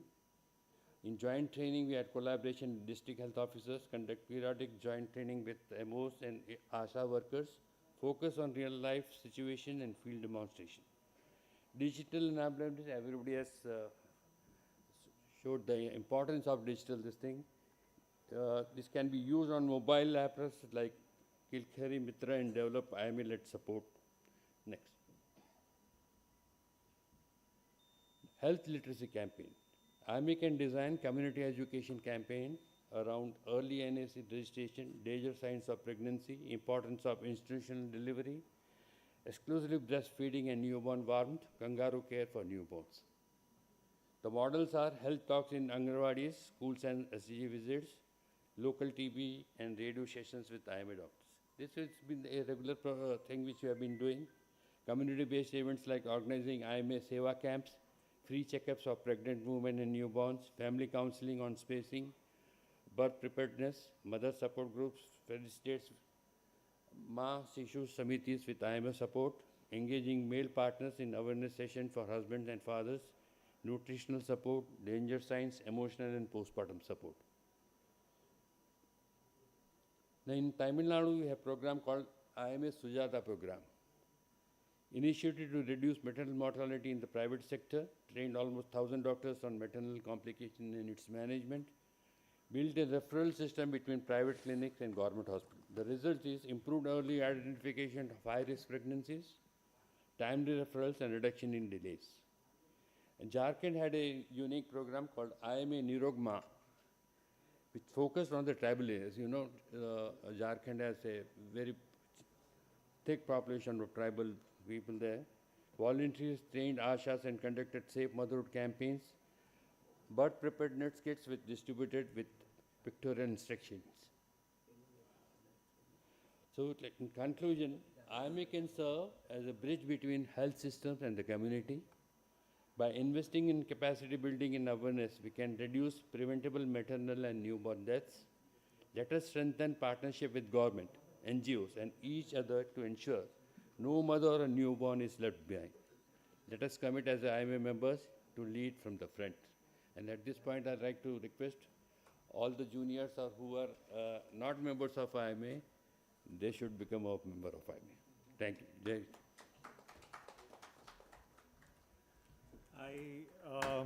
I must mention this "Aao Gaon Chale" is so pertinent. We know it's so tough to stay in villages for many of the healthcare workers, and government is doing everything to retain good quality healthcare and try to minimize the skewness of healthcare worker availability. So this is a very important initiative. I will now not go to Dr. Madan Gopal sir. I want you to intervene in the end for a reason. Yes. I want to go to Dr. Dilip Kumar sir, rather, and would want to ask you that I want from you specific things as a nursing association leader for so many years. How can the other professional associations come together with you, or your fraternity come together with everybody else for the maternal and child health goals for the country?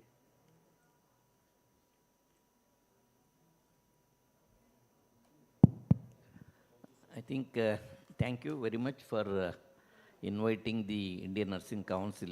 Basically, we as a national regulatory body, we are focusing more how we can make reforms to prepare the nursing human resource for the maternal child health. Specifically for your question, one of the very innovative and path-breaking policy decision which has been taken by the Government of India and the national regulatory body in collaboration with the FOXI, because the FOXI was totally involved in the curriculum planning of the nurse practitioner midwives, which has gone in a big way. And I think as per the World Health Assembly, International Council of Nurses and the World Health Assembly, in the State of the World Nursing Report globally, have said 4 themes in that. One is the investment to the nursing. If at all, if you don't invest the money for the nursing and midwifery, you will not be able to achieve the maternal and child targets. So in that, I want to inform that the Ministry of Health under the NHM has made a policy commitment that 86,000 nurse practitioner midwives will be trained. That's a very big policy statement which is made and is going to be funded by the NHM. And in that direction, I think already the 12 national midwifery training institutions have started, and the states are trying to train more the nurse practitioner midwives. So once we have this, the nurse practitioner midwives, which is one of the first path-breaking policy decision by the Ministry of Health and Nursing Council, and also we have gone, I think we are going in a super specialization era where everybody wants to go into the super specialization. You can't have a, when the DM and MCH doctor is working, we as a nurses as very important team members in the healthcare delivery system, we cannot be only general nurses. So therefore, the Indian Nursing Council has, with the consultation of the Ministry of Health, we have policy decision has been taken. The 12 nurse practitioner postgraduate residency program has been prepared, and especially the nurse practitioner midwives, nurse practitioner, I think the Manju Vatsa is one of the neonatal nurse who is working with us, and we have a nurse practitioner, neonatal nurse, nurse practitioner in critical care, and recently about 30 intensivists who we had one of the review meeting, how the 30 intensivists have appreciated this now revived this nurse practitioner program, which is making a definitely making an impact. And also, I think not only in the reforms, when the parliament asked the question, how many nurses are there in India? See, that's a very important. If you don't have a proper human resource, you will not be able to provide the maternal and child health services. So we say as the regulators, 36 lakhs of nurses and midwives have been trained from 1947 to date. Similarly, Indian Medical Association, the other regulatory bodies. But out of that, how many people have died? How many people have been working abroad? So you need a realistic live register is required. I think Indian Nursing Council is the first regulatory body to have a nursing registration tracking system linking with the Aadhaar. We have a latest mobile number, latest the email. We have, as on today, we were able to capture the data literally for 12 lakh nurses. Nurses we have captured. I think with another, within a year, we'll be able to capture all the nurses. And one other big reforms which has the Ministry of Health has come out is the National Nursing and Midwifery Commission, which this Nursing and Midwifery Commission is going to work for the more reforms. And we are also very conscious about the quality of the training of the nurses and midwives. In that, we have come out with a competency-based curriculum. And this competency-based curriculum, like developed country like Canada, one of the Brunswick University has come out by seeing our syllabus itself. They have come out with the dual degree for the Manipal College of Nursing. We have given 30 supernumerary seats. Those 30 supernumerary seat candidates, without going to Canada, they will have only online 50 hours of the every year, and they will be getting in their degree. That speaks volume of the robust of the curriculum which has been we have prepared. And we are also more focused on now, I think, trial and error of learning in the education. We should go for a simulation. I think we have started the state-of-the-art simulation center in the SGT University in collaboration with the JAPAGO and the Lateral and the SGT and Indian Nursing Council. I think now we have to go, I think, patient safety is in the hands of the doctors and nurses. So we cannot go with the 50% marks of the practical we are passing out. It has to be 100% in the competencies. That can be achieved only through the simulation. So therefore, we have come out with the next second such a state-of-the-art simulation center we are going to establish in Karnataka in one of the Bagalkot medical colleges. And I think Monday I'm going to the Raipur. I think ICE University has shown the interest of establishing a similar type of this. So we are all focusing how best our nursing and midwifery human resource to be trained to improve the quality of the nursing education. That's going to make an impact. I think recently you can see how COVID nurses and midwives were able to work, and also the indicators which reduction of the MMR and MR. And also we have proposed the auxiliary nurse midwives are one of the very key personnel working in the rural area. So we have also created a bridge program for the ANMs to become the GNMs. That's another reforms we have done. And again, we want, I think, the future globally, we are going for the baccalaureate program of nursing. So you can't, India should not be lag behind, because the Middle East has said that no more diploma program will be appointed there. Yeah. So therefore, we are upgrading the schools into colleges of nursing, which we have taken now, and the government of India has also supported this program. That's another big reforms where gradually we are going to upgrade all the schools of nursing into colleges of nursing, so that they have a quality of the education, and especially in the interest of the SDG goal of reduction of the MMR and MR, that will going to make a very good important. Thank you, sir. Some very important points to consider, that nursing cadre, when it comes to universal health care, making health care reach everyone, nursing fraternity will play a very important role. And that is why also our keynote plenary as UNICEF, WHO and Asian Development Bank tomorrow is on community health and nutrition, and the role the frontline workers play in the universal health coverage. Also another important point, the quality of education, and how through this we can come at global standards, so that through legal ways of our human resource being global good, that can also be ensured. So thank you, sir, for those updates. And of course the commission, which is a government initiative, and the midwifery initiative that you mentioned. So I come to Dr. Manju, ma'am, because you have a specialized nursing fraternity under IANN, and you have the NNF. You also heard Dr. Vasant sir talk about the love relationship with Foxy and IAP. Yeah, I want to pick on that. I want your perspective of how, because see, we'll see a lot of new things coming, like MNCs were mentioned, zero separation. So this should ideally kill the dichotomy that, my job is done, now baby handed over. How do you see gaps where some of the professional associations can further synergize, so that maternal and newborn goals can be supported? Yeah, thank you. Good afternoon, everyone. I'm first of all thankful to UNICEF and to IAP for inviting me to this forum. It's a very important meeting, and with all the stakeholders and all the partner associations here, I feel very young today, because I'm the youngest organization among all. I would like to just talk in 4 different aspects. One is what we are, what we have done, what we are doing, and what we want to do in the future. These 4 aspects I will cover.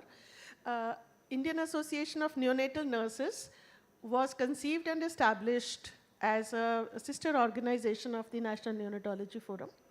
I happened to be the nursing coordinator in the NNF at the time, in 2008. We had an international conference which was fully supported by UNICEF.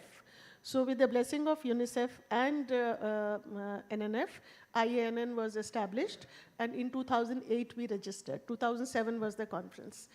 And I would also like to say that we have many neonatologists as members in our association. It's not only nurses. And among the nurses also, we take all nurses working in community or in the hospital with community health nursing specialty, pediatric nursing, and OBG specialty, except for medical surgical nursing and for psychiatric nursing, because they have their own associations. And I also want to make a comment here that neonatologists are the most nurse-friendly doctors in the whole doctor fraternity. This is my experience. And many people get offended by that, because they say we are very friendly with our nurses, and I say being friendly with the nurse is not what we are looking for at a personal level. We are looking for equal partnership, respectful, mutual understanding, and working together and appreciating the role of each other. That's what I see the role of a partnership. So that's what we are. And we have, as of today, we have 1,600 members, nurse and doctors together. Now, what we have, nurse, as you know, is the most important, one of the most important and largest workforce, and working at all levels of healthcare for improving the quality and survival of the neonates, whether it is the home-based level, they train the ASHAs and the ANMs, they are trainers, or at the community as public health nurses, as community health officers, they are also nurses, and whether it is in SNCUs or tertiary care level 3 units or 4 units, it's the nurses who are the backbone of the neonatal nursing care system. So what we have done is, first of all, as Dr. Dilip Kumar said, we got, it helped because I was a member of the Indian Nursing Council as well. So we have introduced 2 specialty programs in neonatal nursing. One is a post-basic diploma program with the residency program of 1 year. And the second is a latest addition is the neonatal nurse practitioner program.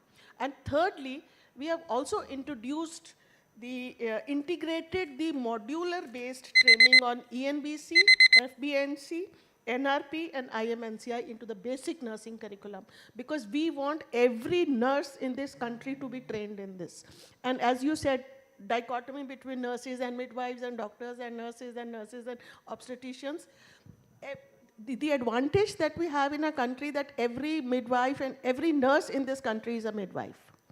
And we want to maintain and retain that. There are many people in the West who have specialist midwives who are not nurses, but I think it is our strength that every nurse is registered and trained as a midwife also. And midwives and nurses together, all of them look after the neonates and babies and also the mothers. So therefore, there is no dichotomy as far as nursing is concerned. It is probably in the minds of the medical specialists that they need to little modify that part. Secondly, we have, as an association, we have created a pool of master trainers with the help of funding from UNICEF and WHO. We have created a pool of master trainers in ENBC, FBNC, NRP, QI, and IMNCI. We partnered with AIMS WHO CC for newborn care for developing innovative training and care packages for newborn care. IANN has always been a partner in developing those training packages. In our annual conferences, when we have had 10 of them, we are always emphasizing IKMNC, KMC, NRP, developmentally supportive care. We have special workshops on QI and respiratory support. So that is one thing which we have each one of our conferences, we have had special emphasis and focus on these areas. In addition to that, we recognize mother as a very important, not only mother, the community as a very important participant in the care and, of the newborns. So we organize events during the breastfeeding and newborn week, involving the mothers and the community and educating them about their role in it. So whether it is home-based or it is in the hospital, we have always integrated the mother into our programs. So what we are currently working on is we are developing standards and competencies for training of neonatal nurses for pre-service and in-service training. We are also working for creation of a specialist cadre of neonatal nurses, which is lacking in our country. And because especially in the SNCUs and special care unit, tertiary care units, we would like to have a specially trained, whether post-basic diploma or a neonatal nurse practitioner in those units. We want to promote collaborative research to develop evidence base for innovative models of teaching and practice.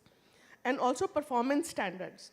There are several training packages which are there for newborn care, and many of them are not aligned with each other. So we want to really have a universal package. We want to collate, compile, and recommend a universal package which should be used all over the country for training of the nurses. These are the areas which we are currently working on.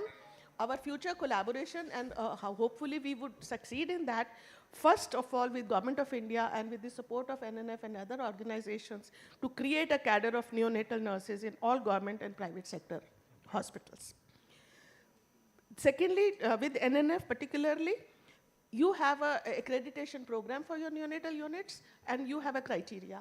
I would like to put their position of a specialist nurse trained in post-basic diploma in neonatal nursing or a neonatal nurse practitioner. Make that change, make that in your accreditation criteria so that every unit will then have, and that will give a boost to the, for the nurses to study in these programs, and so that they have something to look up and look forward for future in their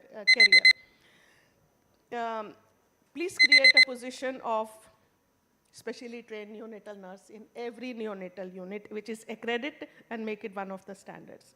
Then further, we with UNICEF, NNF, and WHO, we would like to have capacity building of nursing faculty for improving the training of pre-service and in-service nurses. We have introduced it in the curriculum, but many faculty in many colleges are finding it difficult because they don't have trained nursing faculty in those. So that's one thing which in the future we would like to look forward. Thank you once again for your...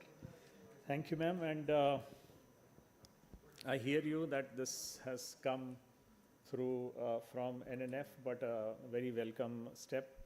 So, sir, Madan sir, this is totally out of syllabus now for you, and for a reason that you have in your illustrious work at the ministry, you have seen different public health programs closely and also guided through many of those policy documents.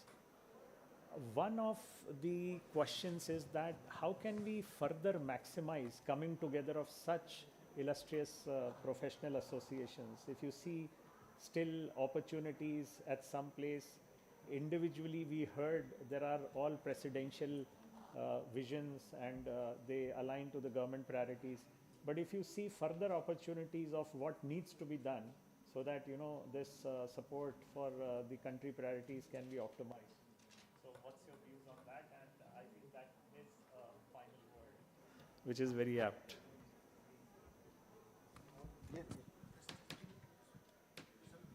Thank you, Vivek. As anticipated, I won't be getting time, so that's the usual part. That's another thing, because the important things comes usually. And take your time, sir. No, don't worry about that. I will finish in 1 minute, 2 minutes, because I have lived the telegram era. That means I know how to say things in very, very short words. So don't worry about that. I was just wondering, after listening to all the association and presidents, and having worked at Niti Aayog for almost around 6 years and now working with the Ministry of Health, I've come across with many. I've worked with around 5-6 Foxtree presidents, national presidents, right from Reshma Pai to the current one. So I have seen them. I've seen many of the IAP presidents and other persons. I've worked with 5-6 IAPSM presidents also. I was not active member, but my executive director is president-elect. He is occupied somewhere. He asked me to represent IAP. So that's of different things. But after listening to all the people, IMA, Gaon Cholo, I was knowing about that. But I was waiting, where is the Gaon Cholo program? Because we are working with the communities, we are working with the system. I'm a hardcore system person, working with private as well as government. PMJ, I was the first person to say that this is a scheme meant for tier 2, tier 3 cities, and it would be benefiting the small hospitals. So with that vision, we have started this, and I don't call it as a private partnership, public-private partnership. I am usually coining a new one, partnership for public provisioning. That means we are all working for some public provisioning. After hearing all the capacity building efforts, which many people, 2 lakh persons, and 30,000, 40,000, where are all these people? Where are all these capacities? Because we have been partnering with many organizations, and India, NSHRC has partnered with the University of Manitoba for the World Global Exemplar Study, in which lot of efforts and lot of good practices were measured. The topic was monitoring, evaluation, research and learning. That was the thing which was assigned to me.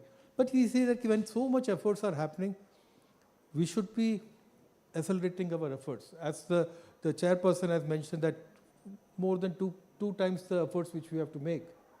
With so much capacities available, we won't be required that 2 times of effort. Whatever we are doing, if we are able to sustain that, I think we would be achieving the single-digit NMR targets and other things. And very happy to share that the SDG goals of the maternal mortality ratio, that is currently it is 97, and we have to reach the target of 70. I think the next thing will come. We will find that more than half of the states would have already achieved this maternal mortality ratio. That means things are in place. We have to see that how we come together. There was another thing when I was working with Niti Aayog, I came across the Organization for Medical Association Guild, OMEG, they called it, where it was an attempt made to bring all the professional association together. And after 1-2 years, I have not been able to hear that where this association has gone. We have to see that how they bring together, because together we can achieve things. Otherwise, what will happen? You are doing something, you are making some guidelines, you say that I prescribe, you take. The main thing is that wherever some guidelines comes to me, I usually say, where is the sensitivity analysis? If you're writing a single line, I need a sensitivity analysis. Another thing regarding the monitoring thing, we are having around 210,000 facilities. We are having Indian Public Health Standard which describes that what is the HR situation, how the NICU should be there, how the SNC should be there, how the ICU should be there. And we have been able to do an assessment of 97% of the institutions. First time we have done, because we have used a digital tool and we have trusted our people. And whatever data is coming, it shows that where we stand. That's another thing which I can't share because that is there in the public domain. Second thing about, we have been investing a lot into the neonatal training, because asking a neonatal specialist, DM in neonatology, to work at our neonatal institute would be is a very difficult task, because he would be expecting some certain set of facilities to be made available. But nevertheless, the caregiving model which is there, in some of the this neonatal units which we are having, that the mother and the child taken as a MNICU concept, that is coming up. I think in Uttar Pradesh you will be finding it. In some of the states they are there.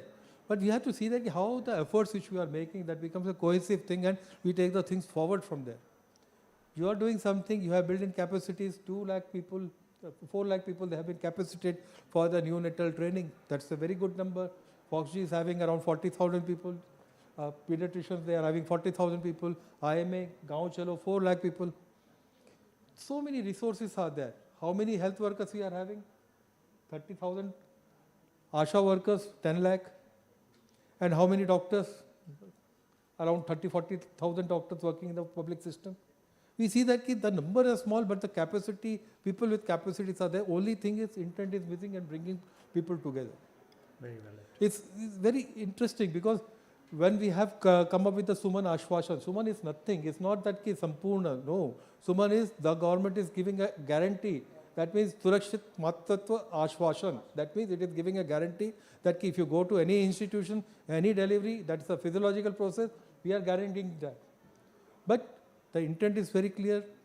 High level support is there. Infrastructure is there. But the intent is that how to translate that intent into reality. That intent is there. We have to translate. We have come up with the Lakshya standards. We have come up with the, when I was helping the MST for Mug for Mother, when the Foxg is also having your standards, what Manyata standards. Manyata has now been agreed by NABH. Okay, we take pride in that. But what has happened after that? We see that whether it is implemented or not. After implementation, are we getting the outcome which is envisaged to that? Is all delivery safe? Because if you talk about the Manyata standards and other things, the other thing, the pediatricians, they have told that the neonatal max sulf and your steroids, whether it is administered in the private sector or not. Who is monitoring that? We have to see that, because I am the person who says that at the end of the pregnancy, there should be healthy mother and baby. If the society is accepting high levels of C-sections, I am not bothered. I am not bothered, because it's a societal acceptance which is more important rather than the evidence in other thing. If the society is happy with a healthy mother and a healthy baby, who are we to dictate, and we have to only facilitate things. But these are things which are there. We have to see that how we bring in more synergies.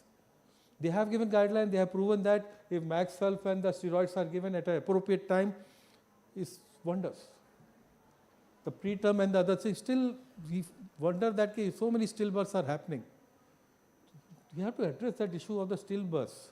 So once we are reducing the neonatal mortality to less than one single digit, we have to see that how the stillbirths are also addressed. And that will only come with the help of OGCs. That means how the antenatal care happens, because you have to train from that level. If a good antenatal thing happens, then obviously a healthy baby would be there, and things would be very easy for the neonatologist as well as the pediatricians. It starts from there. That means both the people have to work together and see that. But the capacities which we have built, we have to bring together all these things. And the OMEC kind of mechanism is there. We need that how we reactivate that mechanism so that all the professional bodies, they come together and take the fall. We are all working for the same set of population. We are working for the people, you are working for the same set, I am working for the same set. See that how we converge and make a more effective thing. It's not the taking credit. If they are healthy, they will always come to you. And whenever I have been saying, because they always look at the government to regulate, I say that professional bodies should regulate themselves. This is the thing which I have been saying for the last 4 or 5 years now in all the association meetings. Why? Because why? Because in the Western countries, it's a chamber of physicians which regulate the medical practice, not the government.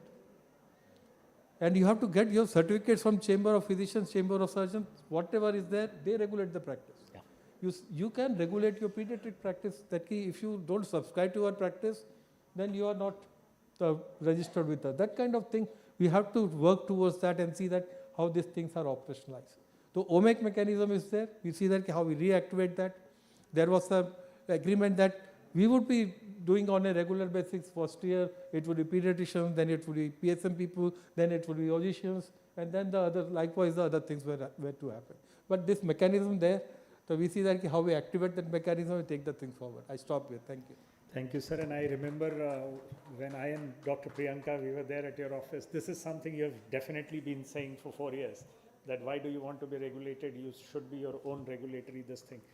So, yes, so the final word was very useful, that there is so much more that can be done.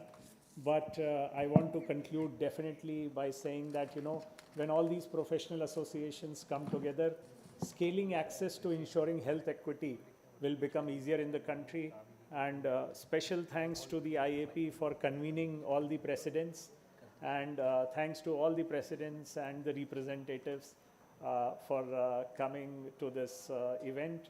And we look forward to more thought-provoking ways in which we can synergize our efforts for health equity and access increase in the country. Thank you very much. Yes, please.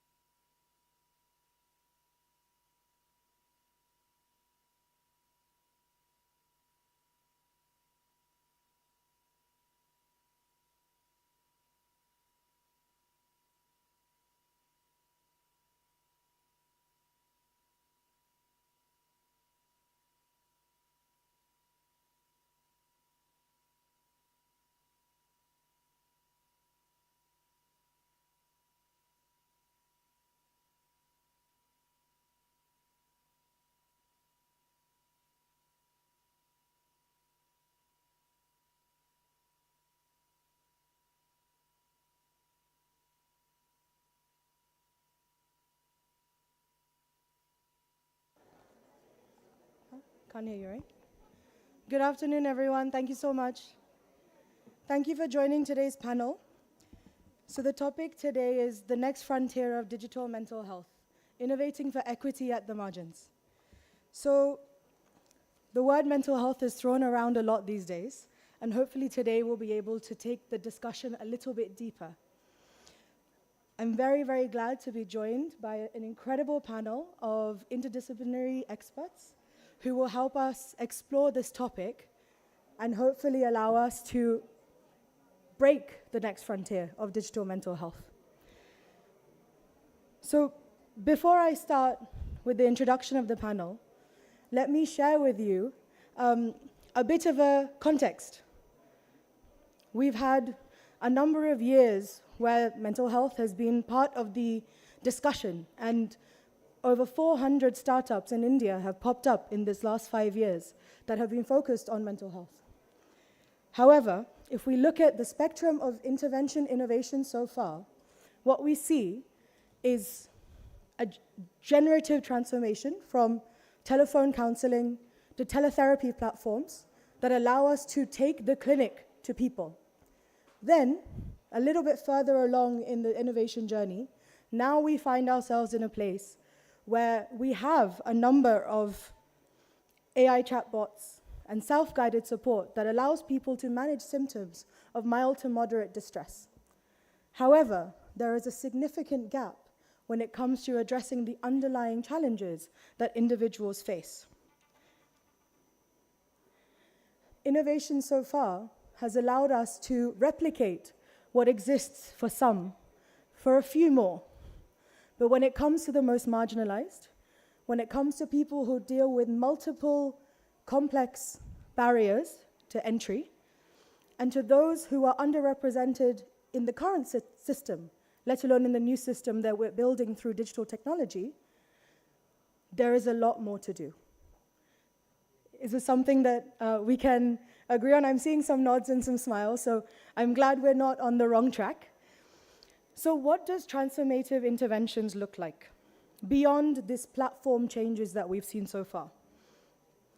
So we are starting to see some education and awareness that is reducing stigma, some problem tracking and data management, which is allowing systems to track the real challenges and the issues that are being seen, either in community, in workplaces, or in clinics.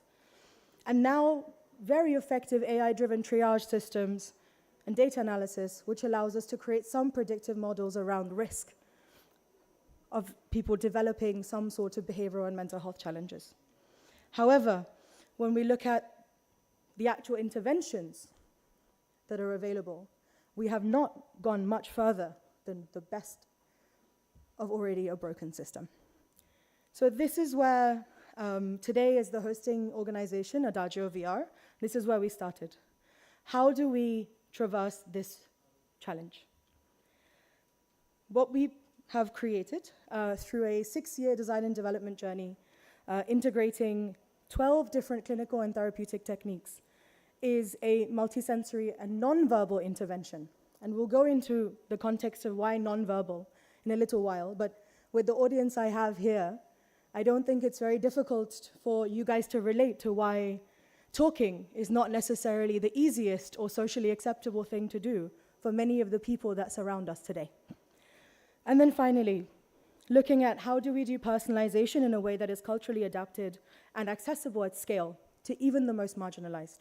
So we'll be sharing a little bit more about what that means to us as an organization, but more specifically about what takeaways might be useful for everybody here in the room today. So this is just a quick introduction of us as the hosting organization. We're very glad that we've been able to do a number of incredible projects in working with various marginalized communities, which we'll be sharing. But we'll come to that once we've had this panel of exploration. So on the panel today, we have medical experts, health economic and public health experts, people who come from the funding mechanism side, and those who have done the innovation.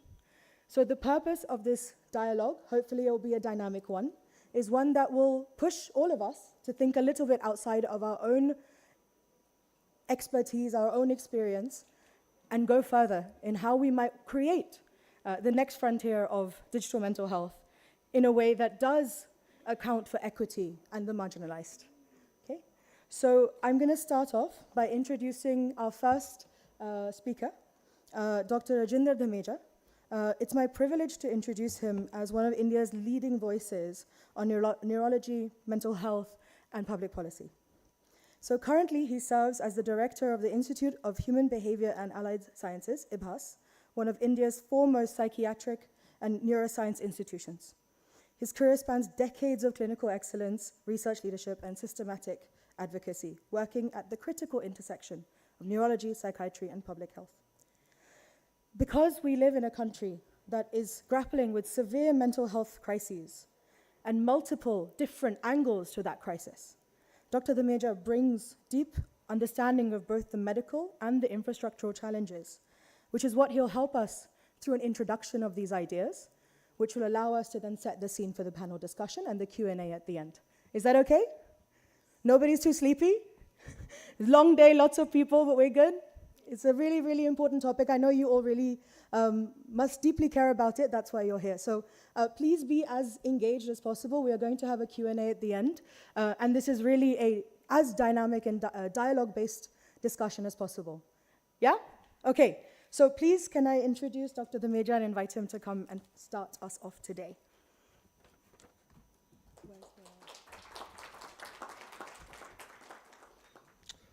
Good afternoon to everyone.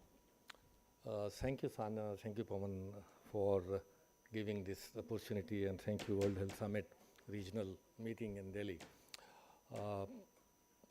Thank you, my co-panelists, Brian, Varun, Nachiket, Karthik, Rudrani.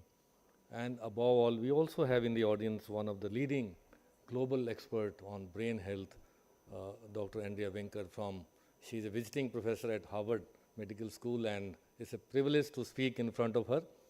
And we are lucky to have her today in the audience. And she has another many sessions coming up tomorrow and day after tomorrow in the World Health Summit, and again on the brain health. So I wear many hats. One of the hat is the director of one of the largest neuropsychiatric institute in Asia, which is about 3,000 outpatient visits every day, and of course 317 beds for the inpatients in the neurology, psychiatry, neurosciences, clinical psychology, psychiatric nursing, psychiatric social work, and so on and so forth. On the other hand, I also happen to be the chair of the National Task Force on Brain Health from the Government of India and NITI Aayog. We are trying to come up with a national policy for the brain health, including the mental health, and of course having a national program for the brain health, and of course at the district level in the aspirational districts program, which is 350 districts of the country, which are little backward districts of the country. So we are having this great moment of transformation. And coming to the digital mental health again, it is again a wonderful opportunity. We are the tech giants, and COVID has taught us many, many things, how to use technology, whether it is Zoom meetings, or it is digital mental health, or it is apps, or it is chatbots, or so and so forth. So I'll just briefly touch in next 10 to 15 minutes about the mental health scenario in the country. My disclosure is that I don't have anything to do with the funding agencies or the host organizations or the host of this meeting or this seminar or this session. Having said that, I'll just briefly outlay to set the stage about the mental health scenario in the country. So we have around 970 million people suffer from mental disorders. That's a WHO figure. Of course, the brain health is 1 in 3 individuals suffer from one or the other neurological disorders. Again, WHO figure, and you can very well imagine from the 1.5 billion people in the country, how many people are suffering from the neurological disorders and the mental health. We'll come to the national mental health surveys and national mental health policy and national mental health program in the country. It's one of the topmost, actually, the 10 leading causes of disability. 12% of the global burden of disease as per the WHO. Of course, in terms of economics, we have the health economics with us. 16 trillion US dollars. That is the impact of the mental health disorders globally. This is the global figures, and these are the to 2019 data, about 15% of us have one or more mental or substance use disorders. You can see the different colors and different parts of the geopolitical scenario where there are some areas which are very, very high prevalence of mental health disorders, where there are some little less, but still India comes around 12%, as I said, 12 to 15%, and that's a huge number given our population. We have a double whammy, we have a young population also, we have an aging population also, and this is the Delhi which is actually the marker of the disability or the burden of disease for anything, and you can see the Delhi is again global situation, some of the countries having very high burden of mental health disorders and some of the countries having little less, but India comes in between as per the population. In terms of last 30 years in India, the mental health disorders, about the total share of disease burden up to the overall, so 4.67 as per the latest figure in 2019, and you can see the rising graph from this from 1990 to 2019, and after the COVID it has gone exponentially much more. This is the National Mental Health Survey giving you the idea of mental health disorders. We call them F10, F20, F30, F40, different numbers. You can see any mental health disorder, again 10.6%, that's a National Mental Health Survey from NIMS Bangalore. But see that the substance abuse, see that the severe mental health disorders, they form a chunk of major burden of disease in terms of mental health in the country. Again, as per the demographic profile, you can see the productive age group from 20 to 45 or 60 having these problems. Of late, we have been seeing lots and lots of teenagers and adolescents having severe mental health issues, whether it is quotas or it is coaching factories or it is school pressures or it is bullying or it is peer pressures, and we are seeing a lot of this kind of a new phenomena occurring in our future, in our adolescents, which are future of the country, and we are actually addressing this issue at the Niti Aayog for how to do and what to do. There are many, many things coming up to address this issue. Many more research is coming up from ICMR, and that is something very important for us. Again, in terms of absolute numbers, around 5 crores children only, they suffer from the mental health disorders, and numbers are, again, they are underrepresented, underreported because of the low mental health literacy and of course the stigma associated with this mental health disorder. So it's huge numbers. I don't have to go into details, but there is a difference between urban and rural, and that is, again, I'll come to the urban and rural differential numbers again. You can see there are some of these prevalence of the mental health disorders as per the National Mental Health Survey of 2016. So the numbers are quite high. That is what we see. And I was just mentioning about the Indian urban metros. You can see the difference between various diseases, the total numbers. We can see rural, urban non-metro and urban metro. So urban metro having a major chunk of mental health disorders again. In terms of economics, again, I'm coming back to the economics again, because there are two things. One is the economic burden, second is the loss of productivity, and third is out-of-pocket expenses on these disorders. Whether this is outpatient visits or it is inpatient hospitalization or it is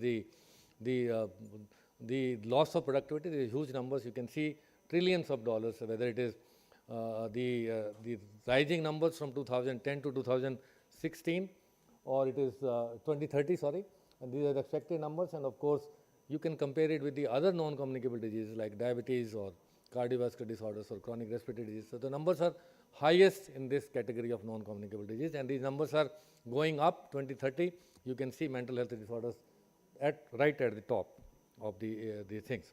So where are we actually at in terms of our services, whether it is the capacity or it is the infrastructure? So one by one, you can see the worldwide, of course, there is a scarcity of the mental health professionals, and you can see we had seen this in COVID times, and post-COVID mental health disorders have taken a major step forward, and the numbers are very, very low as many of the countries do not have the expected numbers. Many of the advanced countries have high number of psychiatrists, while lower and middle income countries or global south, they have the 40 times lower numbers in terms of mental health professionals. So we have around 9,000 psychiatrists as per the 2019. At the most now we will be having 2025 will be 11,000. These are from the Indian Psychiatry Society numbers, and around 1,000 psychiatrists now, they are in the pipeline. They are MD or DNB seats in the country. We are trying to increase to 2,500, but at the moment I am part of the National Medical Commission. Our mission is to increase to double the numbers of MD psychiatry seats because we have only less than one psychiatrist per 100,000 population, that per lakh, whereas the desirable number is around 3 psychiatrists per 100,000, and of course higher income countries in the West, they have more than 6 psychiatrists per lakh, and of course we need 2,700 psychiatrists, new psychiatrists every year to reach the desired level by 2030 or 2019, and that is something we want to have. But on the other hand, clinical psychologists, psychiatric social work and other mental health professionals, a measurable number, less than 2 per lakh population. That is something like this. Coming to the funding from the government, I represent both government as well as the institutional levels. So I don't have to criticize myself, but the fact is that the funding is very meager funding, and of course out of the funding only one institute gets 85% of the funding, that is NIMHANS Bangalore. So we have the 3 government, central government institutes for the mental health, apart from the other 46 mental health institutions, but out of 3, one is in Tejpur, one is in Ranchi, and one is in NIMHANS Bangalore. The NIMHANS Bangalore is a brand which gets 85% of the funding. We are trying to get to convince the finance ministry to look at the other the institutions as well, so that we have equitable. Mind you, this is also having a national mental health program funding also. So that also requires a lot of funding because we have 750 districts, and national mental health program is a district mental health program based on the district only. So you can see that. So I'll just quickly switch gears and come to the treatment gap, which is around 80%. Treatment gap, that means out of 180 people are not having access to the mental health treatment and the management. So that is huge numbers, and that's of course one of the biggest challenge is the accessibility. Is affordability, accessibility, availability, adaptability, and of course everything concerned with the high cost, out of pocket expenses, I told you, the unavailability of the professionals, long distances, travel distances, lack of time for the psychiatrists, stigma, lower mental health literacy, and many more things which limit the accessibility to that. And that is why we are here today talking about the digital mental health intervention, and we have a great panel here to discuss about this. But I'll just tell you, so many things have happened in the digital space in last 10 years, and I'm proud to say that we have a very high IT presence in the world, and very large internet penetration in the country, and we have seen that how telemedicine or telepsychiatry can be useful for providing remote services and hub and spoke model. Of course, there are so many things which Sanya mentioned about that, digital CBT, cognitive behavior therapy, virtual reality. They have a very wonderful program which we also use it, and of course the self-help and other things which are there. I'll just quickly touch upon what is the evidence for the digital mental health interventions. There is large number of research now, and of course they have a potential to be very, very effective. The ongoing research is there, and we have seen that how they can be useful, and there is a lot of strength and a lot of promise for the digital mental health as an attractive case for investing in these interventions, and it should be considered very seriously in the health system strengthening, and of course for the larger good in the public health systems. But there are issues, there are ethical considerations in the landscape of the digital mental health, like privacy, because this is data, the confidentiality. We have a Mental Health Care Act 2017, which gives the patient-centric confidentiality, and it's a very, very, very patient-centric act from the Parliament, and we have a state mental authority, central mental authorities to look after the implementation of act. There is a confidentiality, there is a transparency, there is security of the data, and who will own this data. They are all IT considerations, and of course the issues with that. Just have the infrastructure. We have 46 mental health hospitals. They are not in a very good shape, but of course we at the National Human Rights Commission and the National Medical Commission are trying to make them better, and the latest is that we are trying to convert these mental health institutions from the mental lunatic asylums to the modern open ward like IBHAS, the modern open ward psychiatric hospitals where patient can roam about, patient can come and go, they stay with the families, and that is something very, very important. And these mental health institutions will be converted into teaching institutes so that they can produce psychiatrists, because they have a huge clinical material and of course the infrastructure also. A little bit about the government initiatives on the digital mental health. So this is the national flagship program of the Government of India, which is now the largest mental health program in the world, which was started on 10th of October 2022. There is only one number, 14416, you can call from anywhere in the country, and there are 53 centers now, including one in Ibhas, where you can call this number 14416. Wherever you are in India, the call will go to the particular states. Some of the states like Uttar Pradesh have 4 centers, some of the states like Delhi has 1 center, but there are 53 centers in total. This is 24/7, 3-tier tele helpline, which is the calls are taken up by the clinical psychologists and counselors, and they engage with the clients. And in case the counselor feels that the issue is severe or mental health issue which cannot be handled, the same time, real time, the call is transferred to the psychiatrist on call. Real time psychiatrist is available, and in case the psychiatrist also feel there is a high risk of self-harm or harm to the public or society, the patient is brought to the hospital, nearby district hospital or the hospital like Nimhans, Ibhas and other mental health hospitals.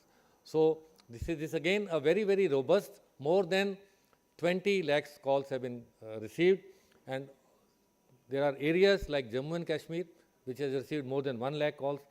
Delhi has received 20,000 calls, and we are receiving so many calls every day, around 100 calls every day, and that shows that awareness is coming up. People have a demand. Earlier we used to say there is a need but there is no demand. People feel shy, they don't seek help, but now with this initiative from the Government of India, the people are coming forward to take the professional help.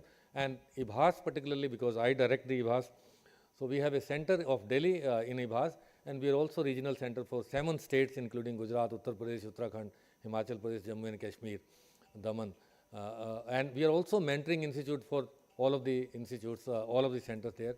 So we are playing a triple role for augmenting the services as well as providing the services. This is a regional center, of course, for the telemanas, and this is one of the hugely successful program, health program of the Government of India post-COVID, and that is something very, very important. So I just need to promote by having this slide because we need to have the telemedicine, telepsychiatry, digital mental health apps and the virtual reality programs, and they have non-verbal sensory programs. So fantastic to have that, and it's very, very fantastic to have this session. And thank you very much for all of you for kind attention and giving me this opportunity. Great.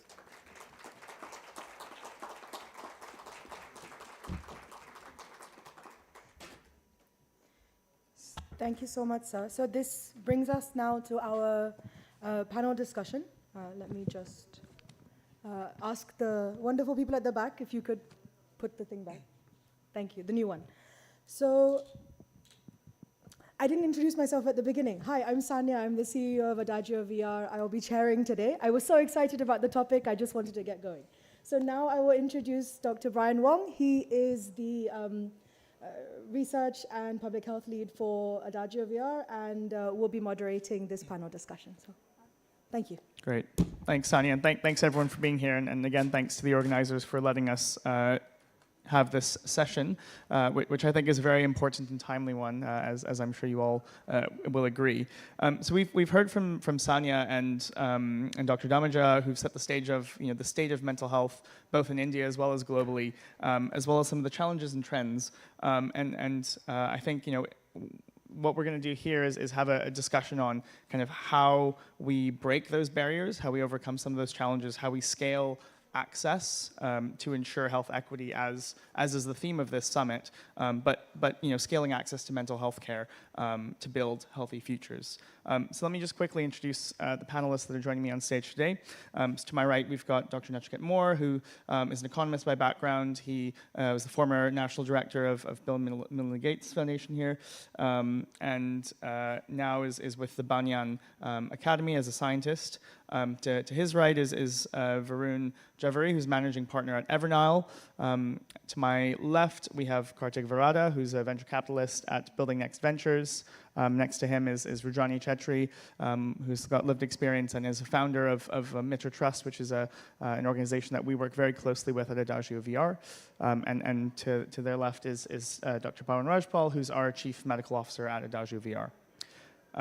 So very, very quickly kicking off. So Dr. Moore, you've had a very unique vantage point. You've worked at this intersection of economics, health systems, and innovation, both in India as well as globally. And we'd like to know, given your really deep expertise and engagement with public health financing and delivery, how do you see technology really addressing the needs of health equity across different areas of healthcare innovation, and how does that differ from the mental health ecosystem, and what are some unique challenges and opportunities that exist for innovations in mental health, particularly if it's to suit the diverse contexts and needs of India?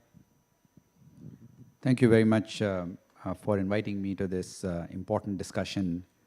It was wonderful to hear from Dr. Dhamija the underlying situation and the size of the problem that we have in the country. And for most of us who are from India, we know this is an enormous size country, very distributed. And the challenge of mental health is that it's a diffuse presence disease. It's not a disease in which one can say this particular region has, there are some numbers that you see for state-wise, but it can happen anywhere, it can happen to anybody.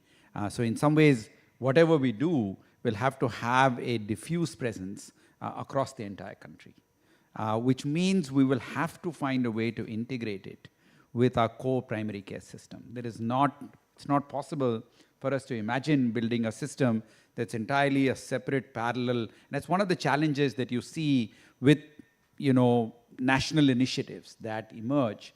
They are vertical initiatives. They think that we will go all the way down to the last village with a deep mental health specialist or even a mental health worker. This is simply not possible to do. We are going to have to figure out what is the mechanism that we have. The other challenge, and again, something that Dr. Dhamija pointed out so well, we don't have the trained, certified workers that we need. And this is not going to be easily solvable. We can't simply attach a word lay to a psychiatrist and say, now we've solved the problem. And we don't have psychiatrists, but we have lay psychiatrists. Because the core problem is the lack of a certified, adequately certified individual, right? If it's lay and we are signaling this is not adequately certified, that means they are not capable of doing what is needed to be done. We're going to have to think through, therefore, how are we going to respond to this? And we have done some, for our paper, done some modeling work over the next 20, 30 years. This is not a problem that's going to get solved in 40 years. The disease burden is going to go further up. As we urbanize, as we go up the economic stratum, we're going to have a bigger problem to think about. Which means any solution that emerges will have to look at what can be done on the ground and how can we figure this out. And earlier in the day, Dr. Rajpal was explaining to us, kind of neurotic disorders and psychotic disorders. In my mind, there is a lot of opportunity for us to deal with non-psychotic disorders at community levels, using strengths that we have. The risks of harm are low. There is good evidence now on, and the next panel maybe we'll talk a little bit more about it, of working with spiritual healers, of working with family members, working with what the local community can offer. Now, this is not necessarily the right answer for psychotic disorders. Psychotic disorders, there is evidence that things can get worse if you, we've had instances of, people getting chained in temples. We had a burning incident in Tamil Nadu where people died because they were chained and they could not escape. So in psychotic disorders, you have to be a little bit more careful. In all of this, there is a real opportunity for technology to play a role. And, we heard in the morning from, Ramakant about the work they are doing with chatbots and how they can, make a difference. FDA has approved online games for ADHD, for example. There's a real opportunity to think about that. There is also work of gaming to help us think about PTSD, to think about some of these other challenges, anxiety disorders. And then, of course, people like Adagio are doing some fabulous work in trying to understand how to bring virtual reality type situations. We have to be careful, though, as we move forward with this. We can't rush into this quickly. There is risk of harm. We don't fully understand it all. One of the challenges that I see in mental health interventions is that while they are medical interventions, they are treated like social interventions, like livelihoods, like self-help groups. We have a mental health intervention. We need phase 1 trials. We need to demonstrate safety. We need to understand what's happening at the left end of the tail. And I worry a little bit, a premature rush to scale without addressing these concerns, we may end up in a situation where we start hurting people, we get a backlash from the community, and then the whole movement starts to. But I'm very enthusiastic about what technology can do, the consistency it can provide. I'm less enthusiastic about lay counselors, because I worry moralizing can start, lack of confidentiality can begin. They won't give us what we need. I'm not saying they don't have a role, they do have a role, but I think in combination with technology, one can do something really quite important. Great. Thank you so much, Dr. Moore, for that comprehensive overview. I think you touched on a lot of really important things about integration with existing health systems, some challenges, opportunities around low-hanging fruit and kind of the importance of evidence-based interventions. So I think we'll move on now to Varun. So I think just delving deeper into like the practicalities of actually scaling mental health interventions.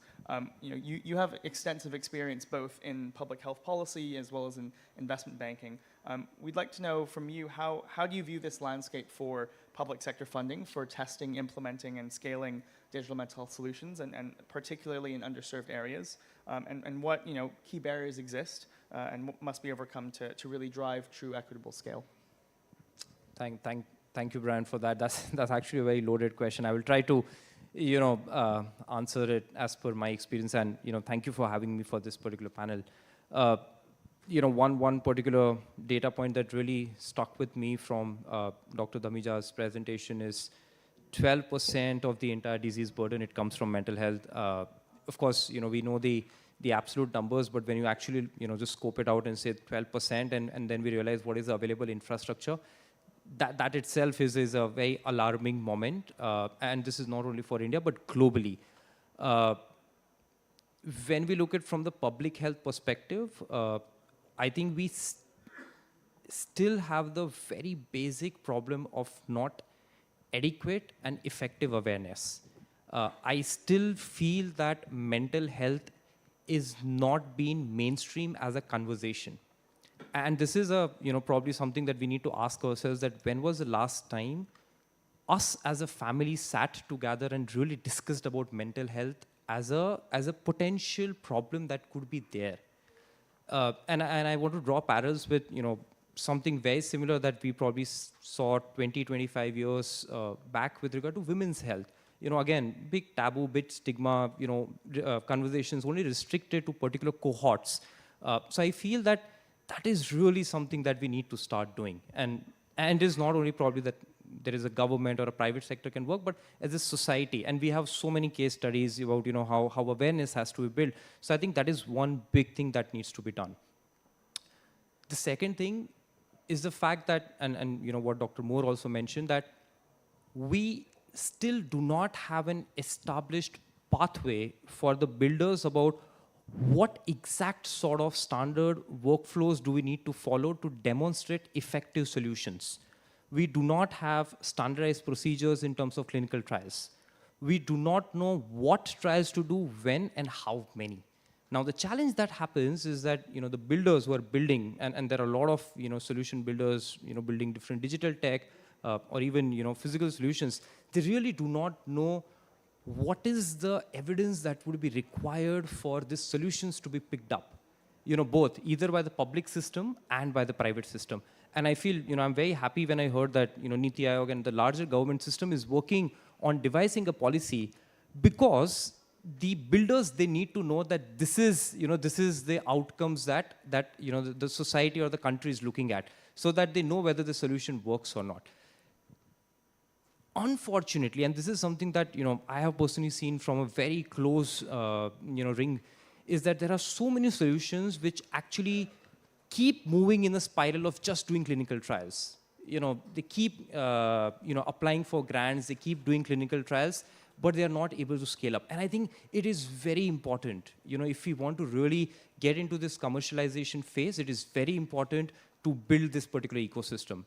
And lastly, with regard to the funding, because, the public healthcare system, again, Dr. Dhamija mentioned, of course, the funding is not enough. We really need more. But the idea, and I think that is one particular perspective that, the healthcare needs to start thinking, is that how can we use the public capital as a catalytic capital? How can we build more public-private partnerships where, if the government is investing, let's say, $10, how can we get the next, 40 from private ecosystem? Government can be a catalyst in providing better regulations and in giving out certain, softer capital, giving out grants, soft debt. But it is really the private capital that is going to come in and really going to push that particular envelope. So I feel that there needs to be a much deeper strategy in thinking about how to use this public capital, because finally, in all honesty, we have seen that public capital is never going to be enough. We are a country which has a fiscal deficit. We are a growing country, so it is never going to be enough. But what it does is that it shows that this is a government priority. It shows that government is going to support the builders, and that is what the private sector wants. So I think these three things, awareness, the part about the funding, and the entire clinical trial ecosystem. I think these three are the big priorities from a public perspective, and I think if we can start even building more things around this, I think that can be a great start. Amazing. Thank you so much, Varun, for those insights around kind of the public sector dynamics and challenges for scale.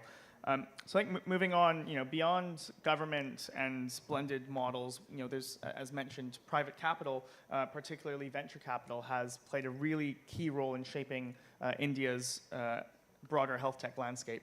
And we have Kartik Vrada next to me, who is, as a VC that focused on healthcare innovation, you operate really at the kind of front lines of identifying and really nurturing and transformative solutions.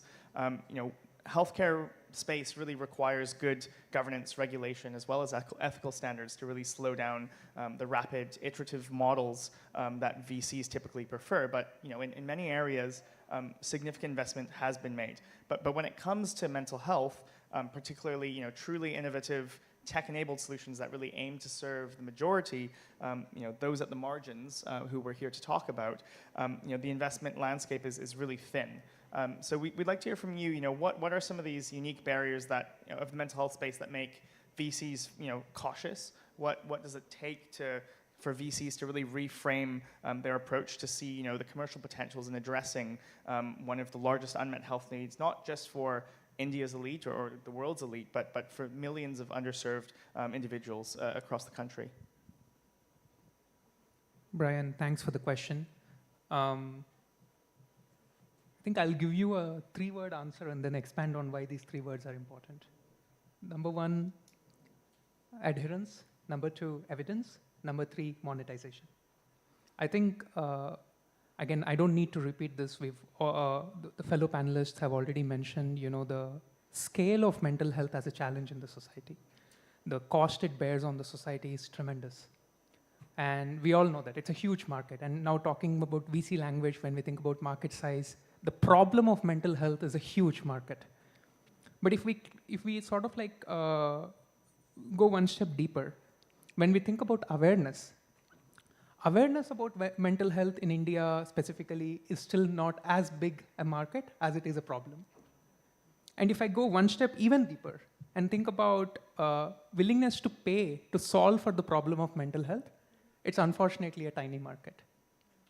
So now when investors, and specifically venture capital investors, think about investing, ultimately venture capital is a very specific type of financing, which is focused on taking highly risky equity-based investments in anticipation of, let's say, 20 times or 30 times return on investment.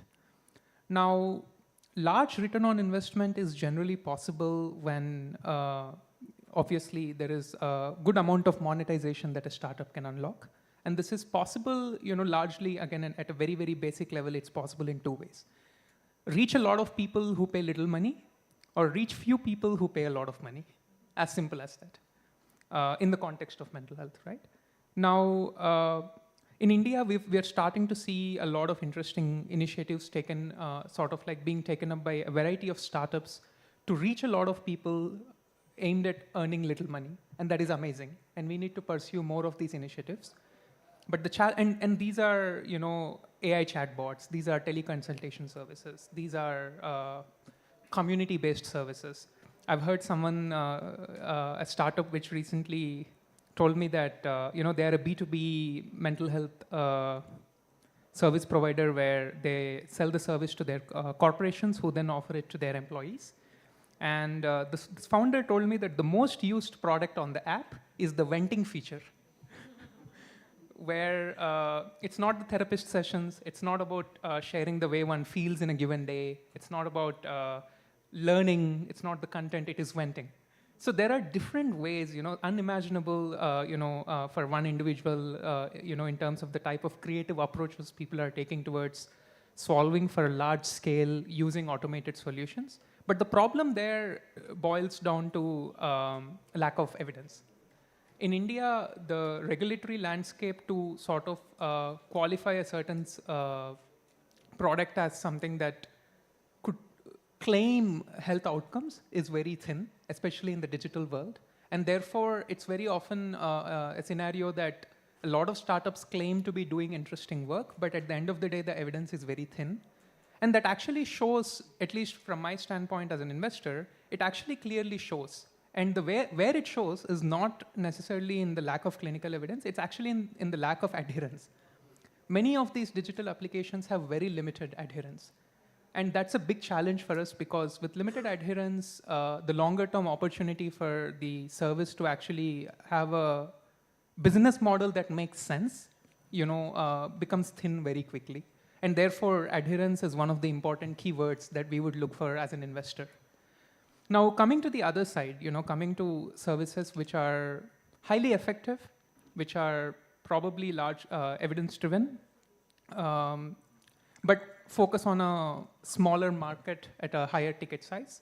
I think for such opportunities, there's actually a global landscape. And Indian startups, I believe, can build a global solution in those areas. Just to share a couple of examples, we are starting to see startups which are using neuromodulation technologies to help deal with depression and help deal with other neurotic health conditions. And while there is early evidence of neuromodulation being an effective tool, where it's possible to also build the feedback loops very quickly, it's relatively expensive, and therefore accessibility becomes a problem.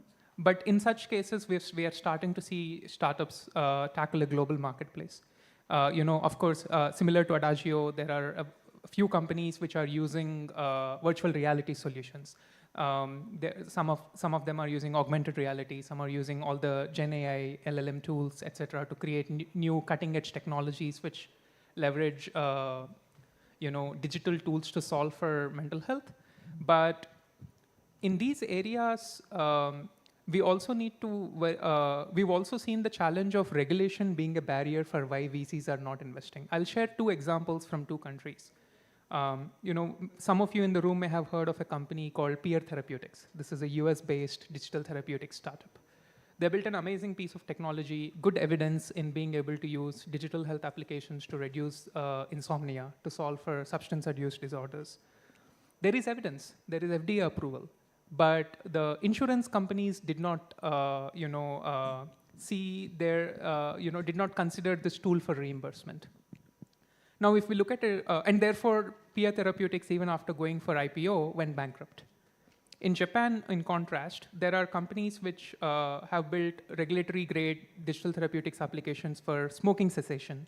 They build tools for, they're building tools for depression using virtual reality. They're building neurotyping-based precision digital therapeutics applications. But the regulatory landscape is very clear that these tools are eligible for insurance payments. And insurers have actually abided by the regulatory guidance by the government and started paying for digital health services. So the presence of, when we think about cutting edge technologies, the presence of regulation also plays a major role in pursuing monetization. And therefore, at the end of the day, in summary, if there are, as an investor, if we find companies that are able to show clear evidence that their product is efficacious, show that the customers are actually liking the product and that there is good adherence with the treatment protocols, and finally, of course, that they're able to pursue a business model where monetization is possible. If we see all these three keywords, then we would love to invest in such opportunities. Great. Thank you so much, Kartik. I think that's really opened up a really interesting and important discussion around kind of investment and kind of the unique risk and what VCs really are looking for when they look to invest in startups and solutions. So moving on, I think let's move on to Rudrani. What do these systematic and financial discussions look like on the ground, particularly for those who are most marginalized?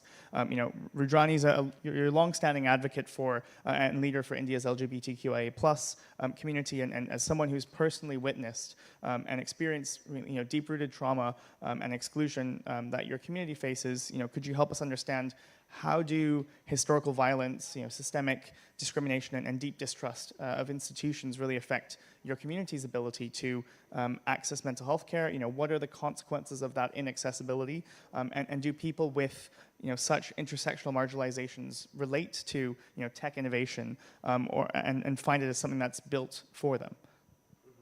Thank you, Brian. Thank you for the question. So when we speak of mental health, I think as a community, we need to understand that mental health can be different for everyone. And, even in India, I think we are still trying to understand mental health. For a lot of us who go through a lot of, ugly things in their life and they believe it's part of, their life, I think for someone like me, within even the LGBT, all the identities, somebody who's visible, and not only country like India, but in the world you can see your identity is always questioned. So you go through, you go through a situation where you start believing that you're not part of the society, and the kind of damage it does to you, kind of mental health, trauma and other thing you go through, you don't even realize, and you start believing it is part of your life. So starting from your own very family, where parents don't accept you, then you're disowned, or you're not given any opportunity because you identify different. So I think for a transgender person, and also speaking on behalf of all the other LGB, Q people, I think our lives are very, very difficult.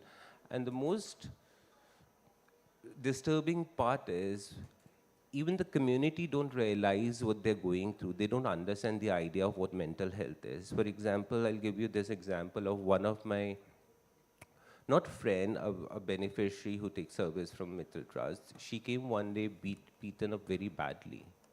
And she was very happy about it. She was very, very happy about it. And I said, what happened? Why you so happy? And I see bruises all over you. She said, my intimate partner, my boyfriend, did this to me. And the idea why she is happy is, she said, like, it happens to all the cis women because they are their wives, their sister, and their family. So somehow I got accepted by my partner. He is, he's jealous of me talking to somebody else, so it validates I'm a woman. But she does not realize, she's not realizing at that time how bad it is going to affect her as a long term. And not only speaking of family, once you're rejected from the family, everybody wants, taking services, clinical services, speaking to counselor, going through all this, tech innovation is very, very far from us. At this point, even someone of you said, sitting in the family and talking about mental health issues is so important. So we understand each other and we be there as a support for them. But for a person like me who's been disowned by the family, disowned by the society, disowned by almost everyone, having nobody in my life. Even if I beg a traffic signal and go back home, I'll be all alone. And even if I find a partner who may not, never be with me for my entire lifetime. So this isolation, this rejection, not giving and not accepting you as who you are is one of the major thing, where the mental health is. We can take care of rest of the thing, how world is treating us, how, if we don't have enough opportunity, we have been very vocal about it, we're still fighting for it, but with that emotional part where you don't have this one person in your life, you don't have your parents whom you can get back and say, my day was bad. So it affects a lot. And a lot of people in our community, when you ever read, somebody's, I mean, of course, NHRC don't even have the record of how many people from the community commit suicide. But as a community, if we are connected with each other as a social, our community network, and I mean, I'm just giving away percentage, but I've seen 80 to 90% people, they commit suicide because they were not accepted by the intimate partner or they cheated them. And it's not recorded. For someone, it doesn't even count that somebody committed suicide because, she was not accepted by the lover or family. For maybe any outsider person, it may not matter. But how deep it impacts me seeing that, one of my kind, somebody who I can relate with, I just lost her life because she was rejected from everywhere.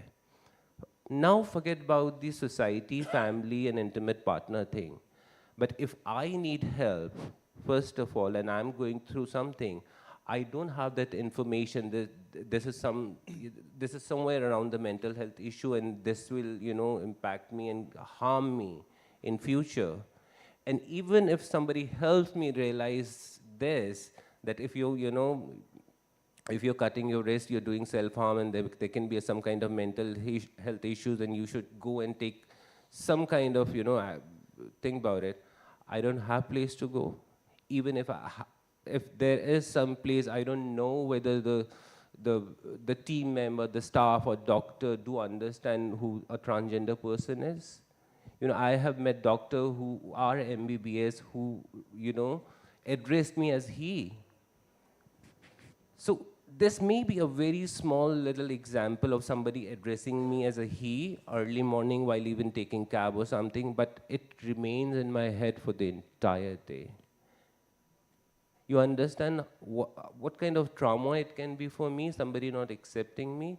But the end part is, of course, I think we as a community have been very, very active using resources when it comes to technology and these innovation. And I'm very glad once, I met Pia, and Pia offered me that we are doing this mental health services, and without even, kind of going through what it is and whether it is right or wrong, because I do understand there is no services available for them. So whatever comes in and it is going to give some kind of positive impact, I think it is fabulous for us. So she came in and she did a session with a lot of people, and when I spoke to them, they were quite in peace. They were happy about it. Not very happy, but they said, like, of course, doing this helped us a lot. So rather, if I don't have any option and I get this one little thing with hope that it will, today I go back and I'm not going to take alcohol or go through any kind of substance abuse or any kind of harm, I think this is hope. And if our hospital setups and our doctor, as in person are not ready for it, I think this tech innovation is very, very important for us. It will surely going to, I'm not sure what kind of impact it will do, but as a community, I know it is going to save many lives from our community who really needs it, and I think we should act fast as soon as we can. I mean, let's do this. Amazing. Thank you so much, Rajani. I think it was really important insights, to, from the unique perspectives of your community, and really helps us ground this conversation. We're just mindful of time, so I think we'll just do one more quick question, and then I'll have a quick fire round to the panel before we hand off to Dr. Rajpal. So just really quickly to Dr. Moore, Rajani's really raised a critical point about tech not often feeling accessible to those who live on the margins, and you've seen how tech can have the potential to be a really great equalizer in health, but how do we balance this kind of sophistication of innovation with the simplicity that's needed for trust and adoption? I mean, there is the here and now, and clearly those challenges are very important. But as we think ahead of time, and you ask me, am I going to have more psychiatrists by 2030? Particularly just an absolute number. But then, of course, if Rudrani's question is taken at heart and say those that are willing to accept a broader notion of humanity and address it, that number is going to be quite small. What is happening with technology, what is happening maybe thanks to UPI, maybe thanks to optic fiber, we are starting to see the work going forward. And particularly in mental health, I think that will become universal. The challenges of language are quite severe. I think those have to be really sorted out carefully. The non-verbal tools certainly have that advantage. My sense, though, is that if we are to imagine a world of 2030, maybe even sooner, you're more likely to see these tools as becoming much more universally accepted, universally available. Will they have the kind of impact that we need? We need more work on that. We need more work to understand that issue. But it's really quite moving to hear from Rudrani that really the choice of the tool is not so much because she believes it's a powerful tool, because nobody else will talk to her. Right? I mean, that is really quite something. And that is unfortunately lived reality for many of our rural communities. Thank you. And now, just really quickly, I'm just going to ask each of the panelists to give us one sentence about, from everything we've discussed, whether it's, from funding to trust to innovation to, inclusion, give us one final sentence to wrap up this segment of the session on, what success looks like for you in digital mental health. How do we ensure we're not just scaling tech, but scaling impact in a way that reaches the last mile? Maybe we'll start with Dr. Damaja. Just one sentence very quickly.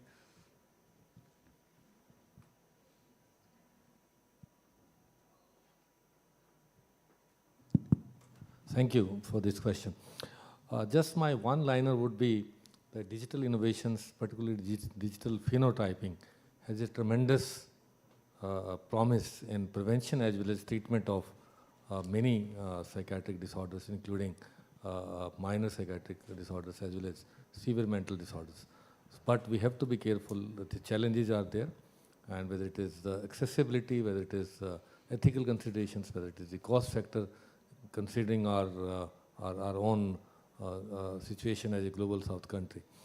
Okay. One sentence. Yeah. We'll move on to Varun.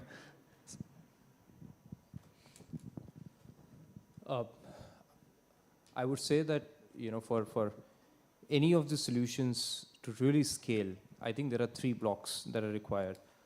One is we really need to push the pedal on innovative financing. If there is one area where the financing needs to be innovative, this is mental health. Technology needs to be embraced. And the third part is the regulatory regime which is there, especially on the trials part, that needs to be standardized. I think these are the 3 building blocks. Dr. Nachiket? I've had my sentence. I will pass. Karthik? Well, success is when digital or otherwise, for someone with a mental health challenge, there is a companion. And digital tools are the most likely tool to provide us scale where such companion is available to every last person in the world. And Rajani? My only thing is, like, whenever we want to design something, thinking about our community, I think we should always ask them to participate in designing tool, because I think you cannot do it without understanding who communities are and what are the, their situation at present. We try to generalize and, we see in very general for everyone, but there are community, they have their different situation, and their input can really help, you know, designing and coming up with something which can help everyone. Amazing. So I think that segues really nicely into the next part of our session, which, so I'd like to introduce Dr. Pawan Rajpal, who's a leading psychiatrist, both here in India and in the UK, and he's our chief medical officer, who's going to give us a bit of insight into it and provide us a case study into community innovation in action. So I'd like to give the floor to Dr. Rajpal for 10 minutes.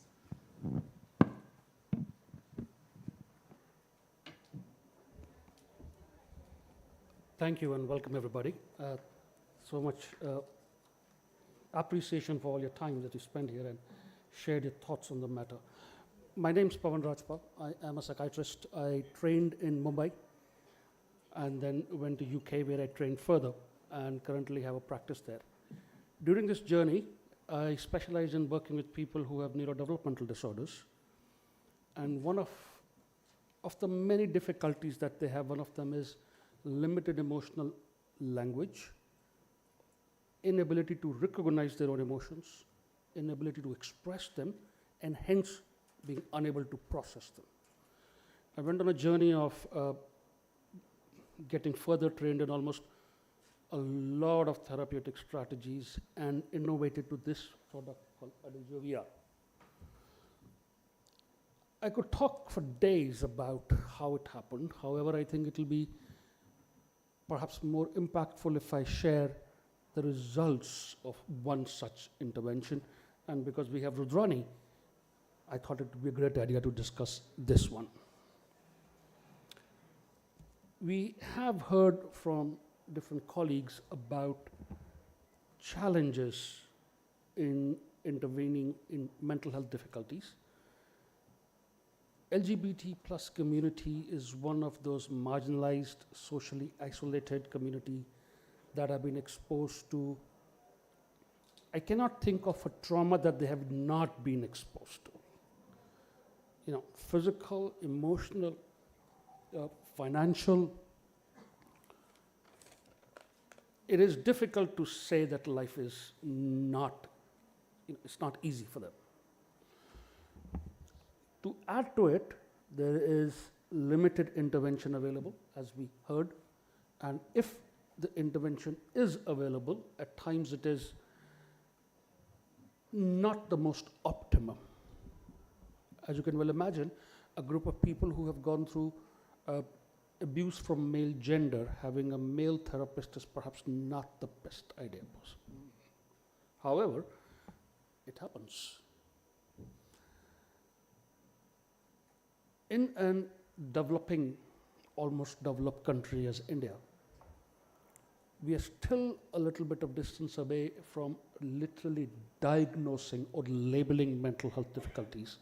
However, our experience with Myth Trust is that a significant amount of population had diagnosable illness. Again, going back to a little old-fashioned time where we split the diagnosis in neurotic and psychotic illnesses. The difference being psychotic illnesses where the person is not able to keep in touch with reality. So depression, anxiety, PTSD, OCD, these would come under the old-fashioned term of neurotic illnesses. More than 3/4, that's almost 3 times of population had diagnosable illness, and almost 90% of population had subclinical difficulties. I mean, I'm saying it's 90%, in reality it is 100%, because everybody had difficulties. If not of the kind where they were in trouble with their partners or their family members or lack of job or financial security, each of those life events created a negative impact. We were met with depression, anxiety, self-harm, post-traumatic stress disorder, and the barriers of intervention were a lot.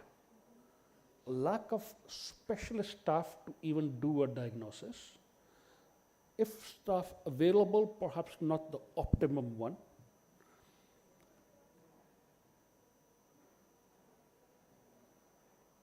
Being brought up in a community and a society where close family members have given up on them, it is obviously very difficult for them to trust this outsider therapist and share their life story. And how many of them really understood the answer to question, how do you feel?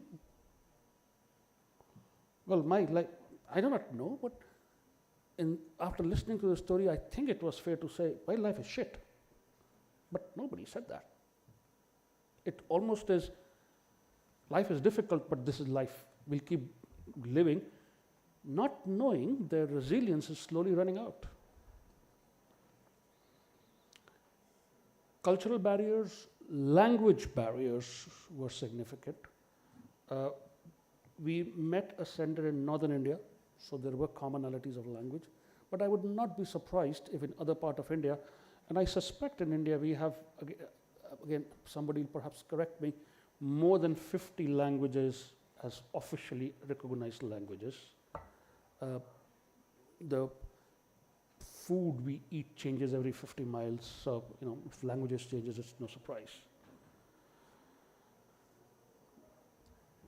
We, as a philosophy, we as a product design deliverer, work with the following parameters. We always work with the community we are serving. We design, because the intervention, it's possible to personalize it. So we design that intervention based on the community we are serving. If you remember, I mentioned one of the difficulties was difficulty of the community in being able to trust outsiders. Be it based on gender, be it based on lack of knowledge about the culture. So our intervention works by identifying a representative of that community, training that person to deliver the intervention. The intervention is not only language and culture agnostic, but also does not require more than 7 days of training to somebody who's fresh. They're only trained in the physical procedure. The intervention itself covers risk, right from risk assessment to picking up and labeling the difficulties, personalizing the intervention, taking care of governance, and signposting if required. So the person needs to be trained only for 7 days and no prior qualifications required. These were the results. For comparison, I would like you to say, as a psychiatrist, I can perhaps talk more about antidepressants and therapy. One of the most highest selling antidepressants in the world is Prozac or fluoxetine. The effect size of Prozac, when it was licensed in America, was 60%, which literally means if 100 people are diagnosed with mild to moderate depression and given Prozac, 60% become better. And the better here means a drop in 50% of their symptoms. So a moderate depression will still be depressed after the intervention, but the severity of symptoms will drop by 50%. This is the story of the biggest selling antidepressant. 60% of people responded by 50% drop in their symptoms. For people in mental health, you must have heard about cognitive behavior therapy and CBT. It is one of the most researched therapeutic intervention. Effect size 56%. However, if you combine them together, fluoxetine and CBT, then the effect size reaches more than 70%. And this was not a surprise to me because I had used this intervention in my clinical practice for many years before this was brought out in public was that we saw about 150 people over a period of 4 months, and over 60% engaged in full program. And I would like to answer about the adherence here, that the 40% did not engage, which is perhaps a challenge that we need to discuss as a company, is people get better earlier, so they don't come back. And when you try to explain to them that when you have sorted one issue that's usually at the top of a pyramid, there are some underlying issues, I think they feel great and happy that we have sorted the most important problem right now. I don't want to come back. Nevertheless, the result is 60% adherence rate, 80% immediate outcomes. And these outcomes were measured on reliable and valid scales. Remember I said that the software itself measures the severity. So the person goes through a list of questions measuring the severity of their difficulties before and after intervention. It measures signs of depression, anxiety, PTSD, impact of life event scale. And after 6 to 8 sessions, 90% of the benefit was still there after 3 months. I'm going to leave it to Sanya to explain now. I mean, to be fair, I'm a doctor, so some of this is learned rather than trained for. The business model I will leave to Sanya. I can describe the medical innovation. It is evidence-based. Okay. Veera, thank you. I'm here, we'll just answer some questions.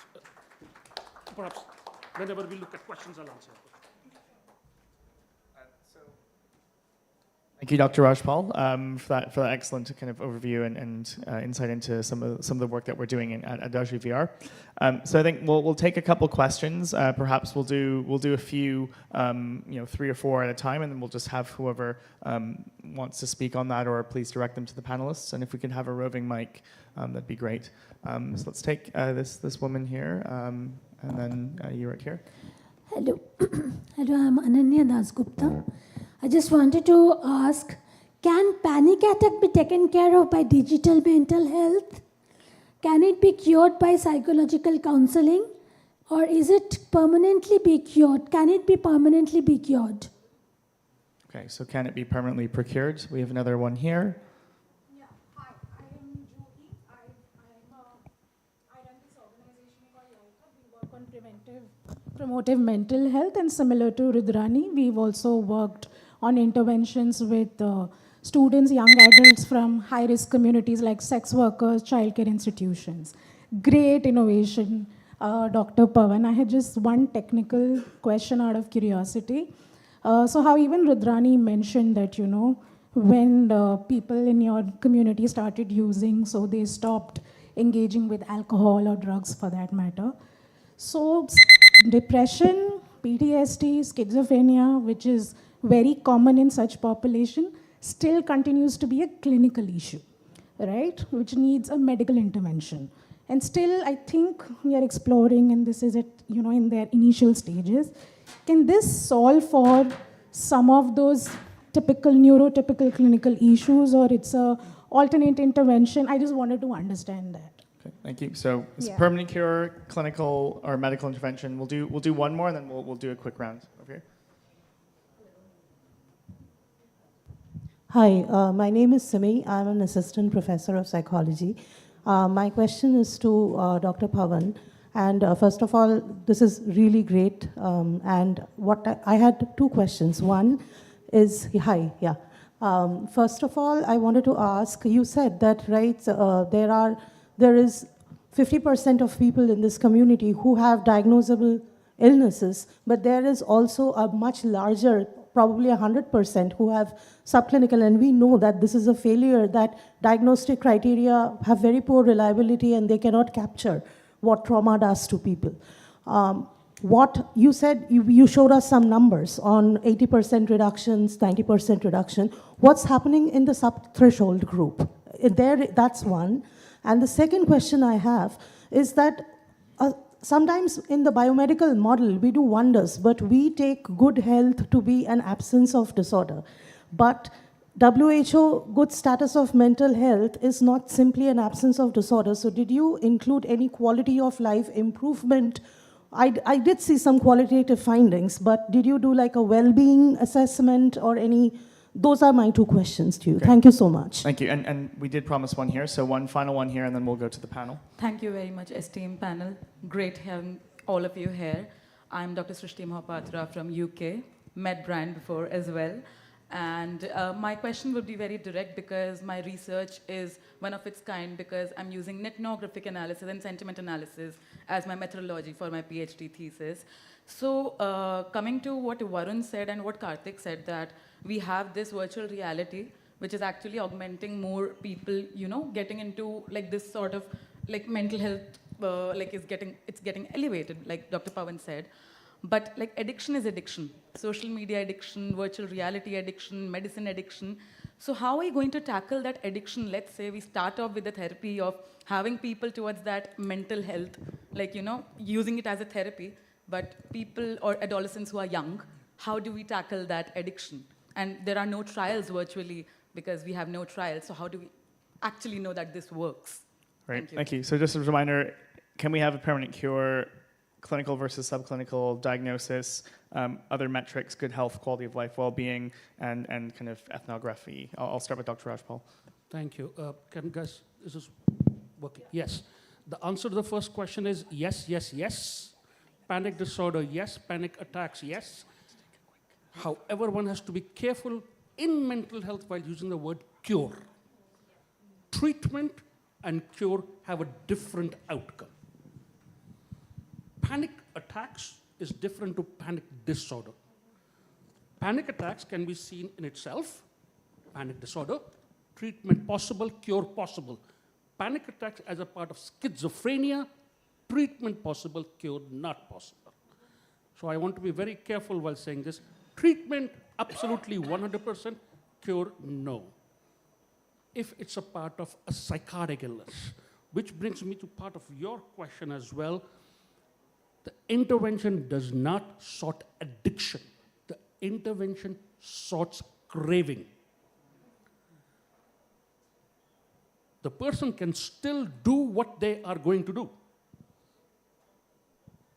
but they will not be driven by it. Be it alcohol, be it opioids, be it uppers, be it lowers, internet addiction, social media addiction, all of them can be sorted because they are not looked at as addiction, they're looked as craving. You sort the craving, it gets sorted. Same principles are also used in people who have, say, diabetes or hypertension. Now, normally, before somebody gets diagnosed with diabetes, they have normal diet. Once they get diagnosed with diabetes, and doctor says, don't eat sugar, the first thing they do is go out and chocolate. Because now somebody's told them not to do it. It sorts that bit out. So craving, yes. Once that is sorted, and then if somebody is going through a behavior pattern, and this comes into play for shoplifting addiction, gaming addiction, porn addiction, then behavior modification is possible. So in theory, when any one of us is doing a behavior that gives us pleasure, you take away the pleasure, you stop the behavior. But I'm very shy of saying we can modify people's personality. Can we do it? Yes. Will we do it? No. That's not ethical under any circumstances. Yes. So, subclinical people had 100% benefit, and that's why they stopped coming. So the 40% drop rate was for that subclinical population who got better after 2 sessions and they did not want to come back. And we could not, it did not feel fair for people who work daily to earn money for us to tell them to come and see us, missing the whole day's salary or money, just because we wanted to tick a box. Does that answer? Apologies. Your question, can you just repeat that?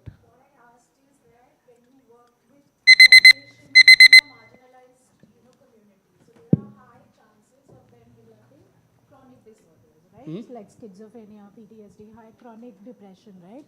I wanted to know that they still continue to be a clinical issue. So how does this solve for? So subclinical, mild or moderate neurotic disorders, 100% treatment. Yeah. Schizophrenia and bipolar, we will not do the intervention for it. Okay. Knowing very well that Yeah. though there is evidence Yeah. that during stable phases, so for people who have schizophrenia and bipolar, stressful incidents in life are known to cause a relapse. This intervention can reduce the stress of life events.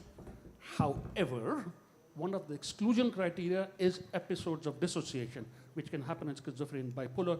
So those diagnoses we do not intervene in. Okay. The product is backed by a very, very robust governance system. And I think we saw a list of people mentioning, I think each of that is addressed in the product. I'm being told to shut up now, so. Thank you so much, everyone. We have reached the end of our time.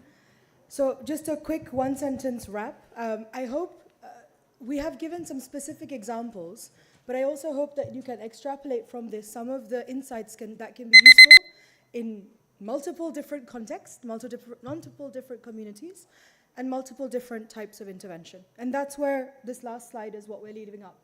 Because regardless of where you are and what you're doing in this sphere, what I hope is that you can take away these core ideas around trust, adaptation, community-driven change, and fundamentally really driving what the next generation of what mental health needs to look like. So with that, I'll draw the panel to a close. I'd like to, first of all, really thank WHS and NIMS for hosting such a wonderful event and for the amazing panelists. We started a little late, so we had to really condense everything, but thank you, everyone, for your insights. And we are looking forward to continuing this conversation at another time. There's another mental health panel happening in room 11, on which I have to go be a panelist. Bye.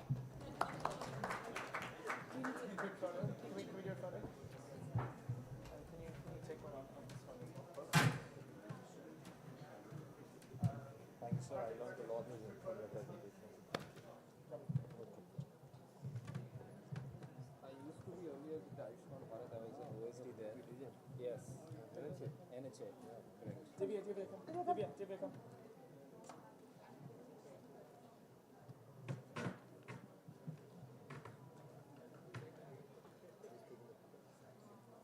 Please look at the camera.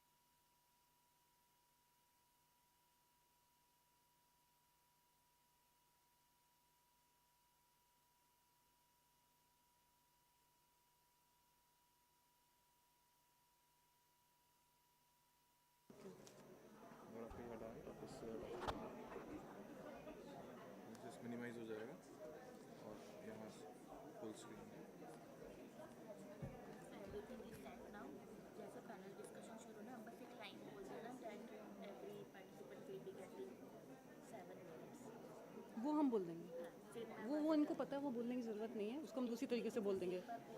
घंटी जो है ना 6 minute हो जाना, उसके बाद मत बजाना, बहुत ज़्यादा घंटी भी खराब होता है। ठीक है, ठीक है, ठीक है, thank you.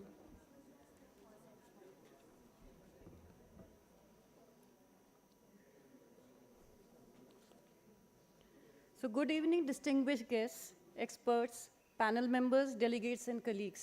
On the behalf of WHO Country Office for India, I, Dr. Rachna Kathuria, NP Adolescent Health, welcome you all to this engaging panel session of the World Health Summit, which essentially deliberates upon the advancing equitable reproductive health for youth, with focusing on expanding contraceptive options, fostering demand, and promoting gender-responsive counseling.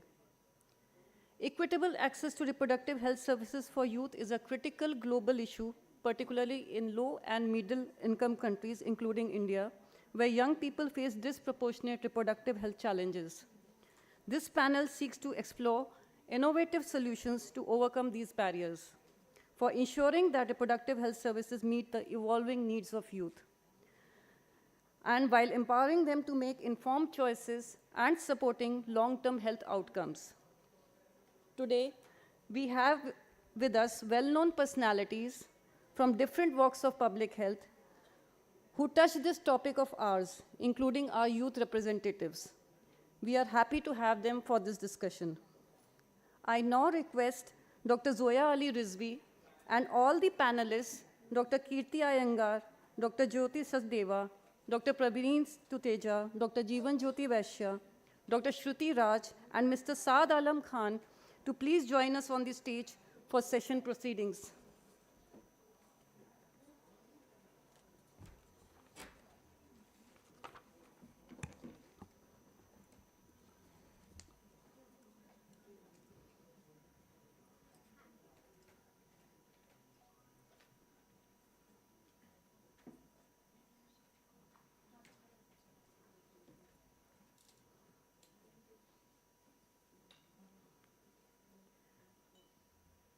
Ladies and gentlemen, we are privileged to have with us our esteemed guest and panel chair, Dr. Zoya Ali Rizvi, who spearheads the Adolescent Health and Nutrition Program in the Ministry of Health and Family Welfare, Government of India.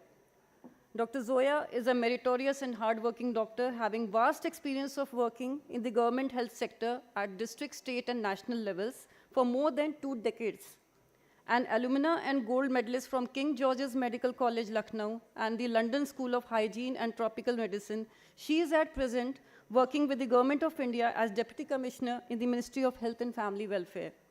Dr. Zoya Ali Rizvi heads the Rashtriya Kishore Swasthya Karyakram, the National Adolescent Health Program, which deals with the promotive and preventive health care of adolescents in facilities, schools, and communities, and the flagship School Health and Wellness Program under the Ayushman Bharat Long Live India, to improve the health-seeking behavior and knowledge of our school-going children and further strengthen the partnerships between the healthcare providers and the teachers. She also heads the portfolio of nutrition, which encompasses the whole spectrum of Anemia Mukt Bharat, deworming, nutrition rehabilitation centers, breastfeeding, and MA program, and comes with its varied yet stubborn challenges. It covers not only facility-based support for nutrition, but also community and school-based interventions, making it essential for interministerial partnerships to be strengthened and institutionalized. I now invite Dr. Zoya Ali Rizvi for her much-awaited keynote address and request her to set the stage for a meaningful discussion ahead. Ma'am, please.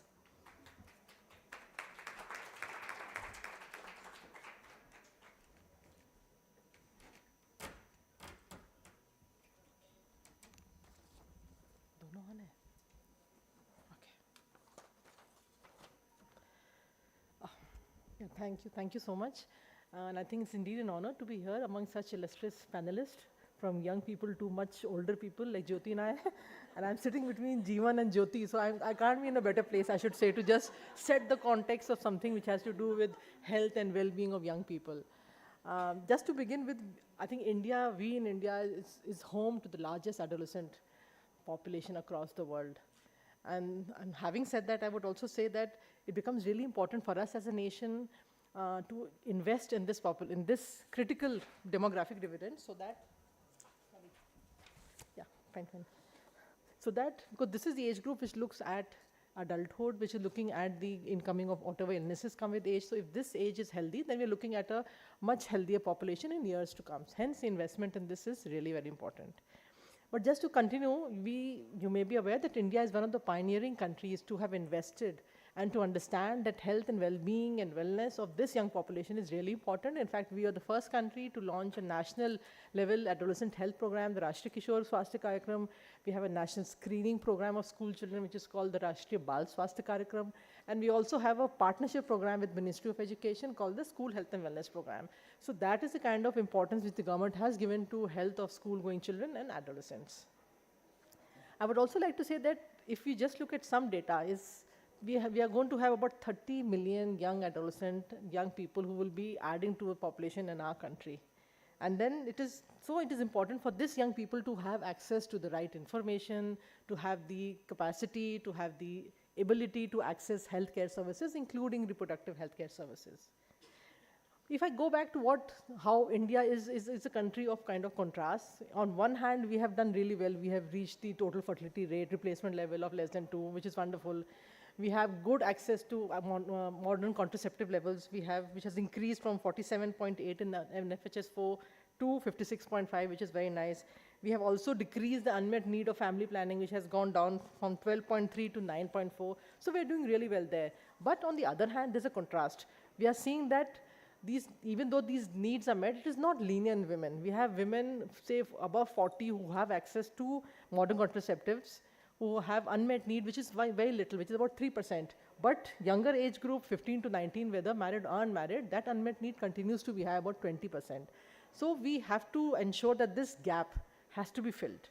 And that is why this also, I would say, is echoed by the fact that we have a public sector and a private sector.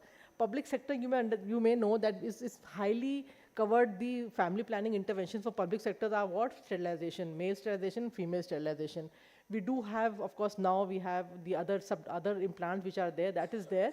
But the private sector is one which is really dealing with the access, which the young people are actually accessing, whether it is the condoms or the oral contraceptive pills or the emergency contraceptive pills.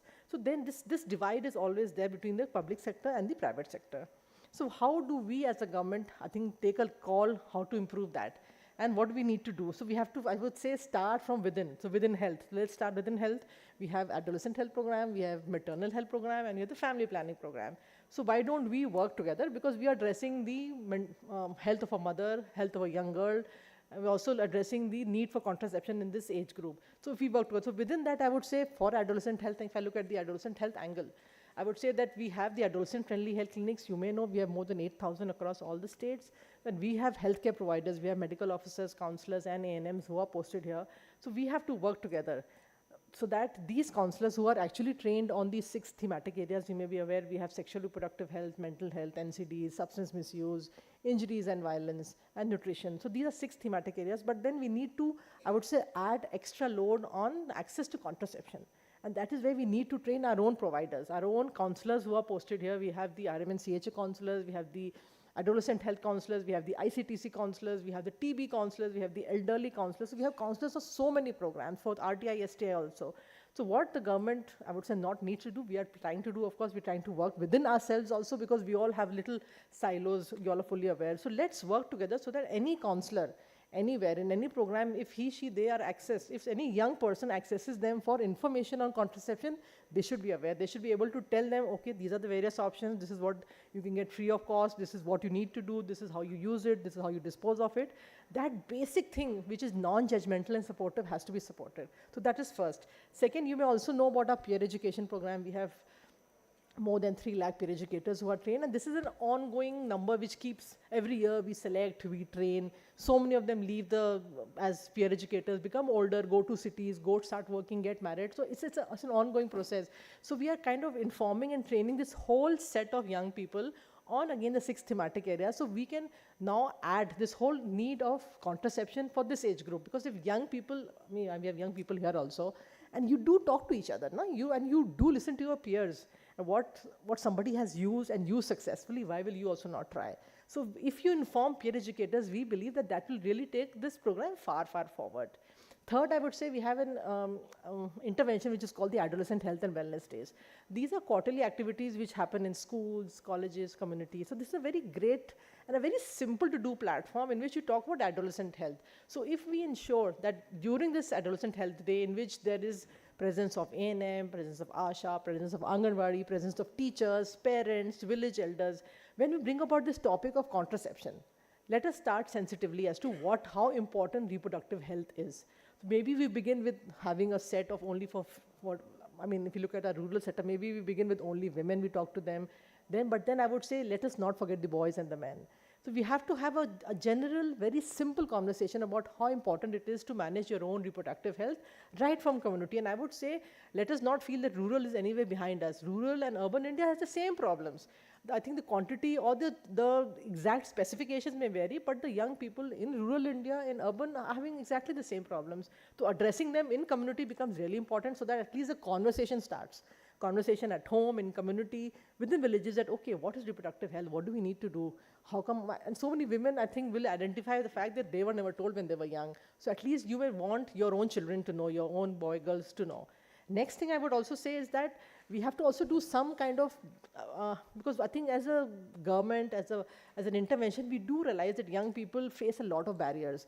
The young people here, whenever we go to the field, we do realize that the huge barriers they have. Well, it's not just the accessibility, it's also the affordability, how comfortable they are talking to our own healthcare providers. How can we improve that? What do we do to change barriers? And especially in a country like India, there's nothing like one size will not fit all. So intervention for Jharkhand will have to differ from intervention for Tamil Nadu, from Meghalaya, to JNK, to UP, Bihar, whatever. So that is a kind of, I think, I would say investment and interventions have to be done by the state governments, by, I would say, even community-based organizations to see what works in their areas. How do you get young people to come up, open up and talk about the issues which they are facing, and that can actually be a learning for other states who cannot do it. So I would always say whenever any community-based organization, any NGOs who are working, because they are our arms and legs who go into the field, who cover the last mile, what feedback we get from them is really what a lot of times strengthens our program, because sitting in our offices, whether it's state headquarters or at district headquarters or at national ones, we are often sitting and, I would say working on policies and documents and guidelines and looking at rules and regulations. But the real raw truth of what really needs to be done comes from people who are actually in the field. And that is why this back and forth discussion with the state officials, with the district, with the block officials, and of course with the NGO sector, which is actually in the field, becomes really important, especially for the young people. Because young people do not come to us, they will not go to I would say our adolescent-friendly health clinics. We are very happy to say that we have more than 1.5 crore young people who access AFHC, but that number is nothing. It's 1/25th of the population. We have 25 crores adolescents, so we have only 1 crore. That means they don't feel comfortable coming to us. And how do we make it better? Do we open AFHCs in schools, colleges? Do we open OFHCs somewhere within community where they feel comfortable? So all this back and forth happens. A lot of states are innovating a lot. So that is something which is very positive, because I think this ownership of young people, information regarding health as a whole, especially reproductive health, has really taken off in a big way. And I would say recently you all are fully aware that India has launched a host of initiatives about access to various contraceptives, whether it is the subcutaneous injectable, whether it is subdermal implants, whether it is a self-care kit which was recently launched by WHO. So that is the awareness that you have to look after yourself, you have to reach out for help, and our own healthcare providers should be sensitized and oriented to be able to help them. And also, I would just like to dovetail into this, the issue of gender counseling. We do realize that the whole issue of gender is something which is very misunderstood, which is not really very clear in a lot of our own healthcare providers. So whenever we are training them, this is one of the major topics which you talk about is gender equality, equity. What are the various gender norms? How do you address a person? How do you ask them how they want to be addressed? That should be something which should be normalized for our own healthcare. And we do plan that our own counselors should be sensitized on how to address genders, especially in our own lot of our areas in which the decision making is not actually in the woman's hand. It's decided either by the husband or the mother-in-law or somebody else in the family. So how do we make it comfortable for the woman to reach out, to discuss her own problems, and the healthcare provider on the other side is able to, I think, comfortably address whatever issue she is having. And I would say what we are training them also is to not just talk to her, the woman. Let us talk to the husband, to the mother-in-law as I would say, as a family unit. Because a lot of decisions are taken by a family in India, it's not just a woman's. But then that right, that woman should feel that she has the confidence of actually putting her point across. She may decide that, okay, I don't want to be pregnant for say a year, or I want to, this method is easy for me to use, I don't have to keep having a pill every day, I want a subdermal implant, or whatever. And then her mother-in-law will say, no injection hai, isse kya ho sakta hai. So, but that is important for our healthcare providers to give the right information. And that is where we need to build the capacity of our own healthcare providers again and again. So many times we feel ki training ho gaya, ab khatam ho gaya. But we do realize reiteration is something which is really very important. If you want a point to actually stick, reiterate. Say it in simple language. I mean, do a lot of question and answer back and forth. That is how our healthcare providers will improve. And I would say that, in the end, let me end my own thing, is to say that we have to look at a partnership-driven, multi-sectoral intervention so that access to safe family planning products, safe planning procedures, information is something which is ingrained in our own healthcare providers. And these providers become a source of information, right information, not just in facilities, but also in community where they are, or where they are maybe parents, brothers, sisters, uncles, to the children who are going in schools. So we have to look at reaching young people wherever they are, whether it is schools, communities, or facilities. So that is from my side. Thank you so much.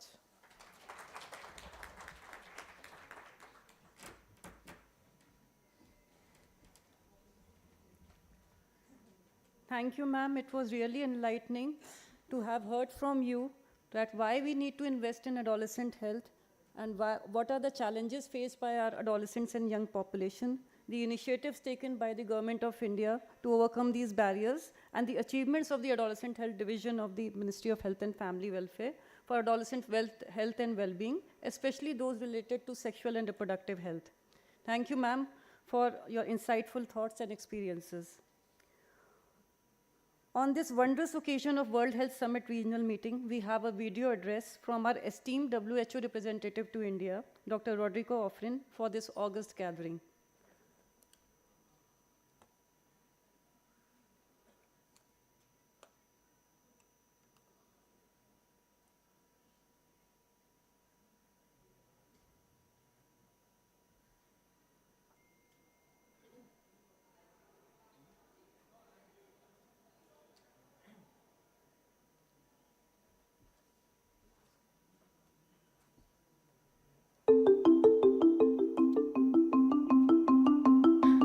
Today's 1.3 billion adolescents are not only the largest age group, but also the most diverse the world has ever seen. Over the sustainable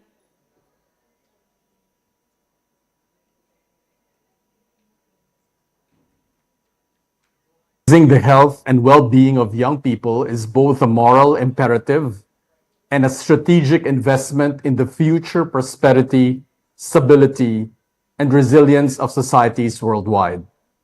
With 365 million young people aged 10 to 24 years living in India, we are home to the world's largest young population.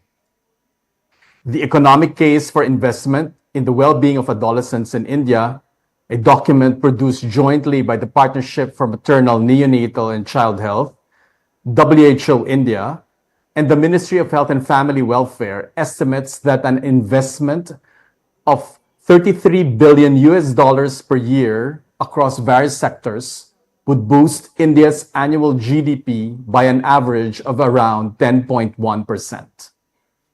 These investments should ensure that health services are youth-friendly, accessible, and engaging, and empower young people by linking reproductive health with social and economic freedom to foster autonomy and informed decision-making. Smart investments in youth lead to rich dividends in adulthood and a country's future. Thank you. Dhanyavad.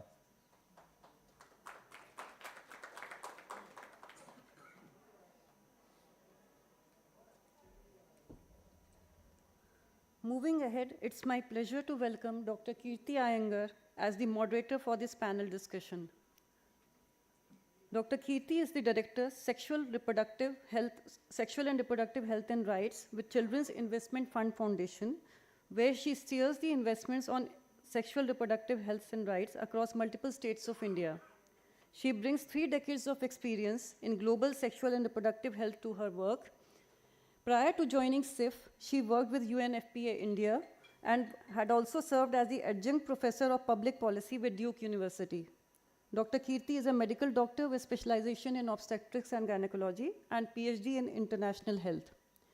She is passionate about finding ways to close the research to implementation gap and expand choices for healthcare for those at the last mile through systemic solutions.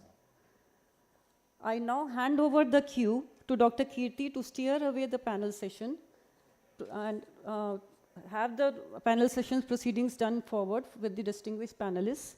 I will make a humble request with our speakers that we have a strict vigil on the clock for the smooth progression of this session, and each speaker will have roughly 7 minutes for them to give their own insights. Thank you so much. Dr. Kirti, please. Whichever way you are comfortable. You can come here also.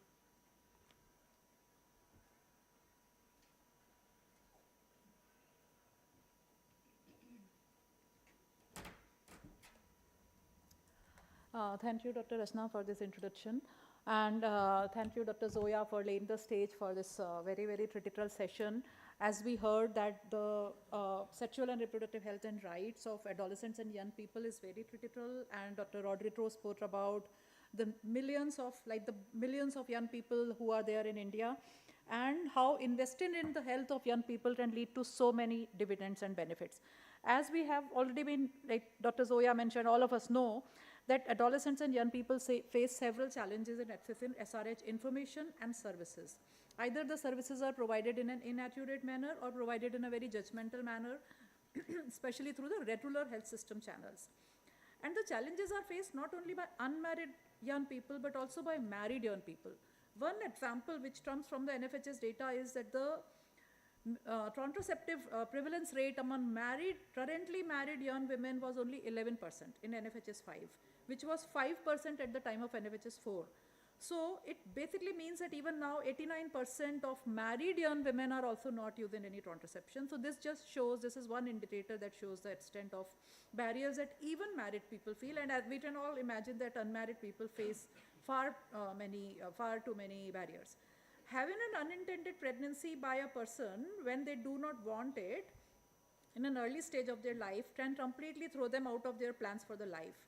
Not only it impacts their plans for education, but also their ability to participate in employment, and which eventually leads to access to financial resources and empowerment, especially for girls and women. So through this panel, we have very expert panel, and we will explore what would be some of the, how would we overcome some of these barriers and challenges that young people face. So first, I would like to invite Dr. Jyoti.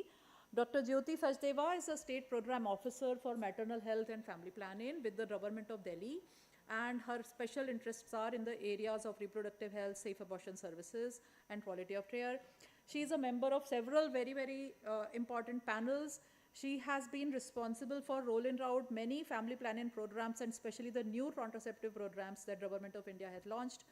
And she has been, a lead for capacity building under family planning, safe abortion, and maternal health. I wouldn't go into all the details, but I would just hand it over to Dr. Jyoti now for her kind remarks.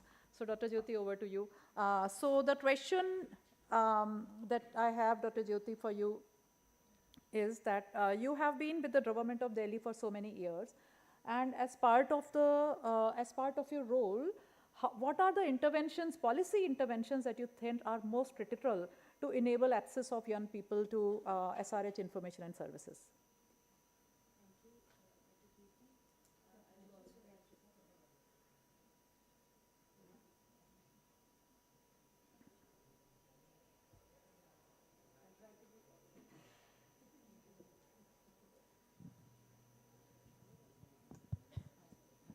Thank you, Dr. Kirti, and also thank you, WHO Country Office, for making me a part of this platform. So actually, once we are talking of young people and talking of equity, that means there is some kind of marginalization among the youth also. And here I would also like to, please, can you see? My PPT is gone. Yeah. So Yeah, and what I would like to say here is that the males are also marginalized among the young. So among the married, unmarried, young women are marginalized, and also the males. So can I have my next slide, please? I have to wait, okay. So continuing on that, I think there are stories in the field. We often see that there are unplanned pregnancies, and that is because of misinformation, maluse, not proper use of contraception, because they are not aware, or it's not accessible or whatever. So there are people who are able to cater to this cohort, but none of them is actually, we have to all work together, and then nobody takes the overall ownership. Like there are program officers of various programs, and of course, as Dr. Zoya said, that we have to be very, whenever we make principle guidelines, we have to be very empathetic, and we have to take care of the friendly services, and not to enforce social norms and compromise their autonomy. And of course, we have to have the right information, and the capacity building we have to take care. So the collaborative solutions will come from policymakers, healthcare workers, frontline workers, but we don't have to undermine the importance of family and community. And of course, the self-care is coming now. So the definition of contraceptives as per WHO is the same for the younger women and adolescents, that they have to be they have to take a responsible, informed decision. So the tagline also of our family planning program in India is, it says, Jodi Zimmedar, Jo plan kare parivar. So they are responsible only if they plan. So there, between programs, we have resources in RKSK, we have peer educators, we have other people, counselors in all the programs that Madam said. One important resource that we must capitalize on is Ayush doctors. They are such good counselors, and they give time. So we have tried to train them also in proper information giving. And another example, that under one roof we tried to do the T4 anemia rooms that we have in Delhi for anemia. We have tried to integrate even that under the same roof, postpartum contraception. So those nurses and those lab technicians who are posted in these rooms, recently, just on 22nd, we have done a workshop on that. So, and similarly, like people hesitate to pick up pamphlets on family planning. The young women, they will. So we can have on one side something that you have a healthy life with hemoglobin, good hemoglobin, and on the other side, we give the information, and so they don't hesitate to pick up, and then they go through that information. So the two wheels are actually both the other health components and the family planning, they have to go along. So working on the India's FP 2030 commitments, as you asked me, Madam, how Delhi is taking up. So we are trying to take up all the commitments and adopt them so that India can reach, if each state works like that. So regarding expanding range of contraception, we were lucky to be one of the 10 states to be part of this. So the implants are taking up initially in 3 districts, and now in all 11 districts. I think we are the only state to do that. And then we have developed with the WHO regional office a dedicated book on post-pregnancy contraception, which is very important for this youth, because spacing and delaying both are important. So post-pregnancy comes there. So we have another additional thing, the subcutaneous also in the basket, which is also very good for self-care. For the ensuring healthy timing, the Nai Pehal kit that came up. So we have married young couples. We talk to them. We have actually from an expert, we got a video made and on social media, and a booklet on Nai Pehal, and actually a kit where the daily things are, the day-to-day requirements of a newlywed is required. And along with that, we put this booklet where a healthy marriage and how to be a good partner, along with information on all the contraceptives. So that has probably, it will work. Then the Mission Parivar Vikas has to be scaled up. So we already took it up, although we are not MPV districts.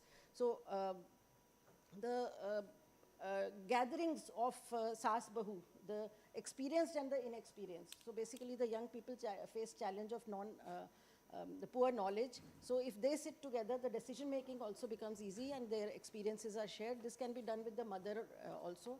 And regarding the social behavior change, we came up with some videos on Chai Ki Tapri, we call it.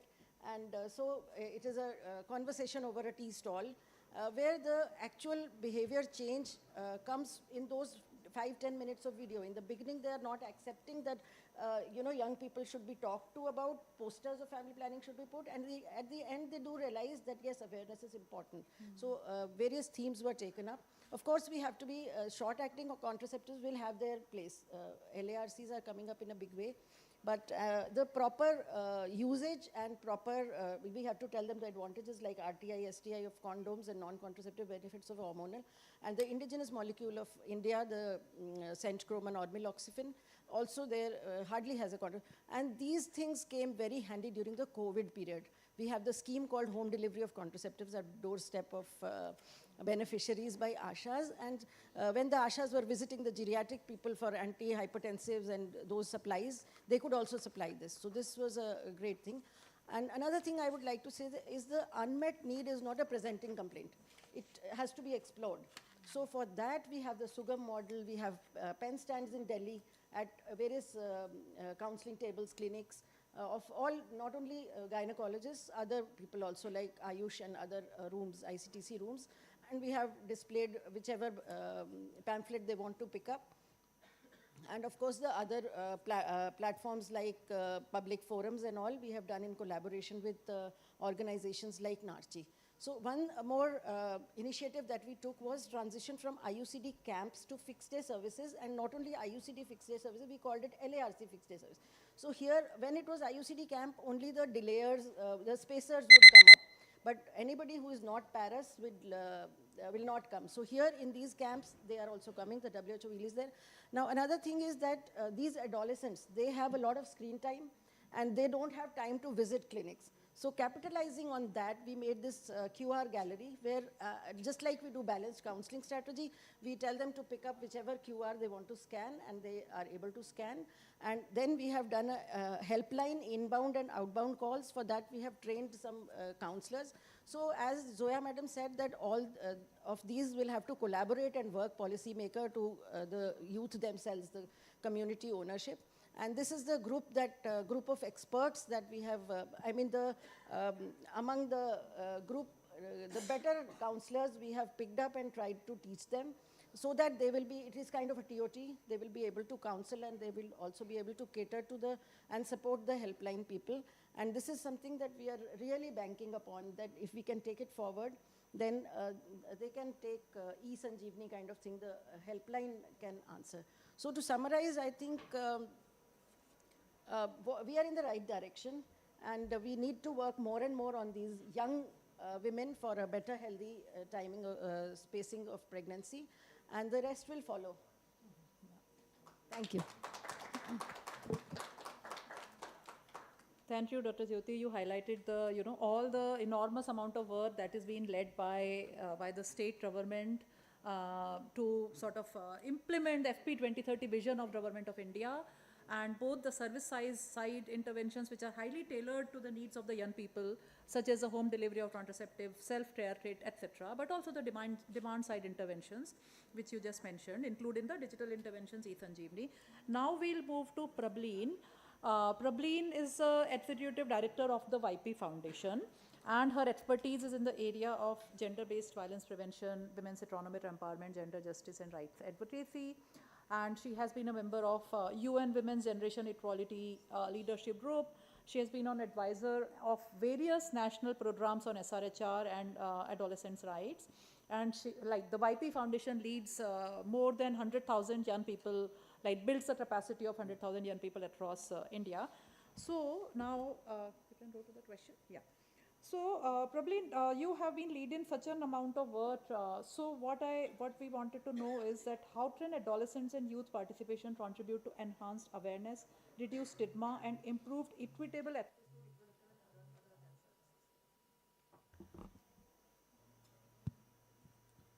to This is working, yeah. Thank you, Dr. Kirti. I'm glad that the introduction had a doctor, because I think I always wanted to study and then at some point I realized nahi ho payega. My name is Prableen, and I think before I actually begin, after such And I know Zoya ma'am, when you came back, Dr. Jyoti said that, kya bole, because you've really covered the entire thing, and I definitely would like to say that. But I think one question that I often wonder, and I'm going to ask a few questions to all of us also here. How many of us have studied or read chemistry in school? So if you could just raise your hands. Okay, great. How many of you then went back to your kitchens and tried mixing kerosene with gas or mixing sulfuric acid or Harpic together? 2, and of course young people, you people, I must say. How many of you knew about sex in school? And I wish you could see the numbers, and I wish you could have seen the decrease in numbers. Thank you so much.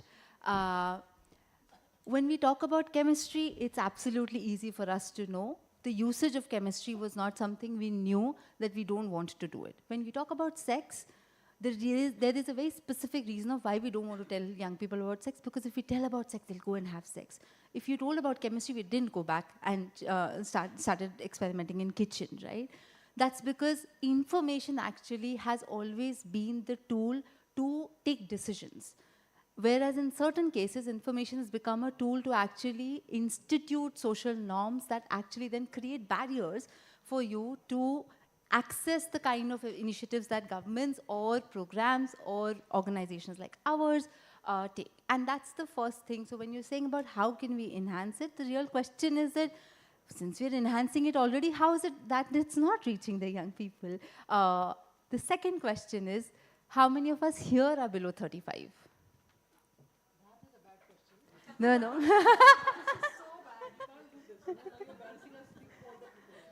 No, I also have not raised my hand.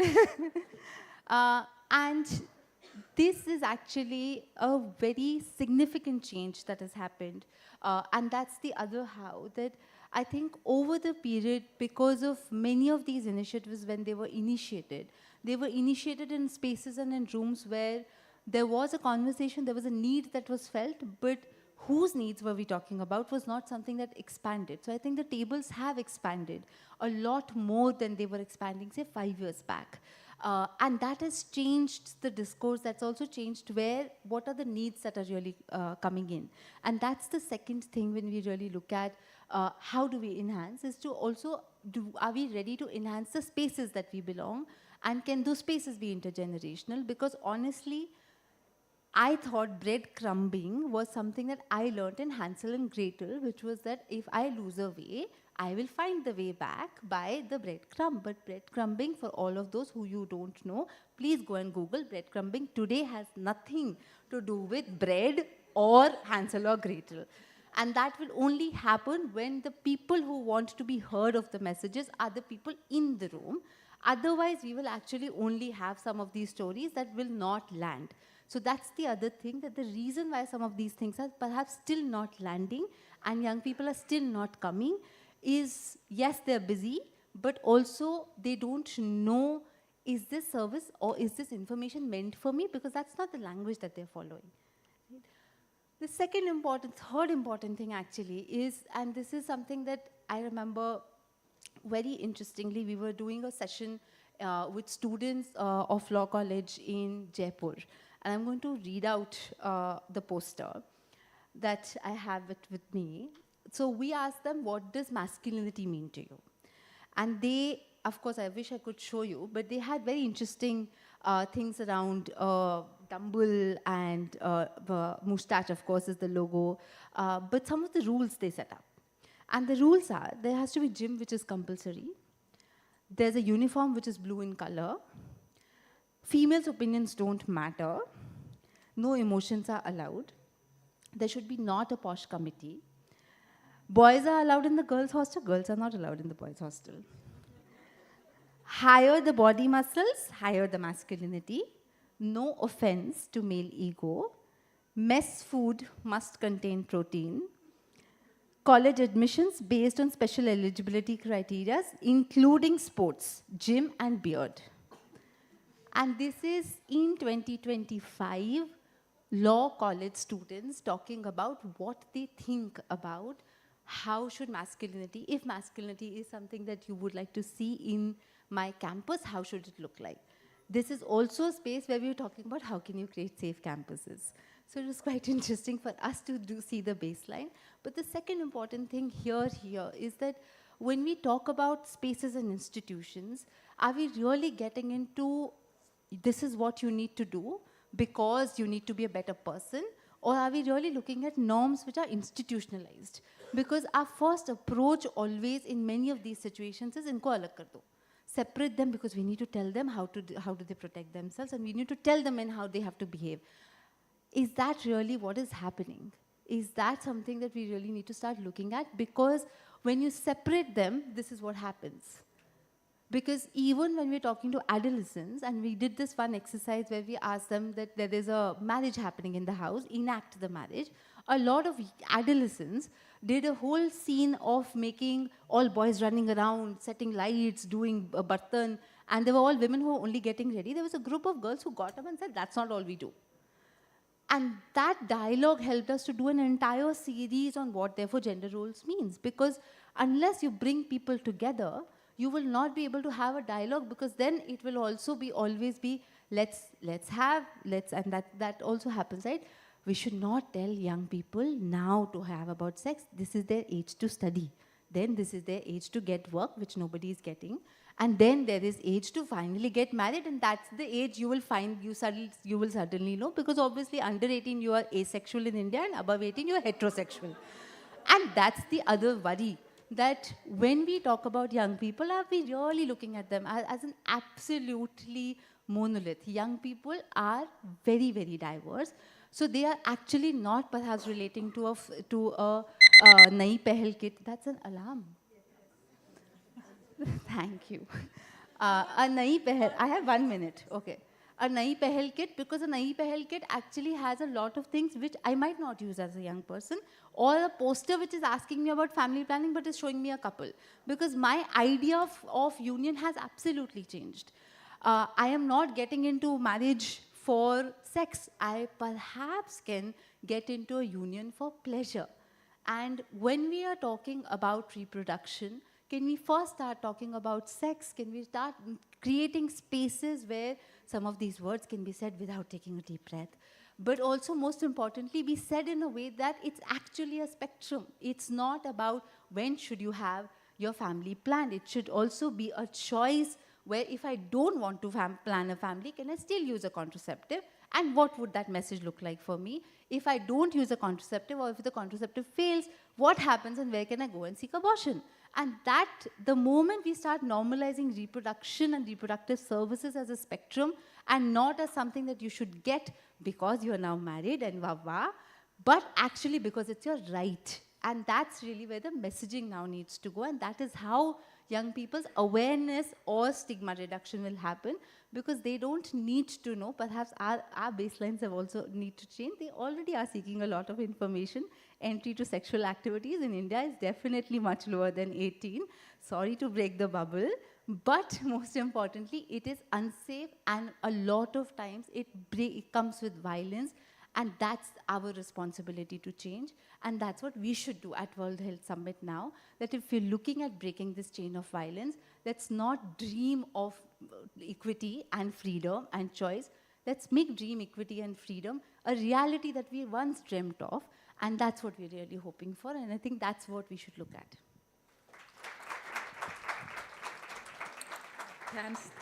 Thanks, Prableen, for this wonderful, insights. You touched upon the, creating spaces and the differences between the knowledge and behavior of young people, and how these restrictive social norms do get established, and, probably what are the steps that we need to do to change them.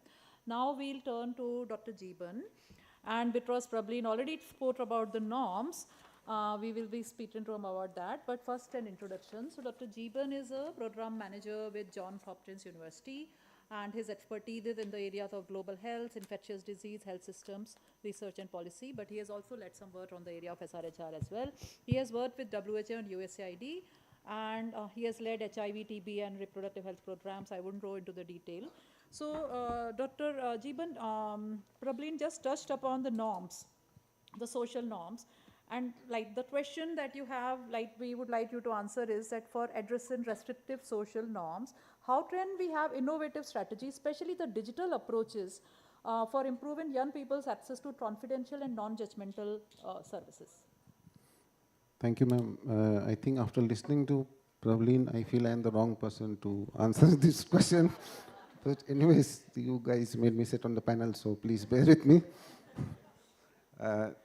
So I think ma'am's strategies, I think a lot of them, I think Zoya ma'am has alluded to some, and Dr. Jyoti has also, I think, alluded to some of the things that have been done in our program. And I think they have stood with us, these interventions or programs that we want to call it. I think these, if I may so call them, offline sort of programs, which are based in like a physical facility. I think they have stood the test of time, and to a certain extent, I think some of the successes that we have achieved can be attributed to.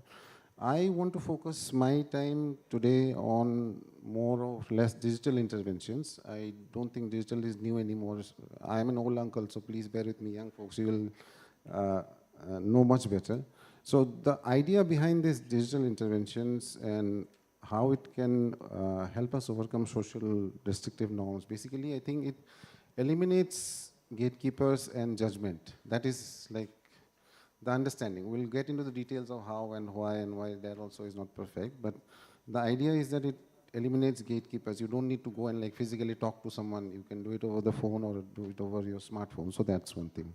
And I think the second thing that Pravleen mentioned, breadcrumbing. I don't know what breadcrumbing is, so I'll go and Google. But so these apps and stuff basically work, speak the same language that young people speak. I recall my earlier days when I used to sit in rooms designing programs for young people. We were all the same age around, I think at that time I was around 40. So we were a group of 40-year-old uncles and aunties trying to. So anyways, so that's obviously the language. So these apps and the social media platforms, I think they're supposed to, they speak in the language that basically I think young people speak.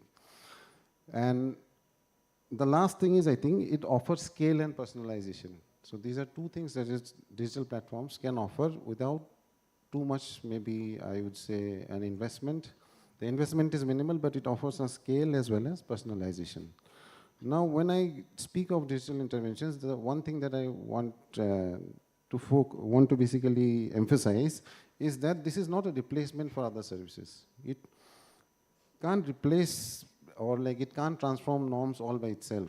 It's just an aid. It just like improves maybe or makes things easier. So that's what actually I think change social norms. One of the things in my career that I have seen has been very helpful is our work with the peers and the community members. When we work with the youth community, we mean I worked with different marginalized groups, HIV positive people and key population groups of HIV, if we may call it that way. So whenever there is involvement of that, involvement of the peer group and the community, I think it's always a success. Otherwise, any strategy, digital, offline, online, whatever you do is never, and I think that Pravleen has very well explained to us. So I'll just go into a brief classification. I think this is all, for some of the older folks might be new knowledge, but for that I'm sure you all guys know it already. So anyways, when I look at digital platforms for SRH from a public health point of view, so basically we can have platforms like which only give out information and does nothing else. What would be such a platform that we can use and everyone uses? Would Instagram be such a platform which only disseminates information? And the metrics of success is I got 300 million views, right? That's the metrics of success. Like how are you successful on this platform? I'm just taking an example of Instagram. There are 10 other examples that you can pick. So, but when it has its own good points and bad points, what I'm trying to get is that this information, this is just an information sharing platform. It doesn't actually convert into any real action unless it's linked to something else. If I put out a reel, I am not expecting 100 people will turn up at my clinic tomorrow morning. It's just that I gave you the information that maybe I'm sitting in this clinic, please come. Out of that 10, somebody changed, somebody thought about it and they like my reel, so they might think about it in the future or whenever they need it.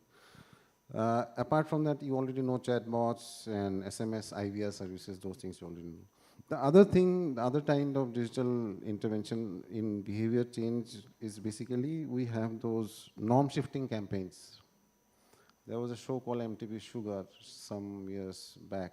Many of you might, old uncles and aunties must have heard of it. The young generation, that that didn't work very well in India.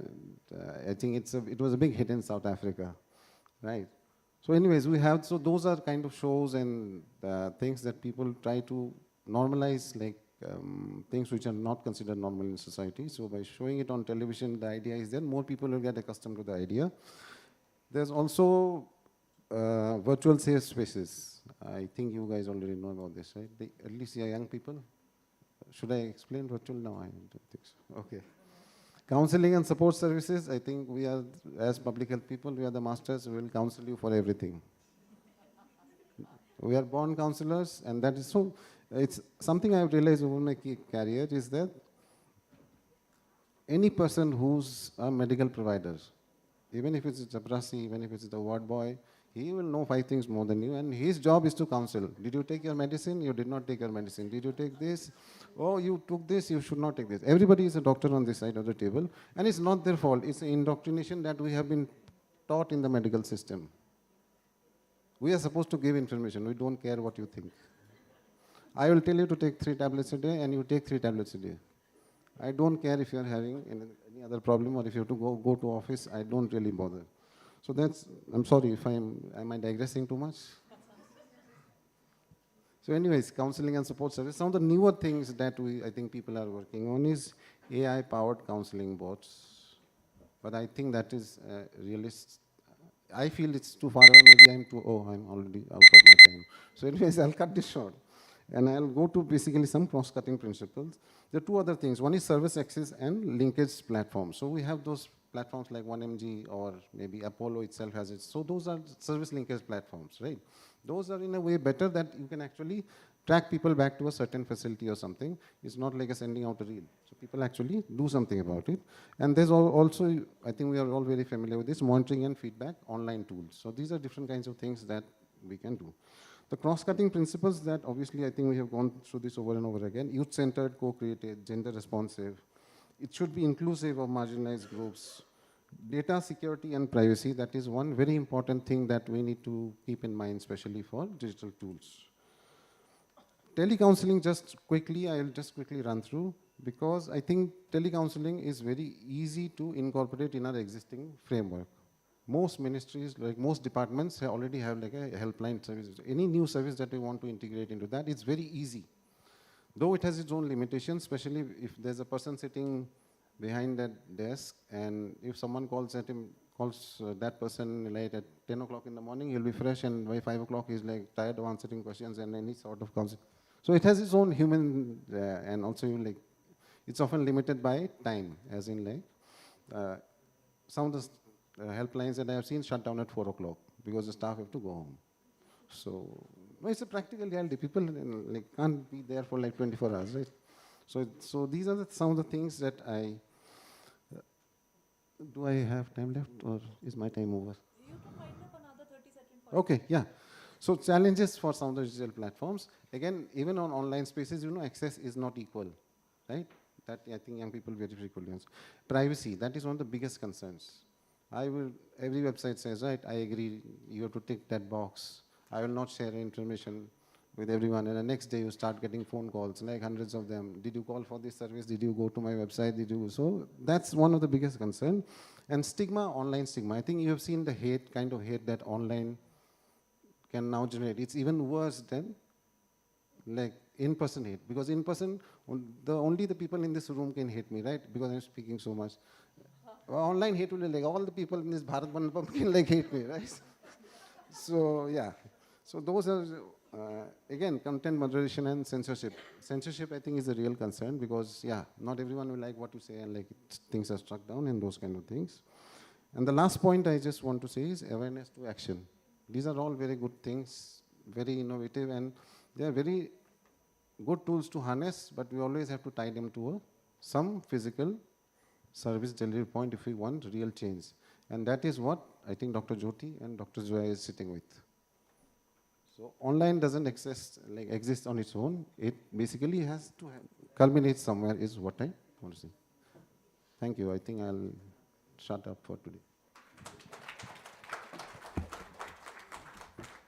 Thank you, Dr. Jeevan. Very, very insightful remarks you made, and how you mentioned that the online can eliminate gatekeepers and judgments, and it offers us trails and operationalization. But you also mentioned the challenges of the data security and online hate, and also the fact that it need to be sometimes supplemented with the in-person approaches. It may not be sufficient to lead to behavior change, and that has been the lesson from some of the evaluations that we also did. So now we turn to Shruti. Shruti Raj is a radio jockey, and she works with Radio Mirchi. Her interest areas are radio broadcasting, trendy news, entertainment, Bollywood insights as well.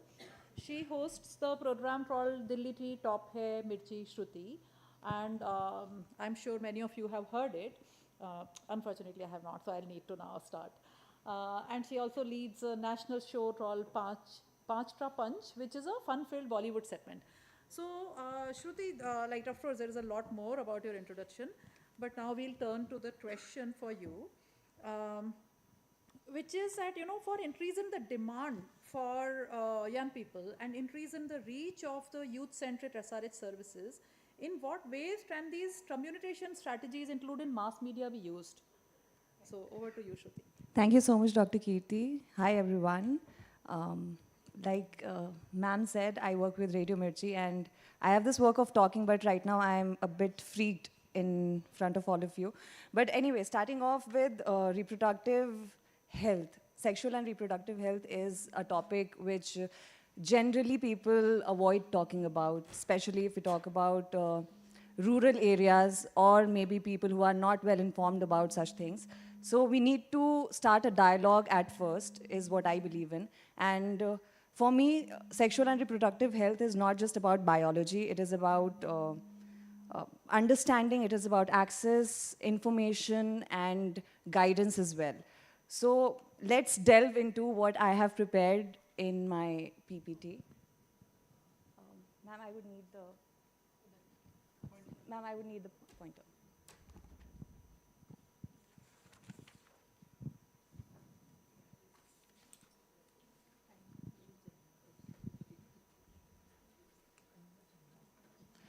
Okay, why reproductive health matters for youth.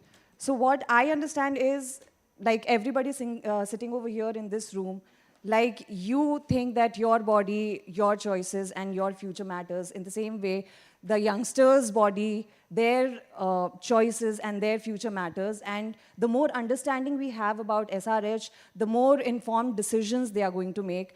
And that will eventually lead to support their mental health as well by encouraging confidence, consent, and self-respect. For example, if I would have known more about SRH when I was going through bodily changes in my adolescence, then of course I would have maybe slapped the person or made a comment about being wrongly touched.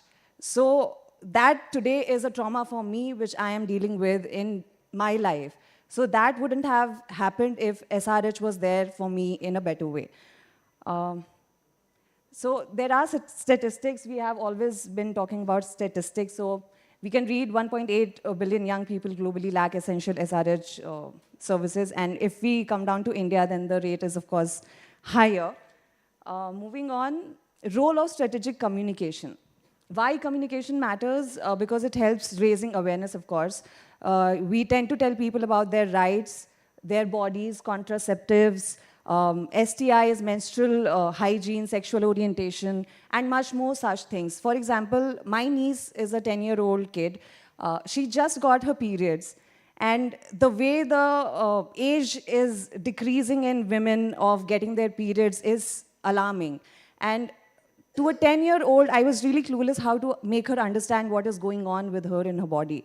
So thankfully, I had a few people around me who guided me through tools. Now here comes the importance of tools, what we are using to spread SRH. Radio, if we talk about my medium, shows like What Women Want, where the celebrity RJ Kareena Kapoor can get in interviews with celebrities across the Hindi film industry. They can start a dialogue about SRH over there. Television and film, we have a number of examples. For example, a TV series Made in Heaven. Thankfully, there was a different perspective towards sexual orientation and the problems they go through. So it was not mainstreamed or just generalized. It was taken care of in a proper way.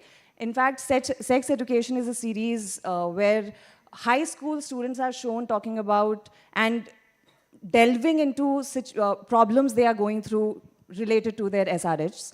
And of course, a film, Shubh Mangal Zada Savdhan, is also an example which can be quoted over here for disseminating such information to a wider range of people. Like film is something that is accessible to even the rural areas. So if we tend to make such movies at a in a better way, then definitely it is going to help the community as well. Now, if you talk about social media, relatable content is a must. Like, I am a content creator as well. So I make this a point that the more relatable content I'm going to share, the more it is going to disseminate to other communities as well. It is going to be more shareable. So the more relatable content, the more shareable it is, and the more better ways of creating a ripple effect in the community about SRH. So an influencer can definitely make a video like problems while buying a condom on the store. So you can take a humor angle and talk about something really sensitive and let people know that what is right and what is not and what are the choices that they should make for a better SRH. Now comes the print media, which definitely is a friendly guide. Like I gifted my niece this book, which I have mentioned over here, Menstrupedia. Thankfully, that book has the information that she requires at this point in time in a way that she would be able to digest and understand at the same time about her body and about the things that are changing in her life. So such things are really important. So these tools should be highlighted more for SRH, definitely. Mass media in action.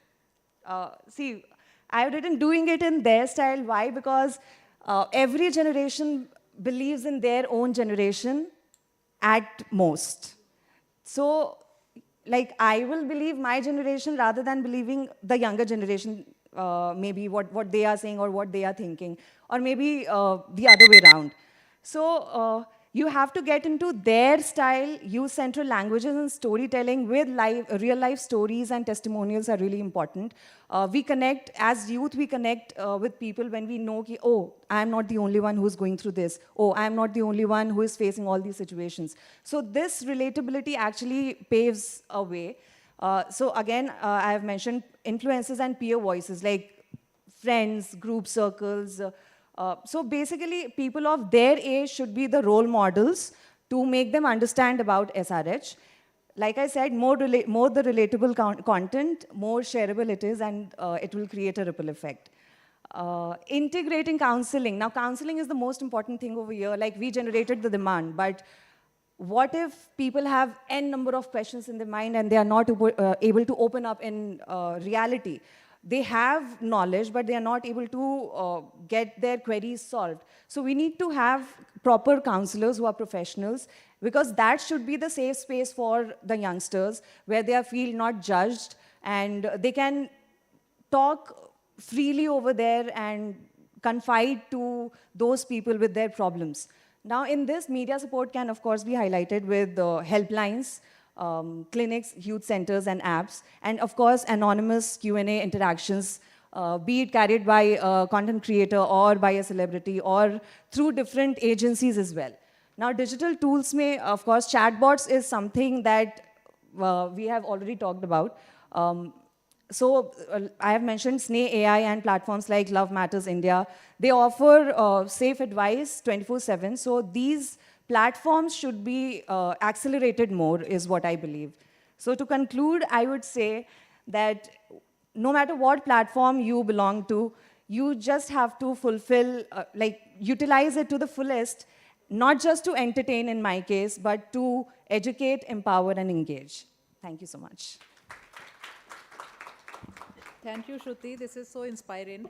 And you spoke about, developing authentic, friendly tools and humor, that any messaging that includes humor and is able to talk about the sensitive issues and relating people with the real life stories, because that is far more shareable. Extremely helpful. So we will now move to Saad Alam Khan. He's a dedicated social change maker with extensive experience in advancing youth SRH issues. And as a queer Muslim person, his work is rooted in his personal journey and commitment to creating inclusive healthcare systems for marginalized communities.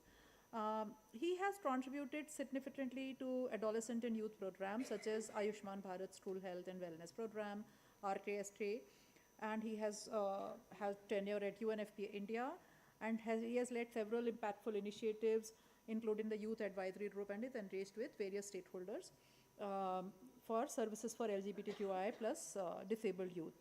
So, Saad, the question is related, like we just heard of all the challenges that young people and adolescents face in accessing services, SRH information and services. However, people with diverse needs face even more challenges.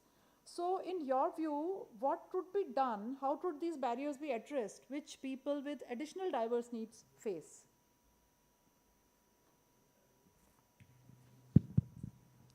Hi everyone, Assalamu alaikum. My name is Saad Alam Khan. My pronouns are he, him, and thank you so much for this opportunity and for sharing. And thank you so much. Your presence is showcasing intent here. So thanks to the audience for your presence.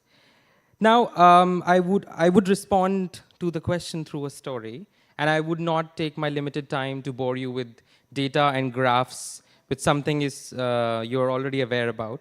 I want to take you to a time when I was 21 years old, and I walked into an STD clinic. STD clinic. I walked in with questions I did not know how to ask, symptoms which were making me scared, and words I did not have, and neither did the system. Right at the registration table, there was this bhaiya. Bhaiya is Hindi for uncle or something, who was there outside of the STD clinic, and he was like, "What is your age again?" I'm like, 21. Ye koi umar hai? Is this the age? I walked into the STD clinic. There were a lot of posters there on the wall, but it didn't show people like me. I didn't want to get married at 21. There was a Varmala in the poster. I was like, well, we'll think about marriage later. So I did not even read the information there on the poster.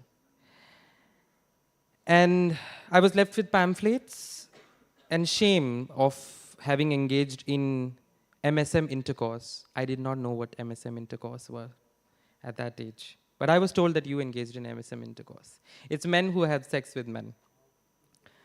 That was my entry point into an SRHR, not as a professional, but as a young, queer, Muslim person looking for answers. And it is from that silence and searching that began my journey. Because no young person, especially the ones pushed to the most margins, should feel invisible in the very systems which were created to take care of them.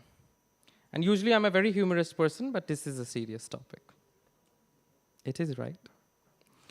So I'm often asked, how do we serve young people better, Saad? But I invite all of us to ask ourselves first, which young people are we talking about? Are we talking about the tribal girl who has never seen a youth-friendly counselor in her block?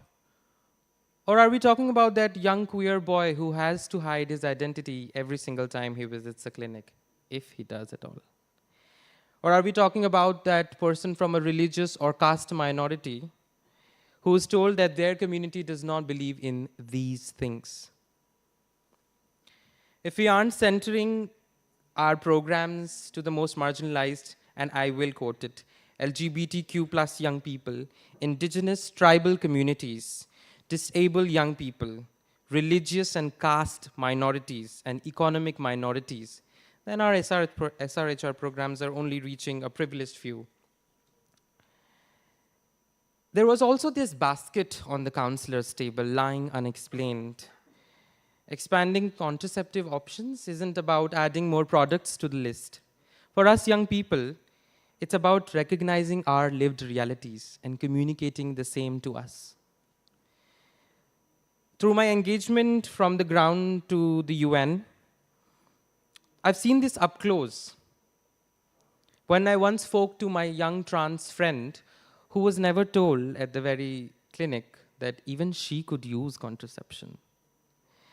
In tribal districts, when I met my fellow young girls who had clear definition, she knew the definition of what contraceptive basket of choice is, but nobody told it to her in her language, in her lived reality, and at her pace. For us young people, contraceptive access isn't about availability alone. It's about accessibility, acceptability, and affirmation of our lived realities. Speaking of language, we young people, as Prableen and Madam Chair also mentioned, that we don't speak the policy language. We don't speak the technical SRHR language. SRHR, by the way, is sexual reproductive health and rights. So we don't speak. We speak Instagram. We speak Reels, we speak DMs, we speak Shruti. We do not speak in monotonous reproductive health organs, male and female, in textbook language. We speak emotions, we speak urgency, and we speak honesty. But when we see content through social media, when we see it in Bollywood, when we see our national leaders on our phones talk about the importance of this with seriousness and honesty, it reaches, it sticks to our hearts and speaks to our emotions. Information should not just be correct, it should be connective to us. So let us stop dumbing things down or overcomplicating it. I once went to a counselor and he used a word, I'm going to need a little bit more time, may I request for it? Oh, that was not the beep of it, okay. The counselor used a word which I didn't even know is used for masturbation, hast maithun. I was like, is that a species? So let's talk to young people like the intelligent, emotional, and curious humans we are. And from that time to now working in the sector, I now work in partnerships. Madam Chair, may I request for 2 more minutes, if that's okay? Yeah. Now I work in partnerships at Viva. And I think, well, somebody had to put this system together, right? No one sector can put SRHR alone. We need convergence. As a young person and joining my fellow young persons in the room, I invite the government to create infrastructures for us, the private sector to bring innovation and scale and resources for us, very relevant in the current diaspora of resources and funding.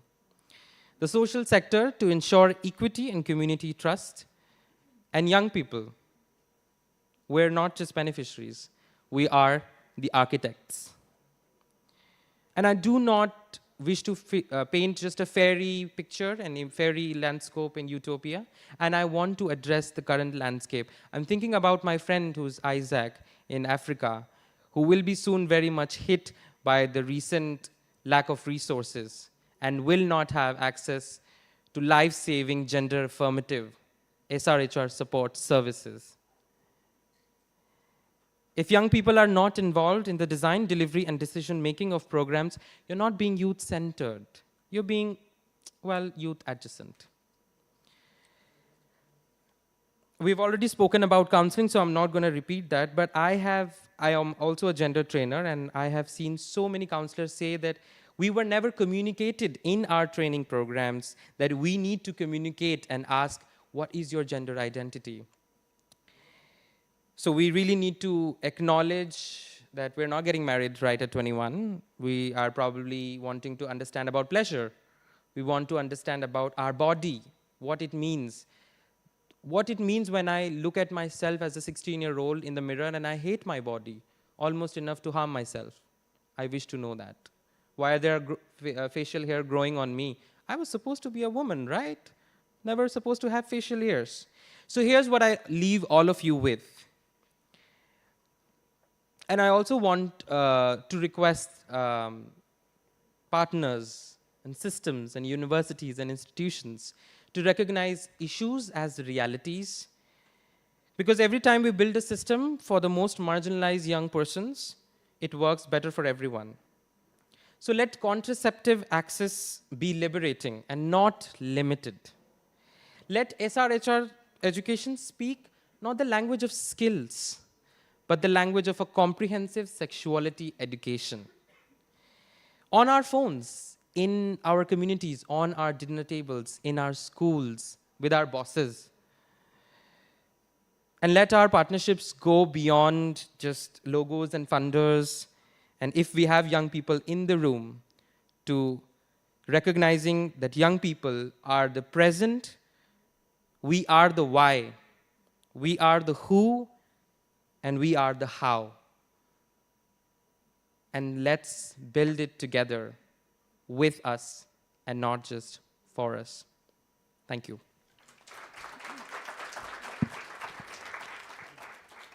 Thank you very much, Saad. I think this was so educative for at least me, and I'm sure for many of us here in the room. And I think a couple of things that's really struck with me were that we, instead of using the technical language and the accuracy, we also need to focus on connecting, not only the correct language. And, beneficiaries versus architects, young people need to be architects and not just the beneficiaries. I think these are very, very critical statements. So I would now request Rachna to take us through the question and answers.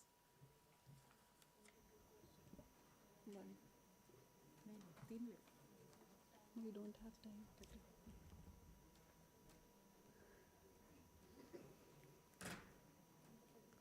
Many thanks, Dr. Kirti, and all the panel members for this very interesting and impactful discussion that will guide us constructively for our future actions. No doubt we are more aware and more informed than at the start of the discussion, and after this exhilarating session, the audience, I am sure they would agree that we are more knowledgeable after this panel discussion. No talk would be, now let's take the question and answer session, because no talk would be complete without a question coming up from the audience. Let's see how much you have imbibed and what are your queries. So maximum we can take 2 questions. So first and second. Thank you.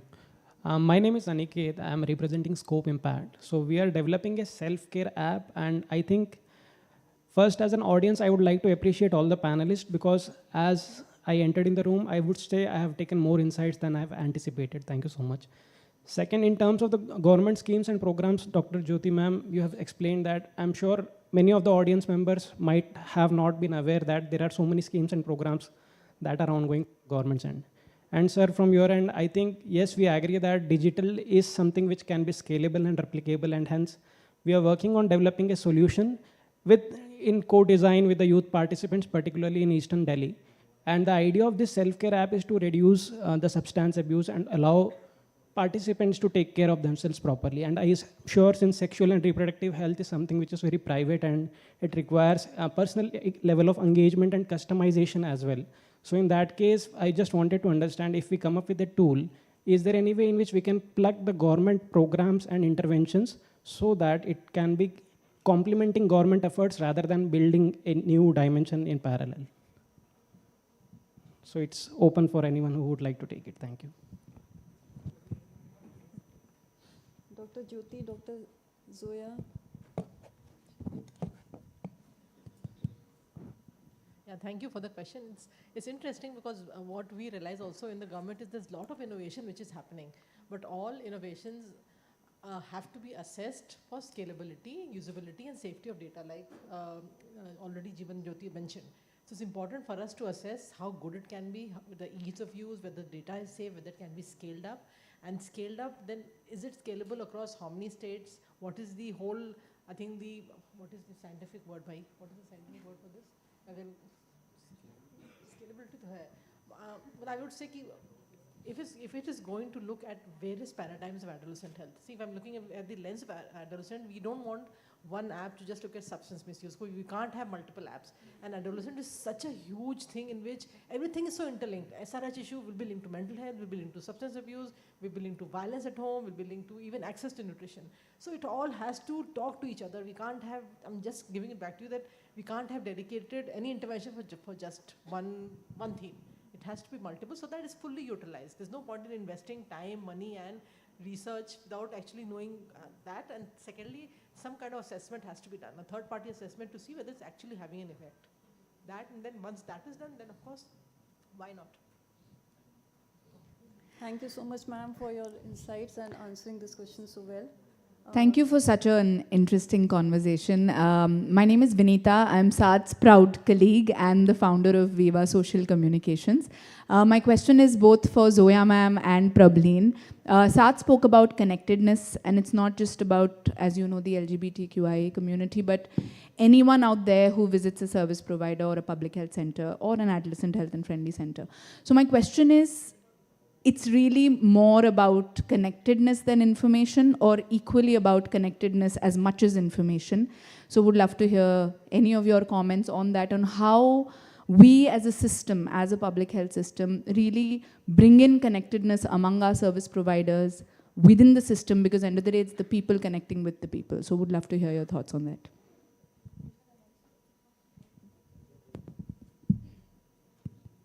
Thank you. I think since we're talking about connectedness, I know we have to meet on Monday, so we will be connected. I think there is, if I put out layers of what Saad has said, right, and of what we also always see, is that any person's life, and this is of course with age, of course it changes, but all our lives are fairly like an onion, where you keep peeling and peeling, and you'll have a taste, I think, and I love onions, I think. But you'll have a taste of each of these layers, right? So our lives are very layered in that sense. So it's not about that one connection. I feel it's the ek bar, you will always have an AFHC, you will have an adolescent going. The question really is, will they come back? Right? And that's not, so the first connection to me is not where the actual indicator of progress is. The indicator of progress perhaps is to look at what makes them come back, and then perhaps it's not just connectedness, it's also what is the, and what Zoya ma'am, of course, to that response was saying, that can there be spaces where it is a space for us to be there as a one-stop space? Because sometimes we also feel like for just getting medicines, you go to this, for getting education, you go there, for getting your health services, you go there. The reason why, for example, Amazon works much better than other spaces, and as capitalist as one sounds, is because I will get a safety pin also, and I've personally ordered safety pins also on Amazon, and I will also get a balloon pump, thanks. And that also we've done because we had a conference and we just did not know how to, where to sort of put balloons, and I will also get medicines, and I will also get groceries. It's one space which gives me those many options. For young people specifically, for them to keep coming on, can we start looking at building blocks like we build a Zynga and like we do Lego? Can we start really connecting each other first? Because it should not be that in East Delhi, if there is such a fabulous initiative that's happening, I am sitting in Delhi and I don't know about it.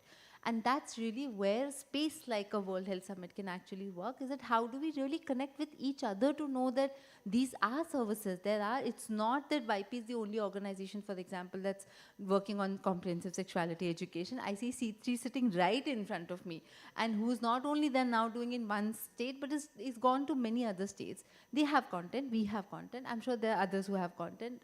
There is an arrow who's sitting, who's done things at a regional level and has experience. Are we connecting though?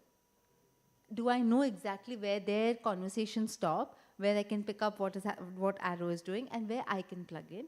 And I think that's what adolescents are looking at. They are looking at, I am coming for you for a space. Can you not divert me? Can you really put me at the signal, like a traffic signal? It's not the diversion that young people are looking at. Young people are really wanting to be at one space. We somewhere have really thought that young people are transitory. They are. That's not because they want to be in transit. That's because they're looking for information, and if they're not getting in one space, they will go to another space because their levels of curiosity is not something that we're ready to match. So it's that's where, unless we recognize that, we will continue to work in isolation, and there'll be a World Health Summit. We'll be like, oh my God, after a long time, great, I love it. I love meeting people. But let's not keep meeting in a conference. Let's keep connecting to make sure that our efforts not duplicate, but also our efforts get amplified. And that's when perhaps some of it will stick, or if it's not sticking, we will learn, because if we have attempted, we have not failed. I think it's where attempts really need to be made to work with adolescents and young people to really take our movements ahead. I think she's covered everything. No, I think let's do that Dr. T. How much time because the program is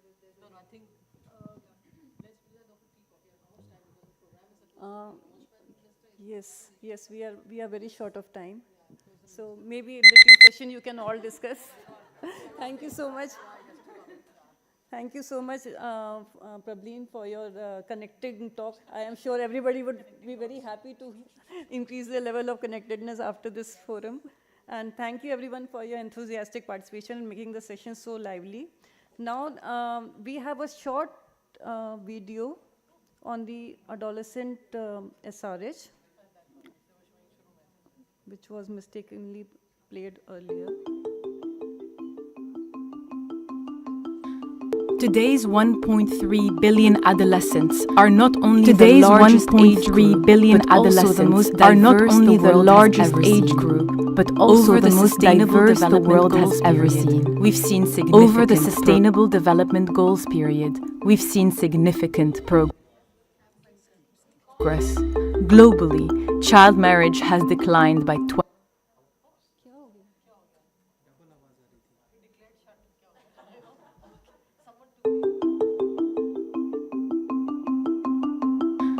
Today's 1.3 billion adolescents are not only the largest age group, but also the most diverse the world has ever seen.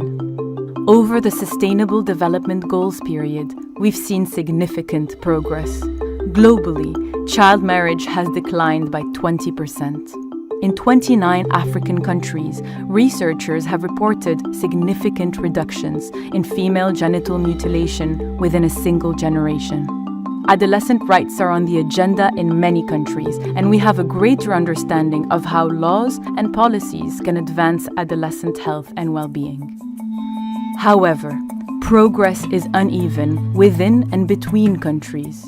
The percentage of girls and young women aged 15 to 19 who had their need for modern family planning met varies from 83% in North America to 24% in West and Central Africa. And challenges continue. 1 in 3 students aged 11 to 15 is bullied. Among girls aged 15 to 19, 24% will have experienced physical and/or sexual intimate partner violence by the time they turn 20 years old. Globally, 1 in 7 adolescents experiences mental health disorders, including 77 million girls. Criminalization of same-sex relationships in 67 countries threatens the health and well-being of LGBTQIA+ adolescents. We've seen a dramatic rise in opposition to comprehensive sexuality education. Insufficient investment has been made in adolescents' health and well-being. We need to act now. The potential cost of inaction is estimated at a staggering $4.1 trillion per year. Programs, services, and research should be tailored to young people in all our diversity. Nothing about us without us. Adolescents of all ages must be involved meaningfully. We must act now to make a difference in the lives of adolescents today and build a brighter, healthier, and more sustainable future.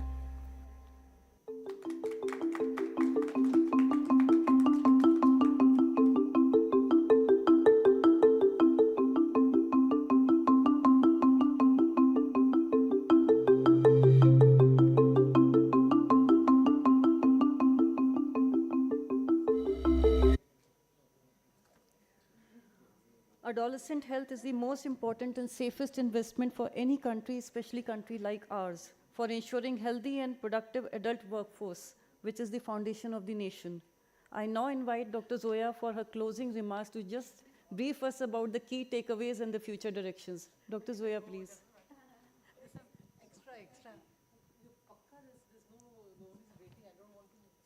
It's at 6:45, so we still have. Race through my whatever I've done, so much of noting down. God, when Problem was speaking, Saad was speaking, Jeevan, I don't know. So I'll just try and do justice quickly. So I will just end by saying that we have to look at interventions which are multifaceted, have to be innovative. We have to have out-of-box thinking. We can't just go what was really happening. We have to look at breadcrumbs. We have to learn. Yes, absolutely. I totally agree. And we have to learn the jargon of the young people if we have to work with them. And that is why the importance of co-creation with the young people. If you're looking at any intervention, in fact, just to share quickly with you that we are looking at updating and upgrading our peer educator module, which is under development for almost more than 6 months. We have had inputs from all the partners who work with the national government and state government on adolescent health, and we have done co-creation workshops with peer educators in the state. So that is the effort which, as a government, we are taking to ensure that young voices are heard. We may not use the jargon per se in our books, because a lot of people will not understand. And to be honest, we have to also have a level playing field so that everybody is on the same page. So that is there. But yes, I think during training sessions, the agenda items, during the various interventions, we can use this updated information, which is a part of the training. Next, I would say just 3 points. How many of you have seen adolescents? Okay. So this is good. So I'm just saying this is a very good thing which is happening now. Newer and newer cinemas is addressing the issues which the young people are facing, which I think for us in the health service becomes easy because this is something which is being addressed by the mass media. So we do know that when we do training of young people on safe use of social media, what is bullying, how to counter, who to report to, how do you reach out for help is something which they are already learning in the social media. They have seen a film regarding that, whether it is sex education or this is there. I mean, this is there on their knowledge radar. So it's important. So it is good for us to learn that this is there, and that is how we are kind of looking at tweaking our own training material, that you address these issues which the young people are facing. So that is really important. Next, of course, peer sharing was mentioned. It's important whenever we do peer training. We do have case studies in which there is peer sharing of peer educators when they talk about what they have faced in real life and then how they can help each other come out of situations. I would also say that, of course, for our healthcare providers, it's important for us also as people to be non-judgmental, and that requires a lot of unlearning of what you have learned.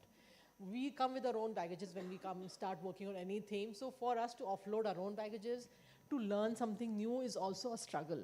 So I would say if the intention is fine, we will always reach there. And if you're open enough to learn that, yes, this is something which I'd learned 20 years ago, it doesn't really apply now.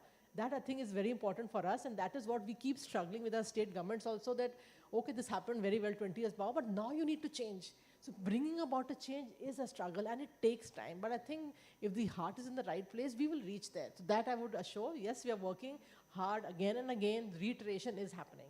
Next, I would also say that we have to address issues of adolescent girls and boys. Let us not forget, how do you look at relationships, whether it is the same sex, heterosexual, whatever is there has to be respect for each other. That is something which has to come. And for this, and this is one of the reasons why we are going through interventions in schools, because we do realize that in school, the child spends about 7-8 hours. That's a lot of time. So if we train our teachers, orient our principals about the importance of what is reproductive health, and not to say, I mean, I would not really agree so much with Saad in saying that books mein nahi hota hai, it doesn't really help. It does help. That basic information, if the teacher is comfortable talking about, that's a very huge step the teacher takes. Because in our time, I don't know what is happening now, we never taught those classes. You know, those reproductive system aaya, those 20 pages were said ki apne aap ghar pe pad lena. And I'm quite sure that is happening still.